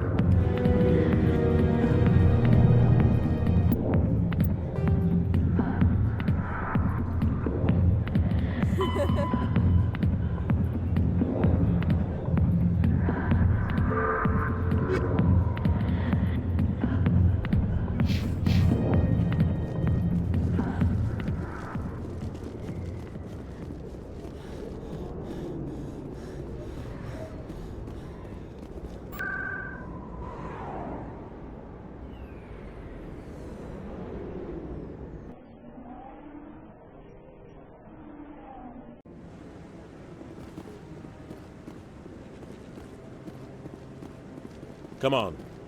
Udina's presenting the Quarian's evidence to the Council. Eden Prime was a major victory. The beacon has brought us one step closer to finding the conduit. And one step closer to the return of the Reapers. You wanted proof? There it is.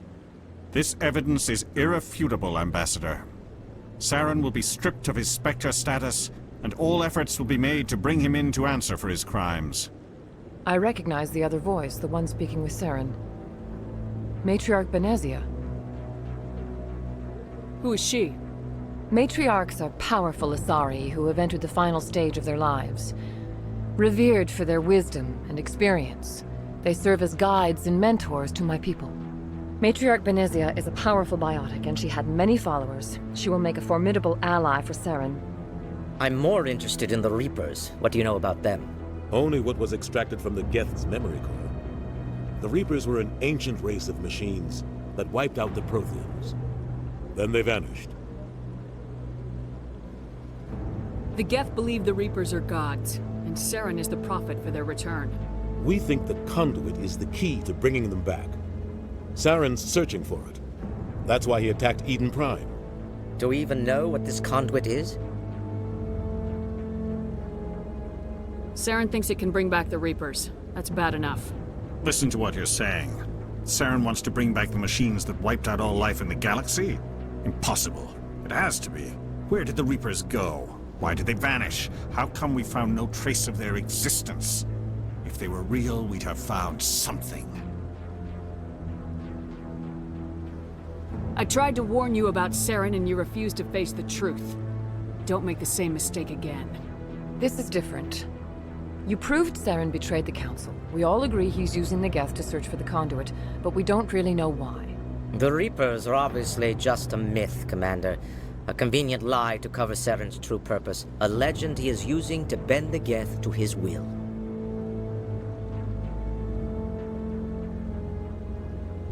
"50,000 years ago, the Reapers wiped out all galactic civilization. If Saren finds the conduit, it will happen again. Saren is a rogue agent on the run for his life. He no longer has the rights or resources of a Spectre. The Council has stripped him of his position. That is not good enough. You know he's hiding somewhere in the Traverse. Send your fleet in! A fleet cannot track down one man. A Citadel fleet could secure the entire region, keep the Geth from attacking any more of our colonies. Or it could trigger a war with the Terminus systems. We won't be dragged into a galactic confrontation over a few dozen human colonies.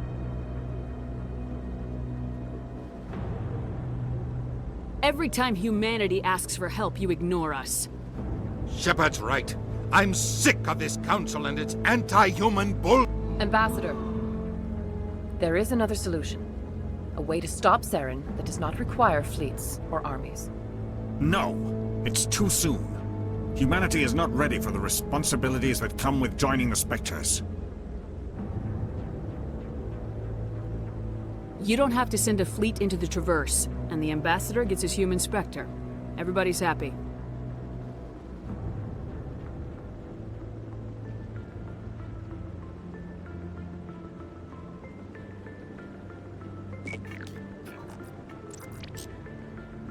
Commander Shepard, step forward.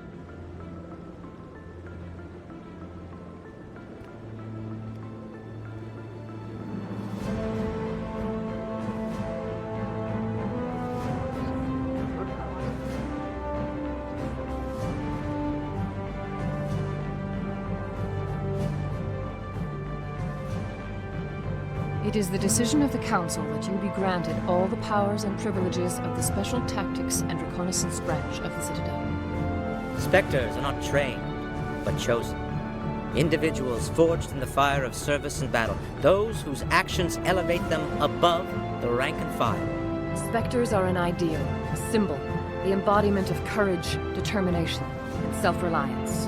They are the right hand of the Council, instruments of our will. Spectres bear a great burden. They are protectors of galactic peace, both our first and last line of defense. The safety of the galaxy is theirs to uphold. You are the first human Spectre, Commander. This is a great accomplishment for you and your entire species. I'm honored, Counselor.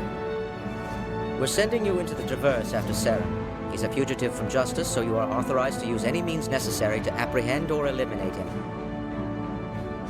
Any idea where to find him? We will forward any relevant files to Ambassador Udina. This meeting of the Council is adjourned.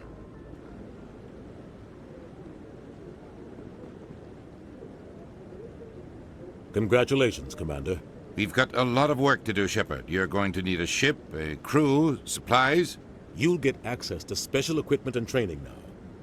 You should go down to the CSEC Academy and speak to the Spectre Requisitions Officer. Anderson, come with me. I'll need your help to set all this up.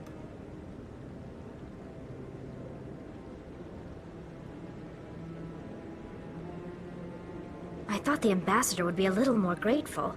He didn't even thank you. Until I find Saren, I haven't done anything. Come on. Right behind you, Commander.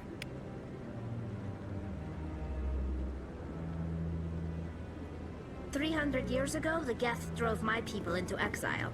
We asked the Council to wipe the synthetics out, but they ignored our pleas. Maybe if they'd listened, we wouldn't be here now.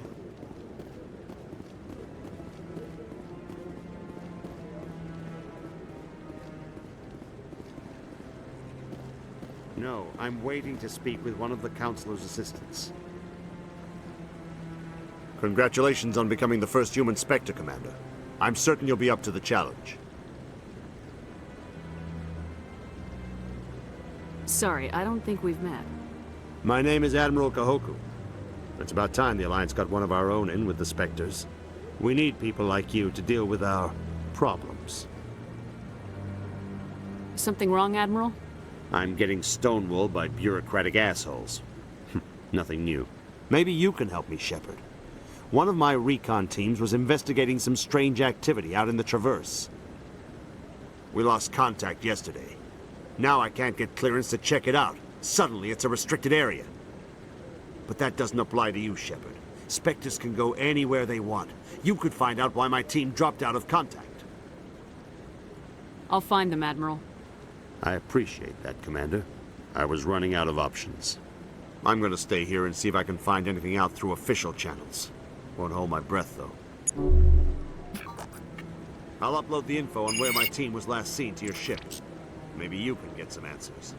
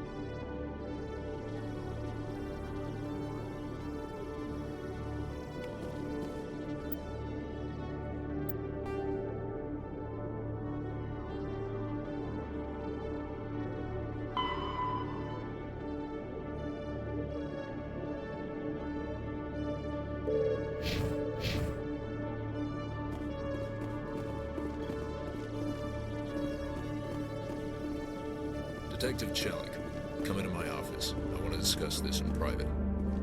No offense, Commander, but what the hell were you thinking? Excuse me? You could have blown Jenna's cover. We were there to help her. I gathered that. It might seem cold letting her take all the risk, but we're keeping a close eye on her. Do you really need to risk her life to get the information you want? This job isn't easy and it's usually unpleasant. I'll take help anywhere I can find it. But since you're so concerned with her safety, maybe there's a way we can help each other. Always thinking ahead, Detective? As part of the job. Now, are you gonna help me or not? I'll help you, but I need some details. I'm trying to track down an illegal arms producer. I just need some of their product. Thanks to Jenna's intel, I've learned there's a seller here on the Citadel. Meet our man named Jax, pick up the mods, and bring them back here. That'll give me everything I need. Why are you so concerned about these mods? We have access to some of the most sophisticated weaponry there is. It's what gives us our edge. What do you suppose happens when we lose that edge? These give criminals an advantage we can't afford to let them keep. I'll persuade Jax to tell me where these mods are coming from. No. You tip Jax off and all my leads will disappear faster than you can say bad bust. Where can I find this Jax? Jax is down in the lower level of the markets. I'll send word through our channels that you're the buyer. Good luck, Commander.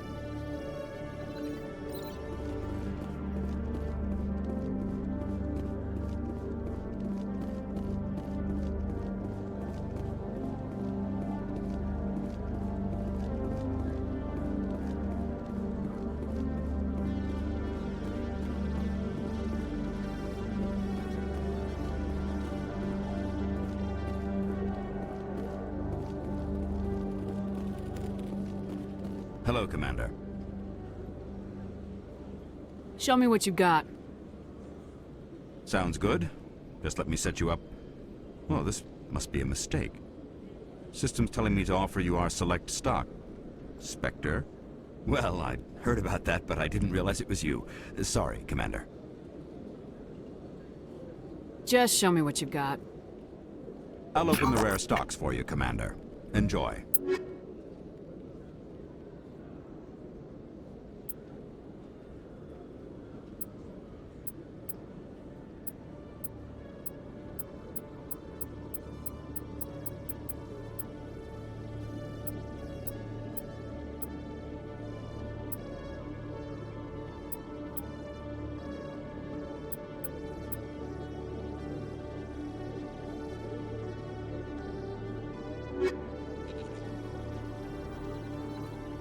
Quarians aren't too popular with Citadel security.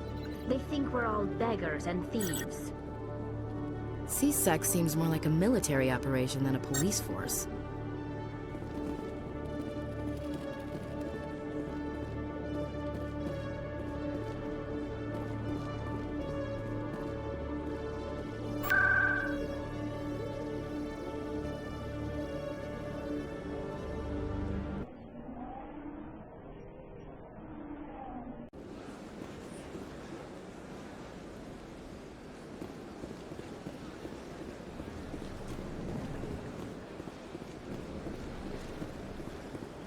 Got a moment, Spectre? Hello, Spectre. I have a business proposition for you. How did you know I'm a Spectre? Word travels. Your name comes up in certain circles. I'm acquainted with a pair of powerful crime bosses. They're hiding on remote worlds, and I have the coordinates. You could do the galaxy a favor.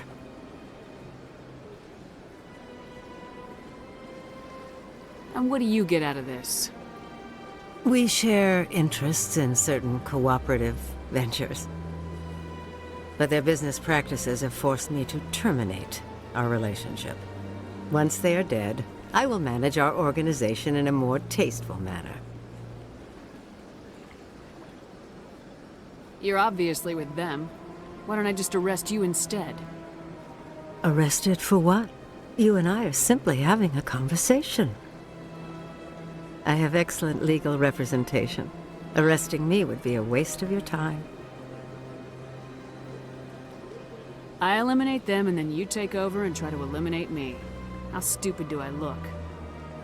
While I appreciate your estimation of my bravado, I have no intention of attempting to murder you. You are the first human Spectre, and you are doing important work for humanity. I have no interest in red sand or slavery. Anyone who does deserves to die. Our needs are aligned. What kind of defenses would these two have? I haven't the faintest idea, but they're certain to be armed. Their partnership's soured, and each believes that the other intends to kill him.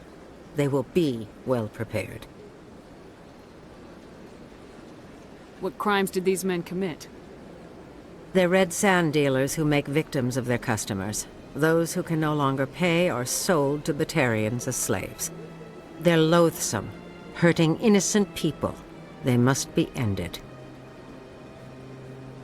If they're as bad as you say they are, they need to be dealt with. Excellent. Here are the coordinates. When these men are dead, I will wait for you at the third set of coordinates. Goodbye, Commander. It's been a pleasure to meet you.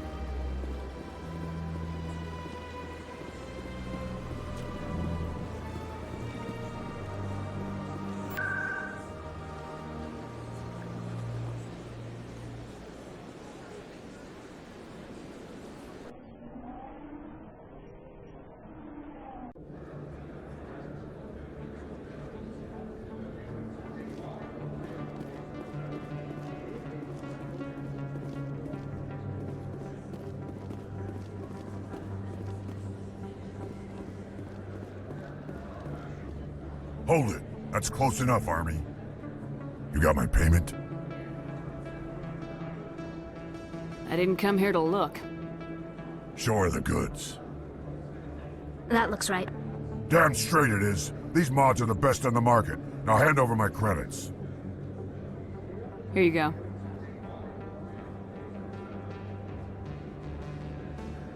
Here you go. Enjoy it. Come on, boys.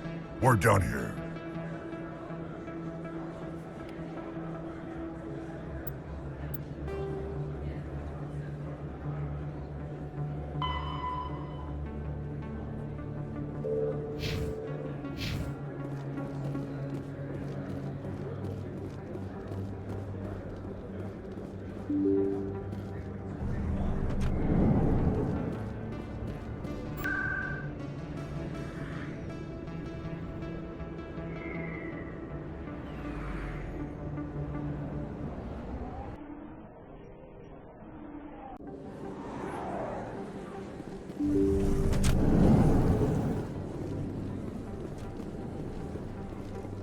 I need those supplies for my clinic. I can't. You can and you will, or your story won't stay secret for long. Don't disappoint me, Doctor. Oh, Commander Shepard. I didn't see you come in. Every time I come in here, I see someone threatening you. Who was that? Someone from my past. I can take care of it. I might be able to help you. I was fired by my previous employer for giving out free medical supplies to clinics like this. They never filed any charges. They just wanted me to leave without any fuss. But somebody must have found out. Now they are blackmailing me. I have to give them what they want. If the board finds out about my past, I could lose my license. They'll shut my clinic down. Maybe I can get you out of this. Tell me what they want. I have to give some of my medical supplies to a merchant in the markets. They expect delivery today. Give me your contact's name. I'll deal with this guy, whoever he is. Deal with him, but won't they expose my past? I'll make sure they don't tell anyone. I was told to speak with a merchant named Morlan, down in the markets. I really appreciate this, Commander. Thank you. Let me take a look at what you have for sale. Of course.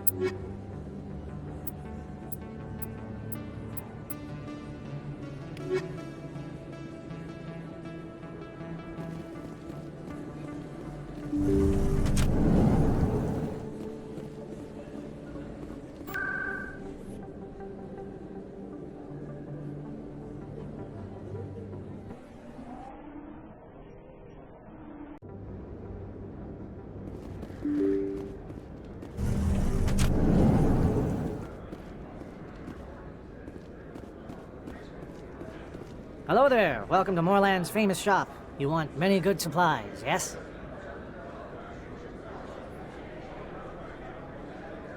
You were expecting a delivery of medical supplies. But I was told the doctor would be bringing them. Things have changed, Morlan. A change, but the doctor... I don't... This is not right, human. Shut up, Morlan. I told Baines you'd screw this up. What the hell's going on here? Who are you? Leave the doctor alone. We can end this if you just bring me those supplies. Otherwise, I'll start telling people about the doctor's little secret.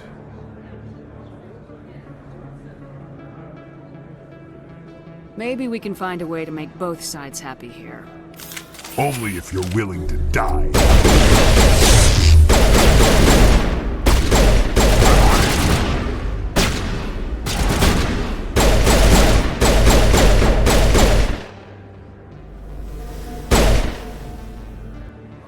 All clear. A few of my people have visited here on their pilgrimage, but their descriptions of the wards hardly do them justice.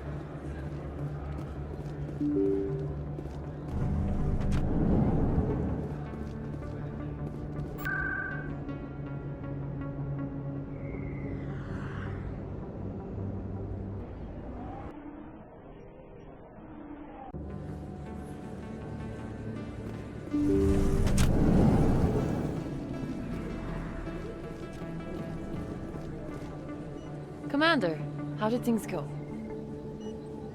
He won't be bothering you anymore. Really? That's a great relief, Commander. Thank you. I can't pay you for your help, but I can give you a discount on any supplies you purchase here. The thug said he worked for a man named Baines. Sound familiar? Baines? I wonder if he means Armiston Baines. We worked together a long time ago. What can you tell me about him? Last I heard, the Alliance military was contracting him for some research in the Traverse. I wonder if the captain knows him. We'll see what the captain can tell us. I wish I could tell you more. Is there anything else I can help you with, Commander? I'll be going now. Goodbye, Commander. Nice talking.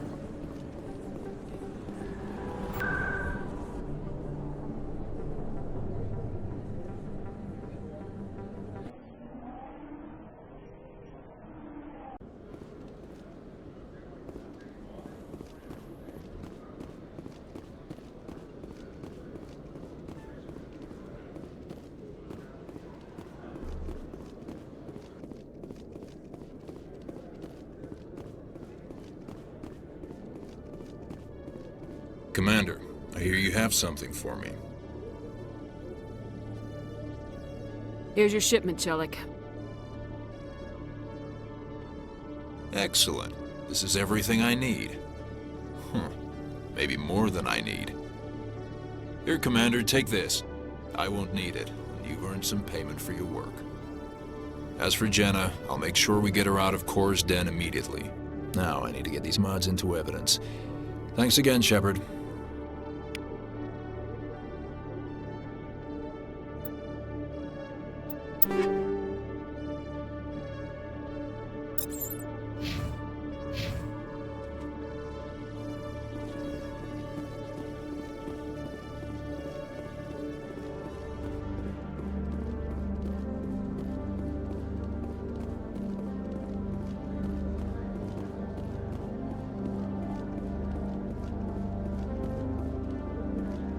In other news, Exogenicorp is still denying reports that one of their survey teams has gone missing in the Hades Gamma Cluster.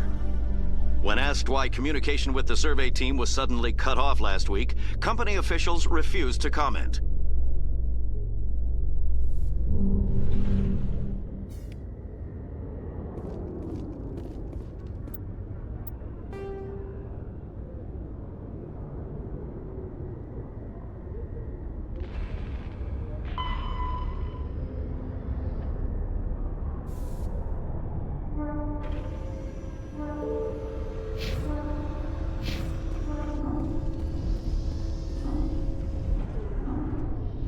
I've got big news for you, Shepard. Captain Anderson is stepping down as commanding officer of the Normandy. The ship is yours now.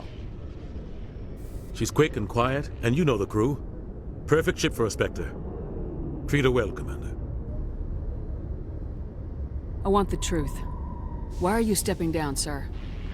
You needed your own ship. A Spectre can't answer to anyone but the Council. And it's time for me to step down. What kind of leads do we have? Saren's gone. Don't even try to find him. But we know what he's after. The conduit. He's got his Geth scouring the Traverse looking for clues. We had reports of Geth in the Pharos system shortly before our colony there dropped out of contact, and there have been sightings around Noveria. Find out what Saren was after on Pharos and Noveria. Maybe you can figure out where the conduit is before he does. The Reapers are the real threat. I'm with the Council on this one, Shepard. I'm not sure they even exist. But if they do exist, the conduit's the key to bringing them back. Stop Saren from getting the conduit, and we stop the Reapers from returning. I'll stop him.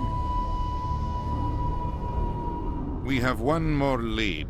Matriarch Benezia, the other voice in that recording. She has a daughter, a scientist who specializes in the Protheans. We don't know if she's involved, but it might be a good idea to try and find her. See what she knows. Her name's Liara, Dr. Liara Tassoni. We have reports she was exploring an archaeological dig on one of the uncharted worlds in the Artemis Tau cluster.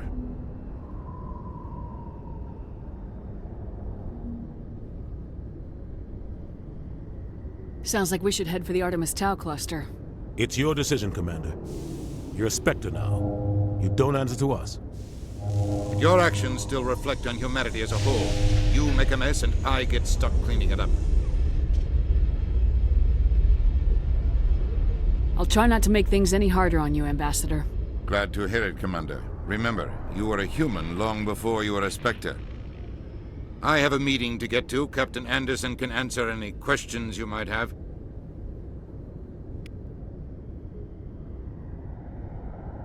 Yes, Commander? How are you holding up?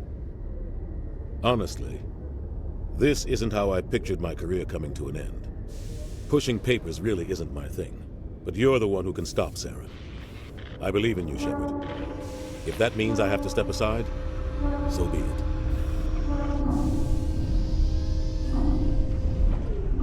Any extra intel you can give me on our colony at Pharos? The entire planet used to be one giant Prothean city, mostly ruins now. But some of the infrastructure is still intact. The colony tried to build on what the Protheans left behind. We lost all contact with them when the Geth attacked. What can you tell me about Novaria? Novaria's trouble. Always has been. The whole planet's basically a center for corporations to conduct illegal research. Watch your back there, Shepard. Spectres are about the only form of Citadel authority Novaria respects. But they aren't popular. What do you know about the Artemis Tau cluster? Not much. I've never been there myself. A handful of systems with a few small, uncharted worlds, but no real colonies. Might not be easy finding Dr. Tassoni out there. My advice is to look for the world with the Prothean ruins. What do you know about Armiston Baines? Where did you hear that name? Never mind, I don't want to know. Baines is dead. Has been for quite some time. The people I spoke with seemed to think he was still alive. It's not common knowledge. Military's keeping it under wraps. Baines was doing some high-level work for the Alliance. Stuff even I wasn't aware of. One day he turns up dead on a drifting scout ship. Everyone suspects it was foul play, but it was never officially investigated. What can you tell me about the ship? I don't know much about it. You should talk to Admiral Kahoku. One of his crews discovered Baines' body. I spoke to Kahoku. He never brought it up. You should mention Baines the next time you see him. See if he'll tell you anything. Is there anything else, Commander? I should go. I'll be here if you need anything.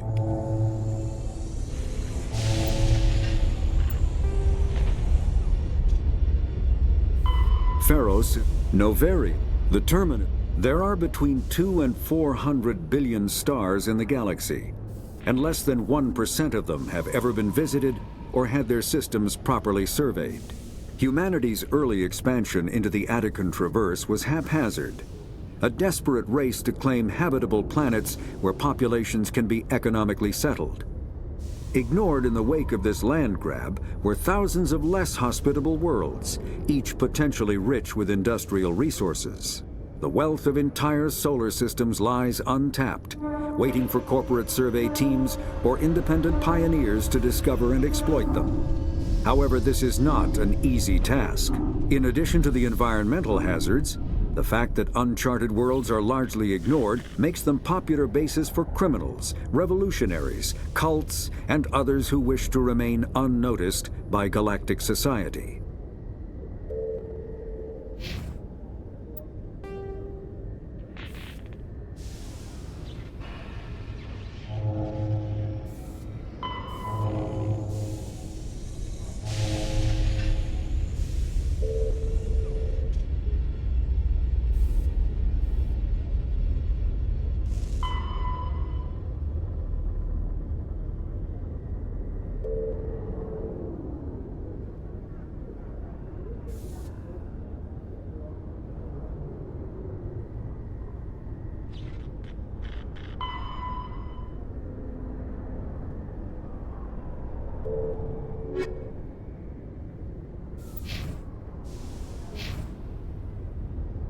CSEC seems more like a military operation than a police force.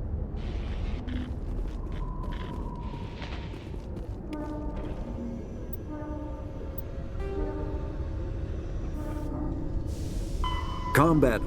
A mass accelerator propels a solid metal slug using precisely controlled electromagnetic attraction and repulsion. The slug is designed to squash or shatter on impact, increasing the energy it transfers to the target.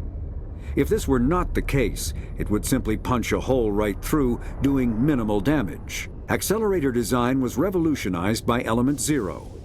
A slug lightened by a mass effect field can be accelerated to greater speeds, permitting projectile velocities that were previously unattainable. If accelerated to a high enough velocity, a simple paint chip can impact with the same destructive force as a nuclear weapon. However, mass accelerators produce recoil equal to their impact energy. This is mitigated somewhat by the mass effect fields that rounds are suspended within. But weapon recoil is still the prime limiting factor on slug velocity.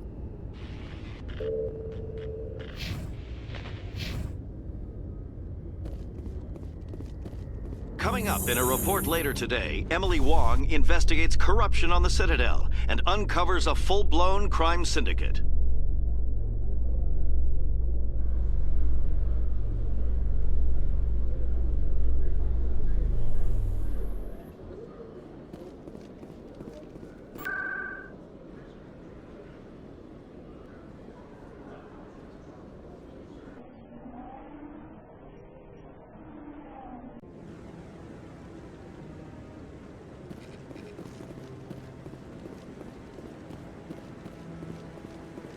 No, I'm waiting to speak with one of the Councilor's assistants. Commander, any luck finding my recon group? Captain Anderson said you had information on Baines. Not as much as I'd like to. One of my crews found him, frozen stiff on board a derelict vessel. The missing recon group? The one I sent you to find? They were scouting the system we found Baines' ship in. You should have mentioned this earlier, Admiral. Baines is already dead. It's too late for him. I'm only concerned about my team. Someone has to find them. Please, Shepard, I'm counting on you.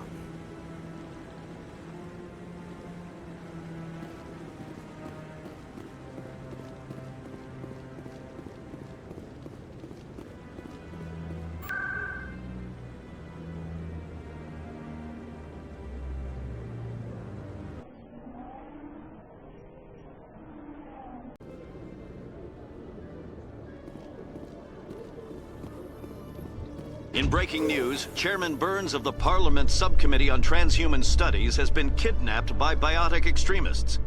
The biotics commandeered a freighter and were last seen in the Hades Gamma Cluster. No demands have yet been made.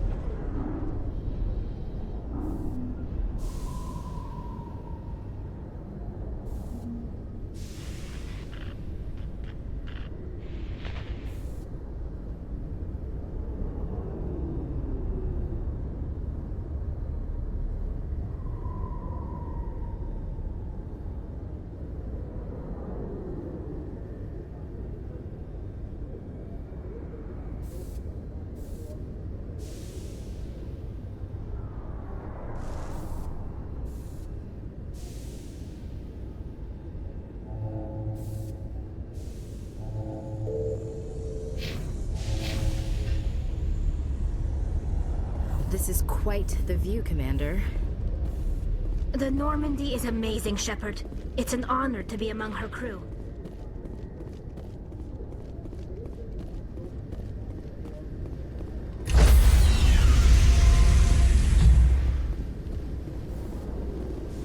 Stand by, shore party. Decontamination in progress. I heard what happened to Captain Anderson. Survives 100 battles and then gets taken down by backroom politics. Just watch your back, Commander. Things go bad on this mission, you're next on their chopping block. Captain Anderson should be the one in charge. It's like I'm stealing the ship from him. Yeah, the captain got screwed. But it's not like you could have stopped it. Nobody's blaming you. Everyone on this ship's behind you, Commander. 100%. Intercom's open. If you got anything you want to say to the crew, now's the time.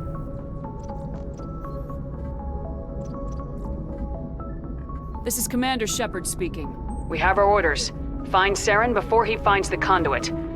I won't lie to you, crew. This mission isn't going to be easy. For too long, our species has stood apart from the others. Now it's time for us to step up and do our part for the rest of the galaxy. Time to show them what humans are made of. This began with an attack on a human settlement in the Traverse. But we know Saren won't stop there. His Geth armies aren't gonna stay on the far fringes of Citadel space. Our enemy knows we're coming. When we go into the Traverse, Saren's followers will be waiting for us. But we'll be ready for them, too. Humanity needs to do this. Not just for our own sake, but for the sake of every other species in Citadel space. Saren must be stopped, and I promise you all, we will stop him. Well said, Commander. Captain will be proud. The Captain gave up everything so I could have this chance. We can't fail. Yes, ma'am.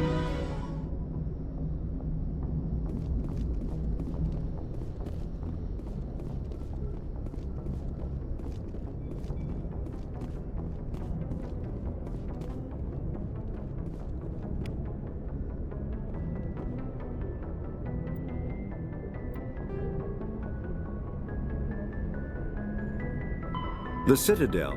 Citadel space is an unofficial term referring to any region of space controlled by a species that acknowledges the authority of the Citadel Council. At first glance, it appears this territory encompasses most of the galaxy. In reality, however, less than 1% of the stars have been explored. Even Mass Effect FTL drive is slow relative to the volume of the galaxy. Empty space and systems without suitable drive discharge sites are barriers to exploration. Only the mass relays allow ships to jump hundreds of light years in an instant, the key to expanding across an otherwise impassable galaxy. Whenever a new relay is activated, the destination system is rapidly developed. From that hub, FTL drive is used to expand to nearby star clusters. The result is a number of densely developed clusters, thinly spread across the vast expanse of space, connected by the mass relay network.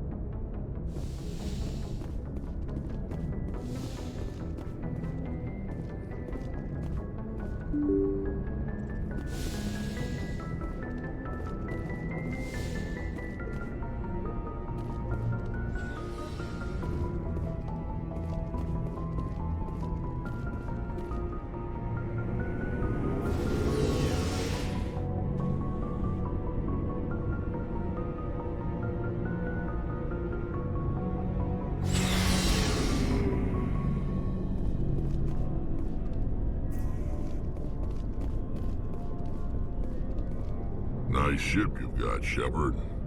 What can I do for you?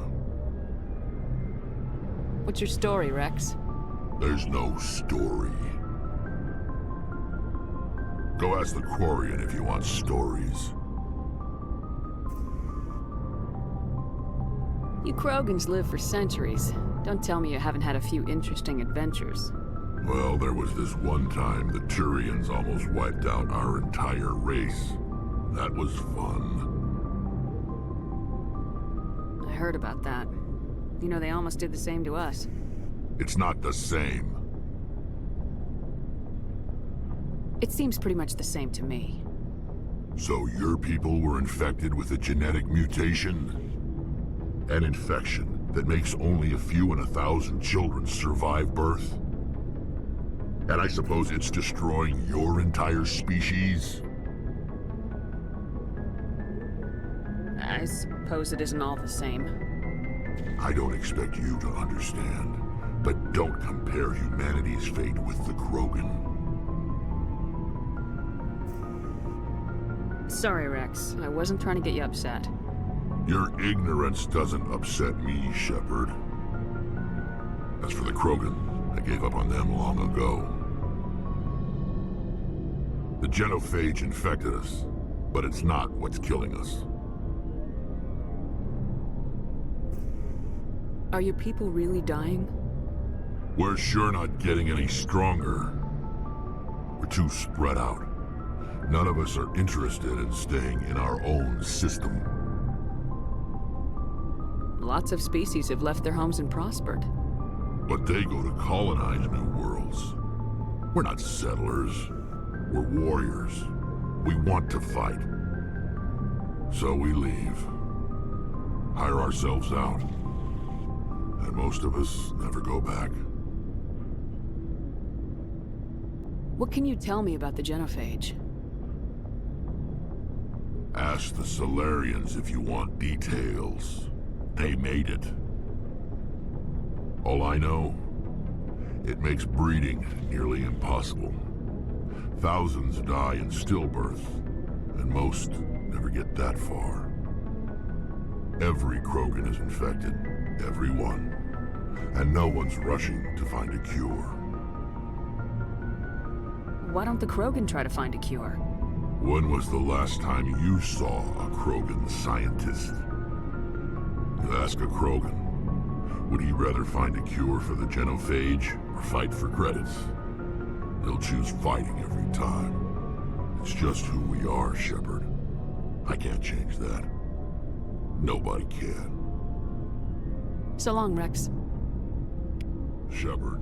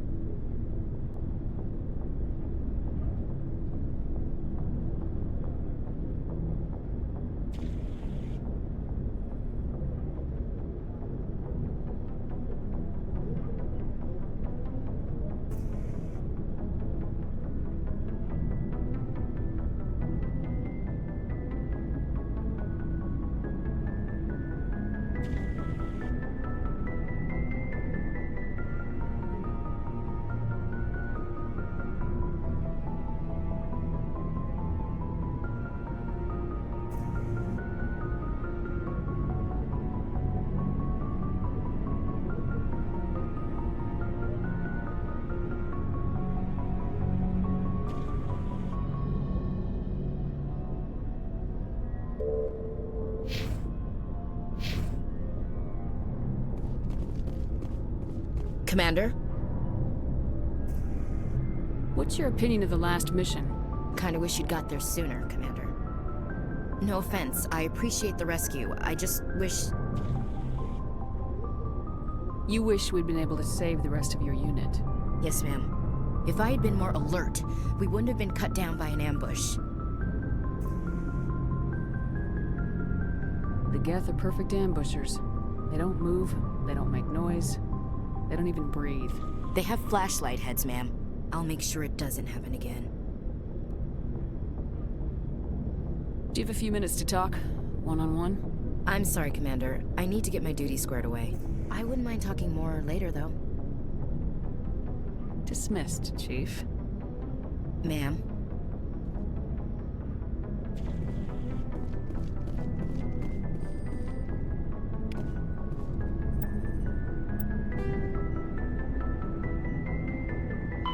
The Mako infantry fighting vehicle was designed for the System Alliance's frigates.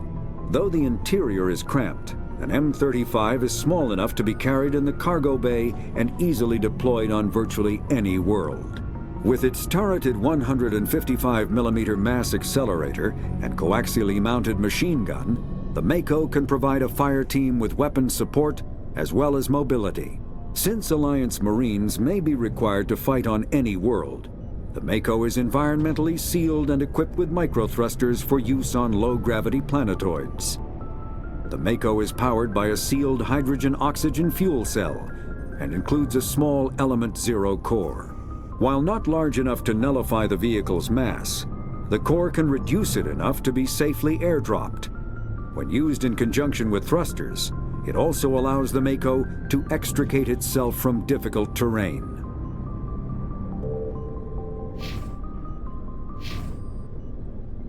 Thanks for bringing me on board, Commander. I knew working with the Spectre would be better than life at CSEC. Have you worked with the Spectre before? Well, no, but I know what they're like. Spectres make their own rules. You're free to handle things your way. At CSEC, you're buried by rules. The damn bureaucrats are always on your back. For the most part, the rules are there for a reason. Maybe. But sometimes it feels like the rules are only there to stop me from doing my work.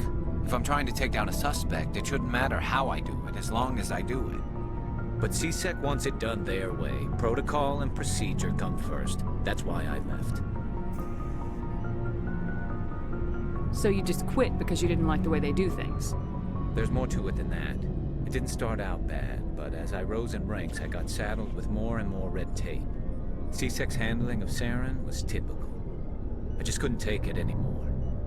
I hate leaving. I hope you made the right choice. I'd hate for you to regret it later. Well, that's sort of why I teamed up with you. It's a chance for me to get off the Citadel, see how things are done outside CSEC. Either way, I plan to make the most of this. And without CSEC headquarters looking over my shoulder, well, maybe I can get the job done my way for a change. As long as you do your job well, you're free to go about your business as you see fit. Thank you, Commander.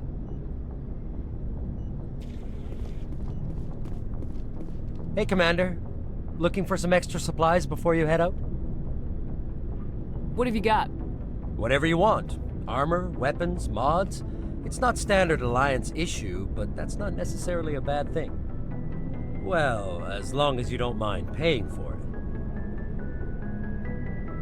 Why should I pay you for my weapons and armor? My stuff doesn't come from the Alliance. I have to purchase it myself, and it's not cheap.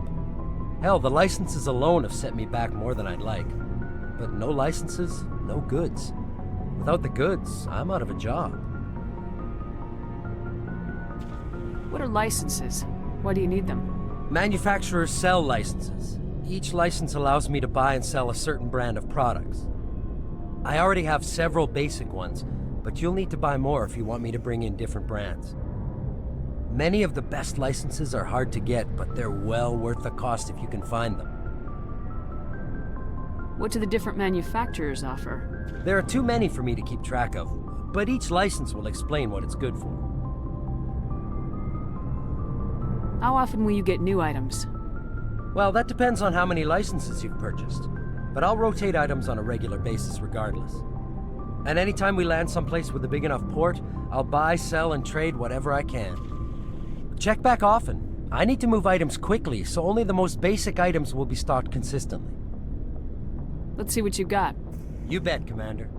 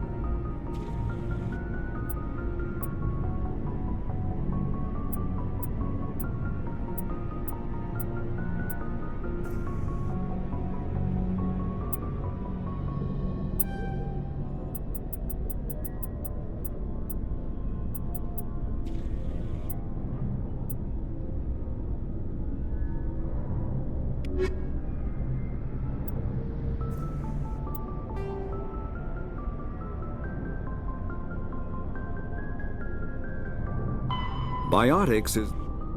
Omni-tools are handheld devices that combine a computer microframe, sensor analysis pack, and manufacturing fabricator. Versatile and reliable, an Omni-tool can be used to analyze and adjust the functionality of most standard equipment, including weapons and armor, from a distance.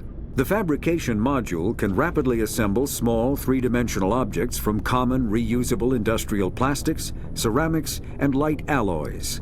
This allows for field repairs and modifications to most standard items, as well as the reuse of salvaged equipment. Omni-tools are standard issue for soldiers and first-in colonists.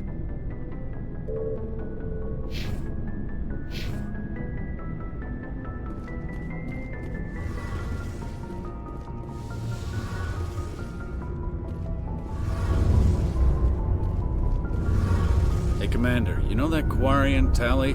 She's been spending all her time down here asking me about our engines. I'll tell her to leave you alone. What? No, she's amazing. I wish my guys were half as smart as she is. Give her a month on board and she'll know more about our engines than I do. She's got a real knack for technology, that one. I can see why you wanted her to come along. I figured she'd be a real asset to the team. You got an eye for talent, Commander, but I'm guessing that's not why you came down here. Fill me in on the IES stealth system. How does it work exactly? You can't hide a ship out in space. They emit too much heat and radiation. Too easy for sensors to pick them up, unless you find a way to capture those emissions. So our stealth systems trap the energy we give off in storage sinks built into the ship itself. No emissions to give away our location. Eventually the sinks have to be vented. More than a few hours silent running and they overheat. Cook us inside our own hull. There's no way for anyone to detect us? A visual scan can still pick us up. Anyone looking out a window can see us plain as day.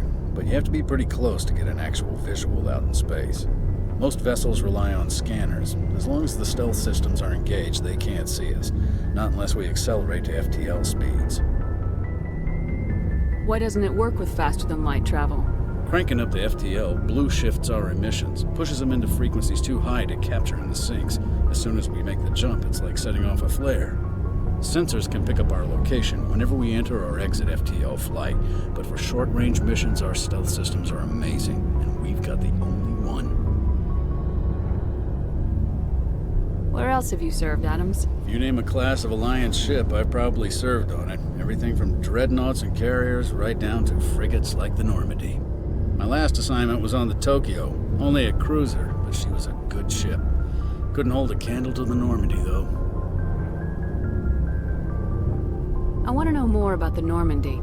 She's the best ship I've ever served on, probably the fastest vessel ever designed. And she's the only one using the new Tantalus drive core. What's so special about the Tantalus drive core? Proportionally, it's about twice the size of any other vessel. Not only are we faster, we can run at FTL speeds longer before we have to discharge the core. Carry on, Adams. Aye, aye, Commander.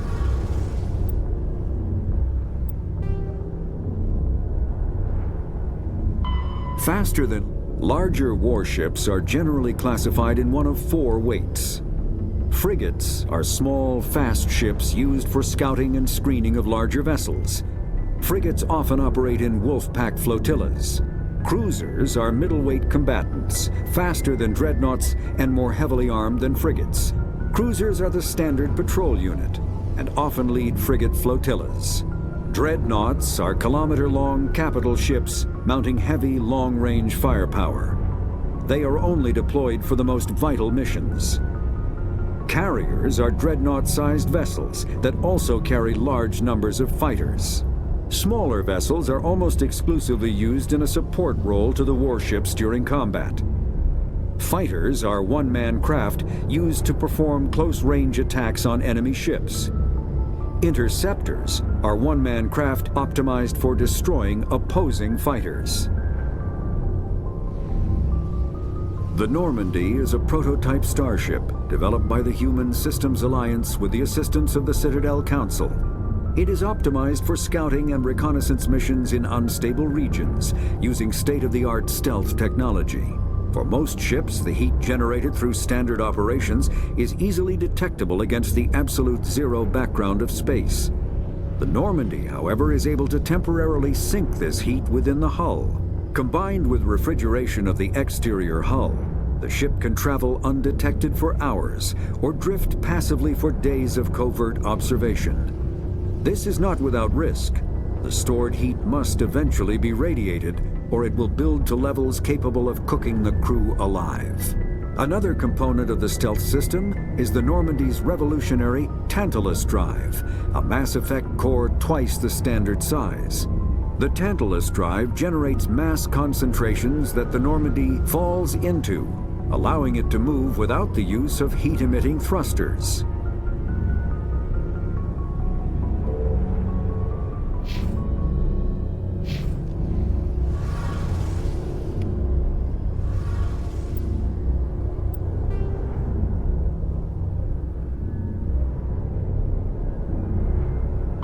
Biotics is the... When subjected to an electrical current, the rare material dubbed Element Zero, or EZO, emits a dark energy field that raises or lowers the mass of all objects within it. This mass effect is used in countless ways, from generating artificial gravity to manufacturing high-strength construction materials. It is most prominently used to enable faster-than-light space travel. EZO is generated when solid matter, such as a planet, is affected by the energy of a star going supernova. The material is common in the asteroid debris that orbits neutron stars and pulsars. These are dangerous places to mine, requiring extensive use of robotics, telepresence, and shielding to survive the incredible radiation from the dead star. Only a few major corporations can afford the setup costs required to work these primary sources. Humanity discovered refined Element Zero at the Prothean Research Station on Mars, allowing them to create Mass Effect fields and develop FTL travel.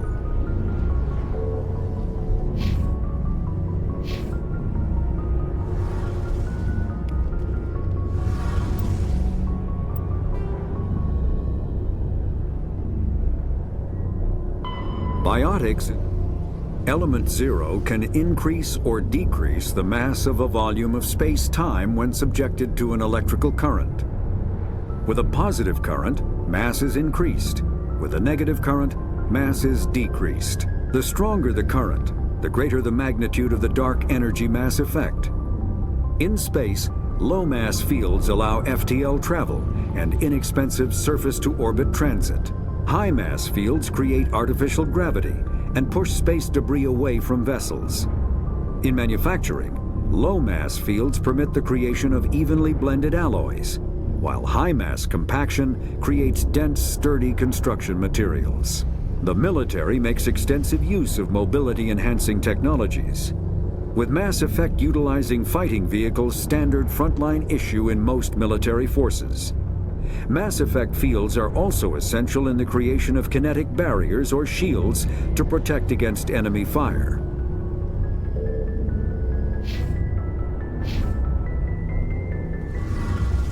Your ship's amazing, Shepard. I've never seen a drive core like this before.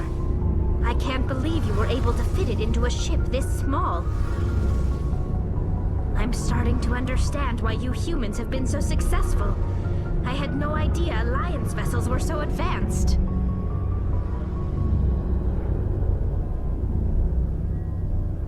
The Normandy's a prototype, cutting-edge technology. A month ago, I was patching a makeshift fuel line into a converted tug ship in the flotilla. Now, I'm sitting on board one of the most advanced vessels in Citadel space. I have to thank you again for bringing me along. Traveling on a vessel like this is a dream come true for me. I had no idea you found ship technology so interesting.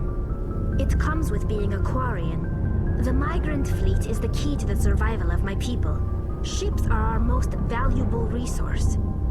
But we don't have anything like this. We make do with cast-offs and second-hand equipment.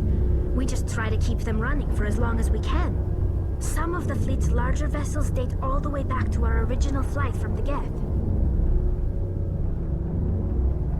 I can't believe your fleet's still using ships that are 3 centuries old. They're constantly being repaired, modified, and refitted. They aren't pretty, but they work. Mostly.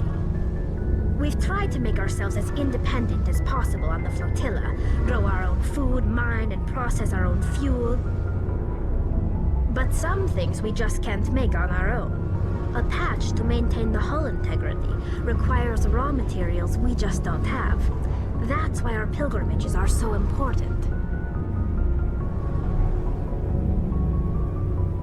I want to know more about the pilgrimage.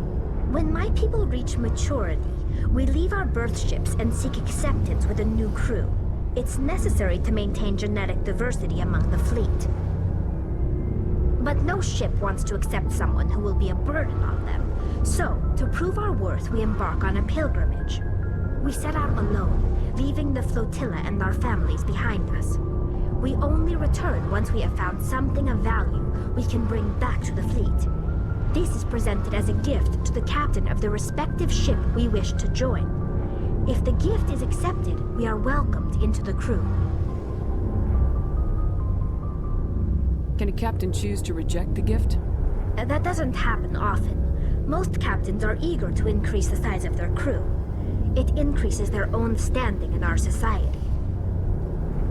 Even when the gift is not particularly valuable, the captain usually accepts it out of a sense of tradition. However, there is a stigma to presenting a substandard gift. It's not the best way to make a good impression on a new community. Most pilgrims don't return until they find something worthwhile.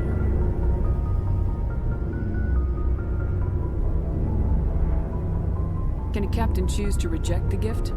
That doesn't happen often. Most captains are eager to increase the size of their crew. It increases their own standing in our society. Even when the gift is not particularly valuable, the captain usually accepts it out of a sense of tradition. However, there is a stigma to presenting a substandard gift. It's not the best way to make a good impression on a new community. Most pilgrims don't return until they find something worthwhile. I can't believe they just send you off alone. It's not like they just cast us out. Before we leave, we are given lessons in how to survive outside the flotilla, and given gifts to help us on our journey. We also receive implants to fight off sickness and disease. Generations of living in an isolated and highly controlled environment have left our immune systems weaker than most. By the time we leave the fleet, we are well equipped for the pilgrimage. This is a rite of passage for all Quarians. If it were dangerous, our numbers would suffer. Virtually every pilgrimage ends with a triumphant return and the ritual presentation of the gift to one of the fleet's captains. I want to talk about something else. Like what? Tell me about your people. Our lives aren't easy. Resources are scarce, and we are constantly on the move. Everything we do must in some way contribute to the continuation of the migrant fleet. There are 17 million Quarians in the flotilla, and each of us relies on the others for survival. The bonds among my people are strong. Unfortunately, we have had to surrender many of the freedoms and civil liberties other species take for granted. What kind of freedoms? Well, it's illegal for parents to have more than one child. If our population grows too much, it would strain our resources to their breaking point. Of course, we also can't allow our numbers to become too few. If our population is in decline, the rule against single births is temporarily repealed. In extreme cases of population decline, incentives are even offered to encourage multiple births, though the Conclave hasn't had to take such measures in nearly a century. That's your government. The Conclave is our civilian branch of government. Each ship can elect a representative to serve on the Conclave and make decisions that affect the fleet as a whole. On matters that affect an individual ship, however, the captain has the final say. It's a tradition that dates back to the early days, when the fleet was governed by martial law. Fortunately, most captains nowadays are smart enough to have an elected council from their crew to give them advice and guidance. So the ultimate power rests with elected officials? In practice, the Conclave and the respective council for each ship tend to set the rules that govern our daily lives. But in theory, we are still under military jurisdiction. The 5 top-ranking military officials in the fleet serve on the Admiralty Board. These 5 have the power to overrule any decision by the Conclave in case of emergency. To do so requires unanimous agreement among the Admiralty, and they can only do this once. After that, the entire board must resign their posts. It's a safeguard that served us well. In nearly 3 centuries, the Admiralty Board has only overruled the Conclave 4 times. I want to know more about the Geth. I doubt I can tell you anything you don't already know. It's been almost 3 centuries since they drove my people into exile. All I know is the story of their origins. What they were when we created them, and how they turned on us. Interesting. The Geth were originally created to serve as an automated manual labor force. Initially, their intelligence was as limited as any VI. Over time, we made small modifications to their programming to allow them to perform more varied and complex tasks, bringing them closer and closer to true AI status. How come the Council didn't step in and stop you? This wasn't true AI research. We may have been skirting the bounds of the law, but we never did anything that was actually illegal. The changes were so insignificant, so gradual, that we were able to control them. Or so we thought. But one thing we underestimated was the power of the neural network. 1 million Geth thinking simultaneously created an inherently unstable matrix. So the Geth share brain power? Many of the Geth's logic systems were designed to work in concert with other nearby Geth. Basically, the more of them you have in a group, the smarter they are. So there's some sort of group consciousness? No, nothing like that. They cannot share sensory data or information. Their programming cannot handle that much simultaneous input. Each Geth maintains an individual awareness and identity. The neural network only operates on a process-based level. It's basically the synthetic equivalent of a subconscious. But when they're in close proximity, they can coordinate low-level functional processes, freeing up more capacity for original or independent thought.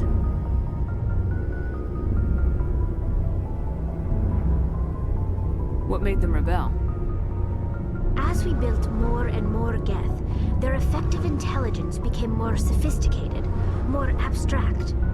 One day, a Geth began to ask its Quarian overseer questions about the nature of its existence. Am I alive? Why am I here? What is my purpose? As you can imagine, this caused a near panic among my people. I don't see what's so bad about those questions. The Geth were created to engage in mundane, repetitive, or dangerous manual labor. That's fine for machines, but it won't satisfy a sentient being for long. The Geth were showing signs of rudimentary self-awareness and independent thought. If the Geth were intelligent, then we were essentially using them as slaves. It was inevitable the newly sentient Geth would rebel against their situation. We knew they would rise up against us, so we acted first.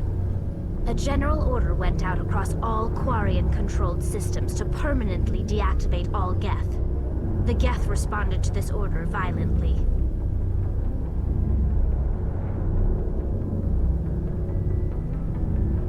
Hey, you can't blame them for fighting for their survival. We had no other choice. The Geth were already on the verge of revolution. By acting quickly, we had a chance to end the war before it began. The hope was that most of the Geth would still be little more than machines, incapable of organized resistance. But they had progressed much further than anyone anticipated. The war was long and bloody. Millions upon millions of Quarians died at their hands. In the end, we were forced to flee our own homeworld. We feared the Geth would pursue us, but they never came beyond the Veil. Now we drift through space, exile searching for a way to reclaim what was once ours.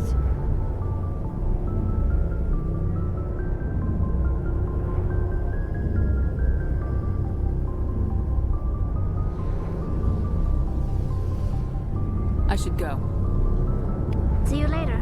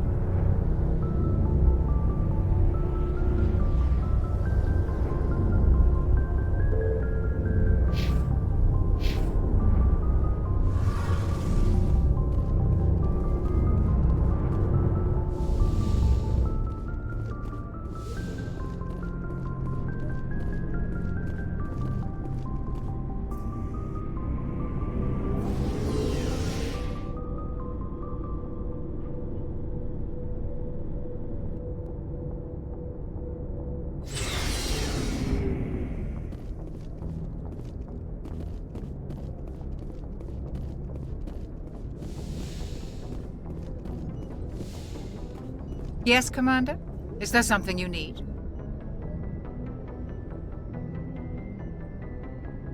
I should go. Goodbye, Commander.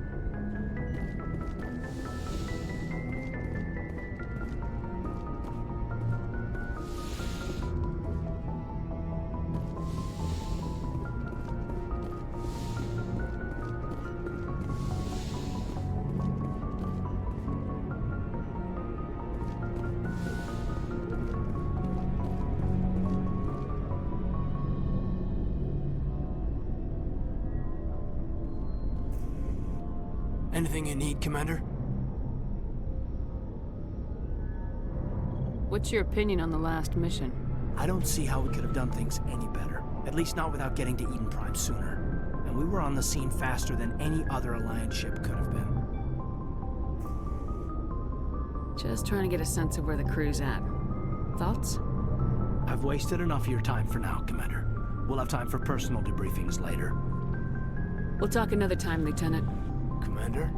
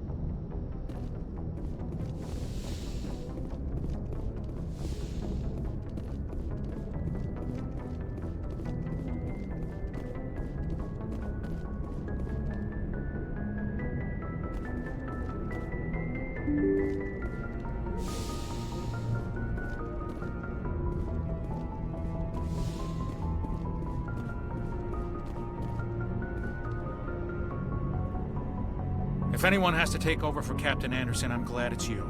I'm not sure about having non-humans on our ship, though. We're all on the same team here, Presley. With all due respect, ma'am, that's what they said about Nihilus. Look how that turned out.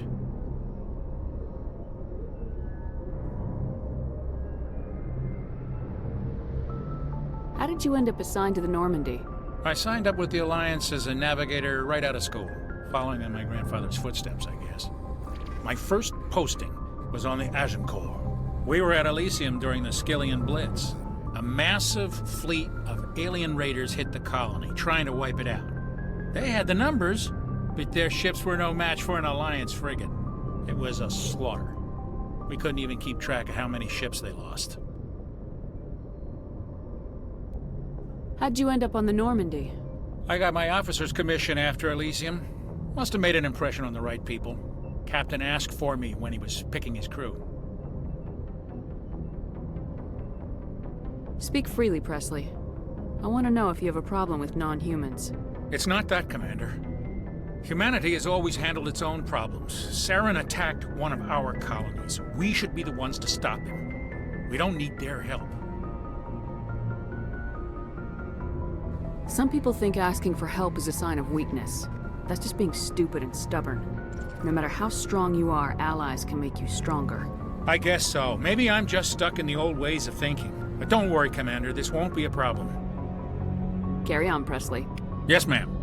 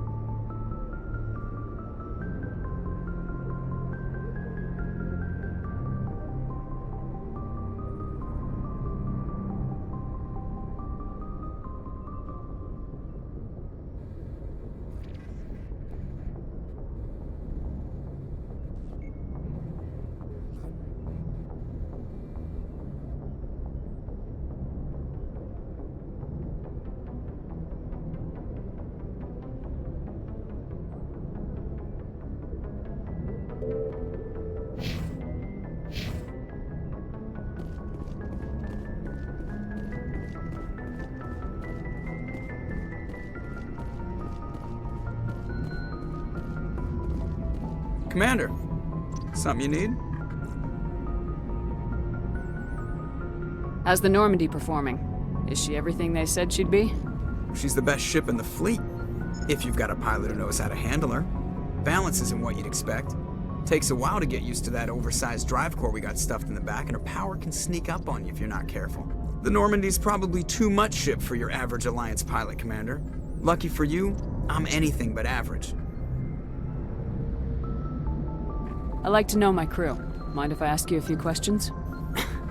I can see where this is going. You did a background check on me, didn't you? Well, I'll tell you the same thing I told the captain. You want me as your pilot. I'm not good. I'm not even great. I am the best damn helmsman in the Alliance fleet.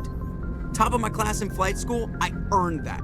All those commendations in my file, I earned every single one. Those weren't given to me as charity for my disease.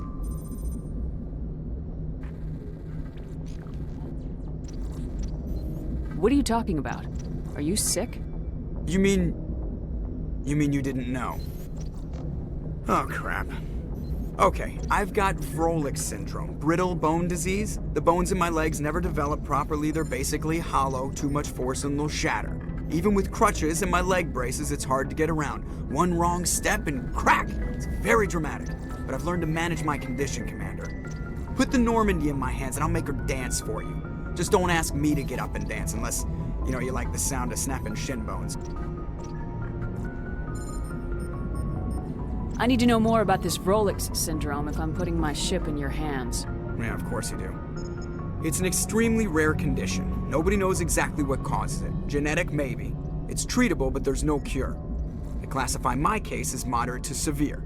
I was born with over a dozen fractures, hip, thighs, ankles. My bones were already breaking in the womb. 100 years ago, I wouldn't have survived past my first year. Lucky for me, modern medical science has turned me into a productive member of society.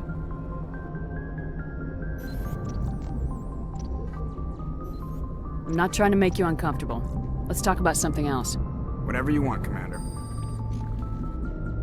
Why does everyone call you Joker? It's a lot shorter than saying Alliance Flight Lieutenant Jeff Moreau. Plus, I love to make little children laugh. I was just thinking how much you remind me of Santa Claus. Look, I didn't pick the name. One of the instructors in flight school used to bug me about never smiling. She started calling me Joker, and it stuck. Why didn't you ever smile? Hey, I worked my ass off in flight school, Commander. The world's not gonna hand you anything if you go around grinning like an idiot. By the end of the year, I was the best pilot in the academy, even better than the instructors, and everybody knew it. They'd all got their asses kicked by the sickly kid with the creaky little legs. One guess who was smiling at graduation?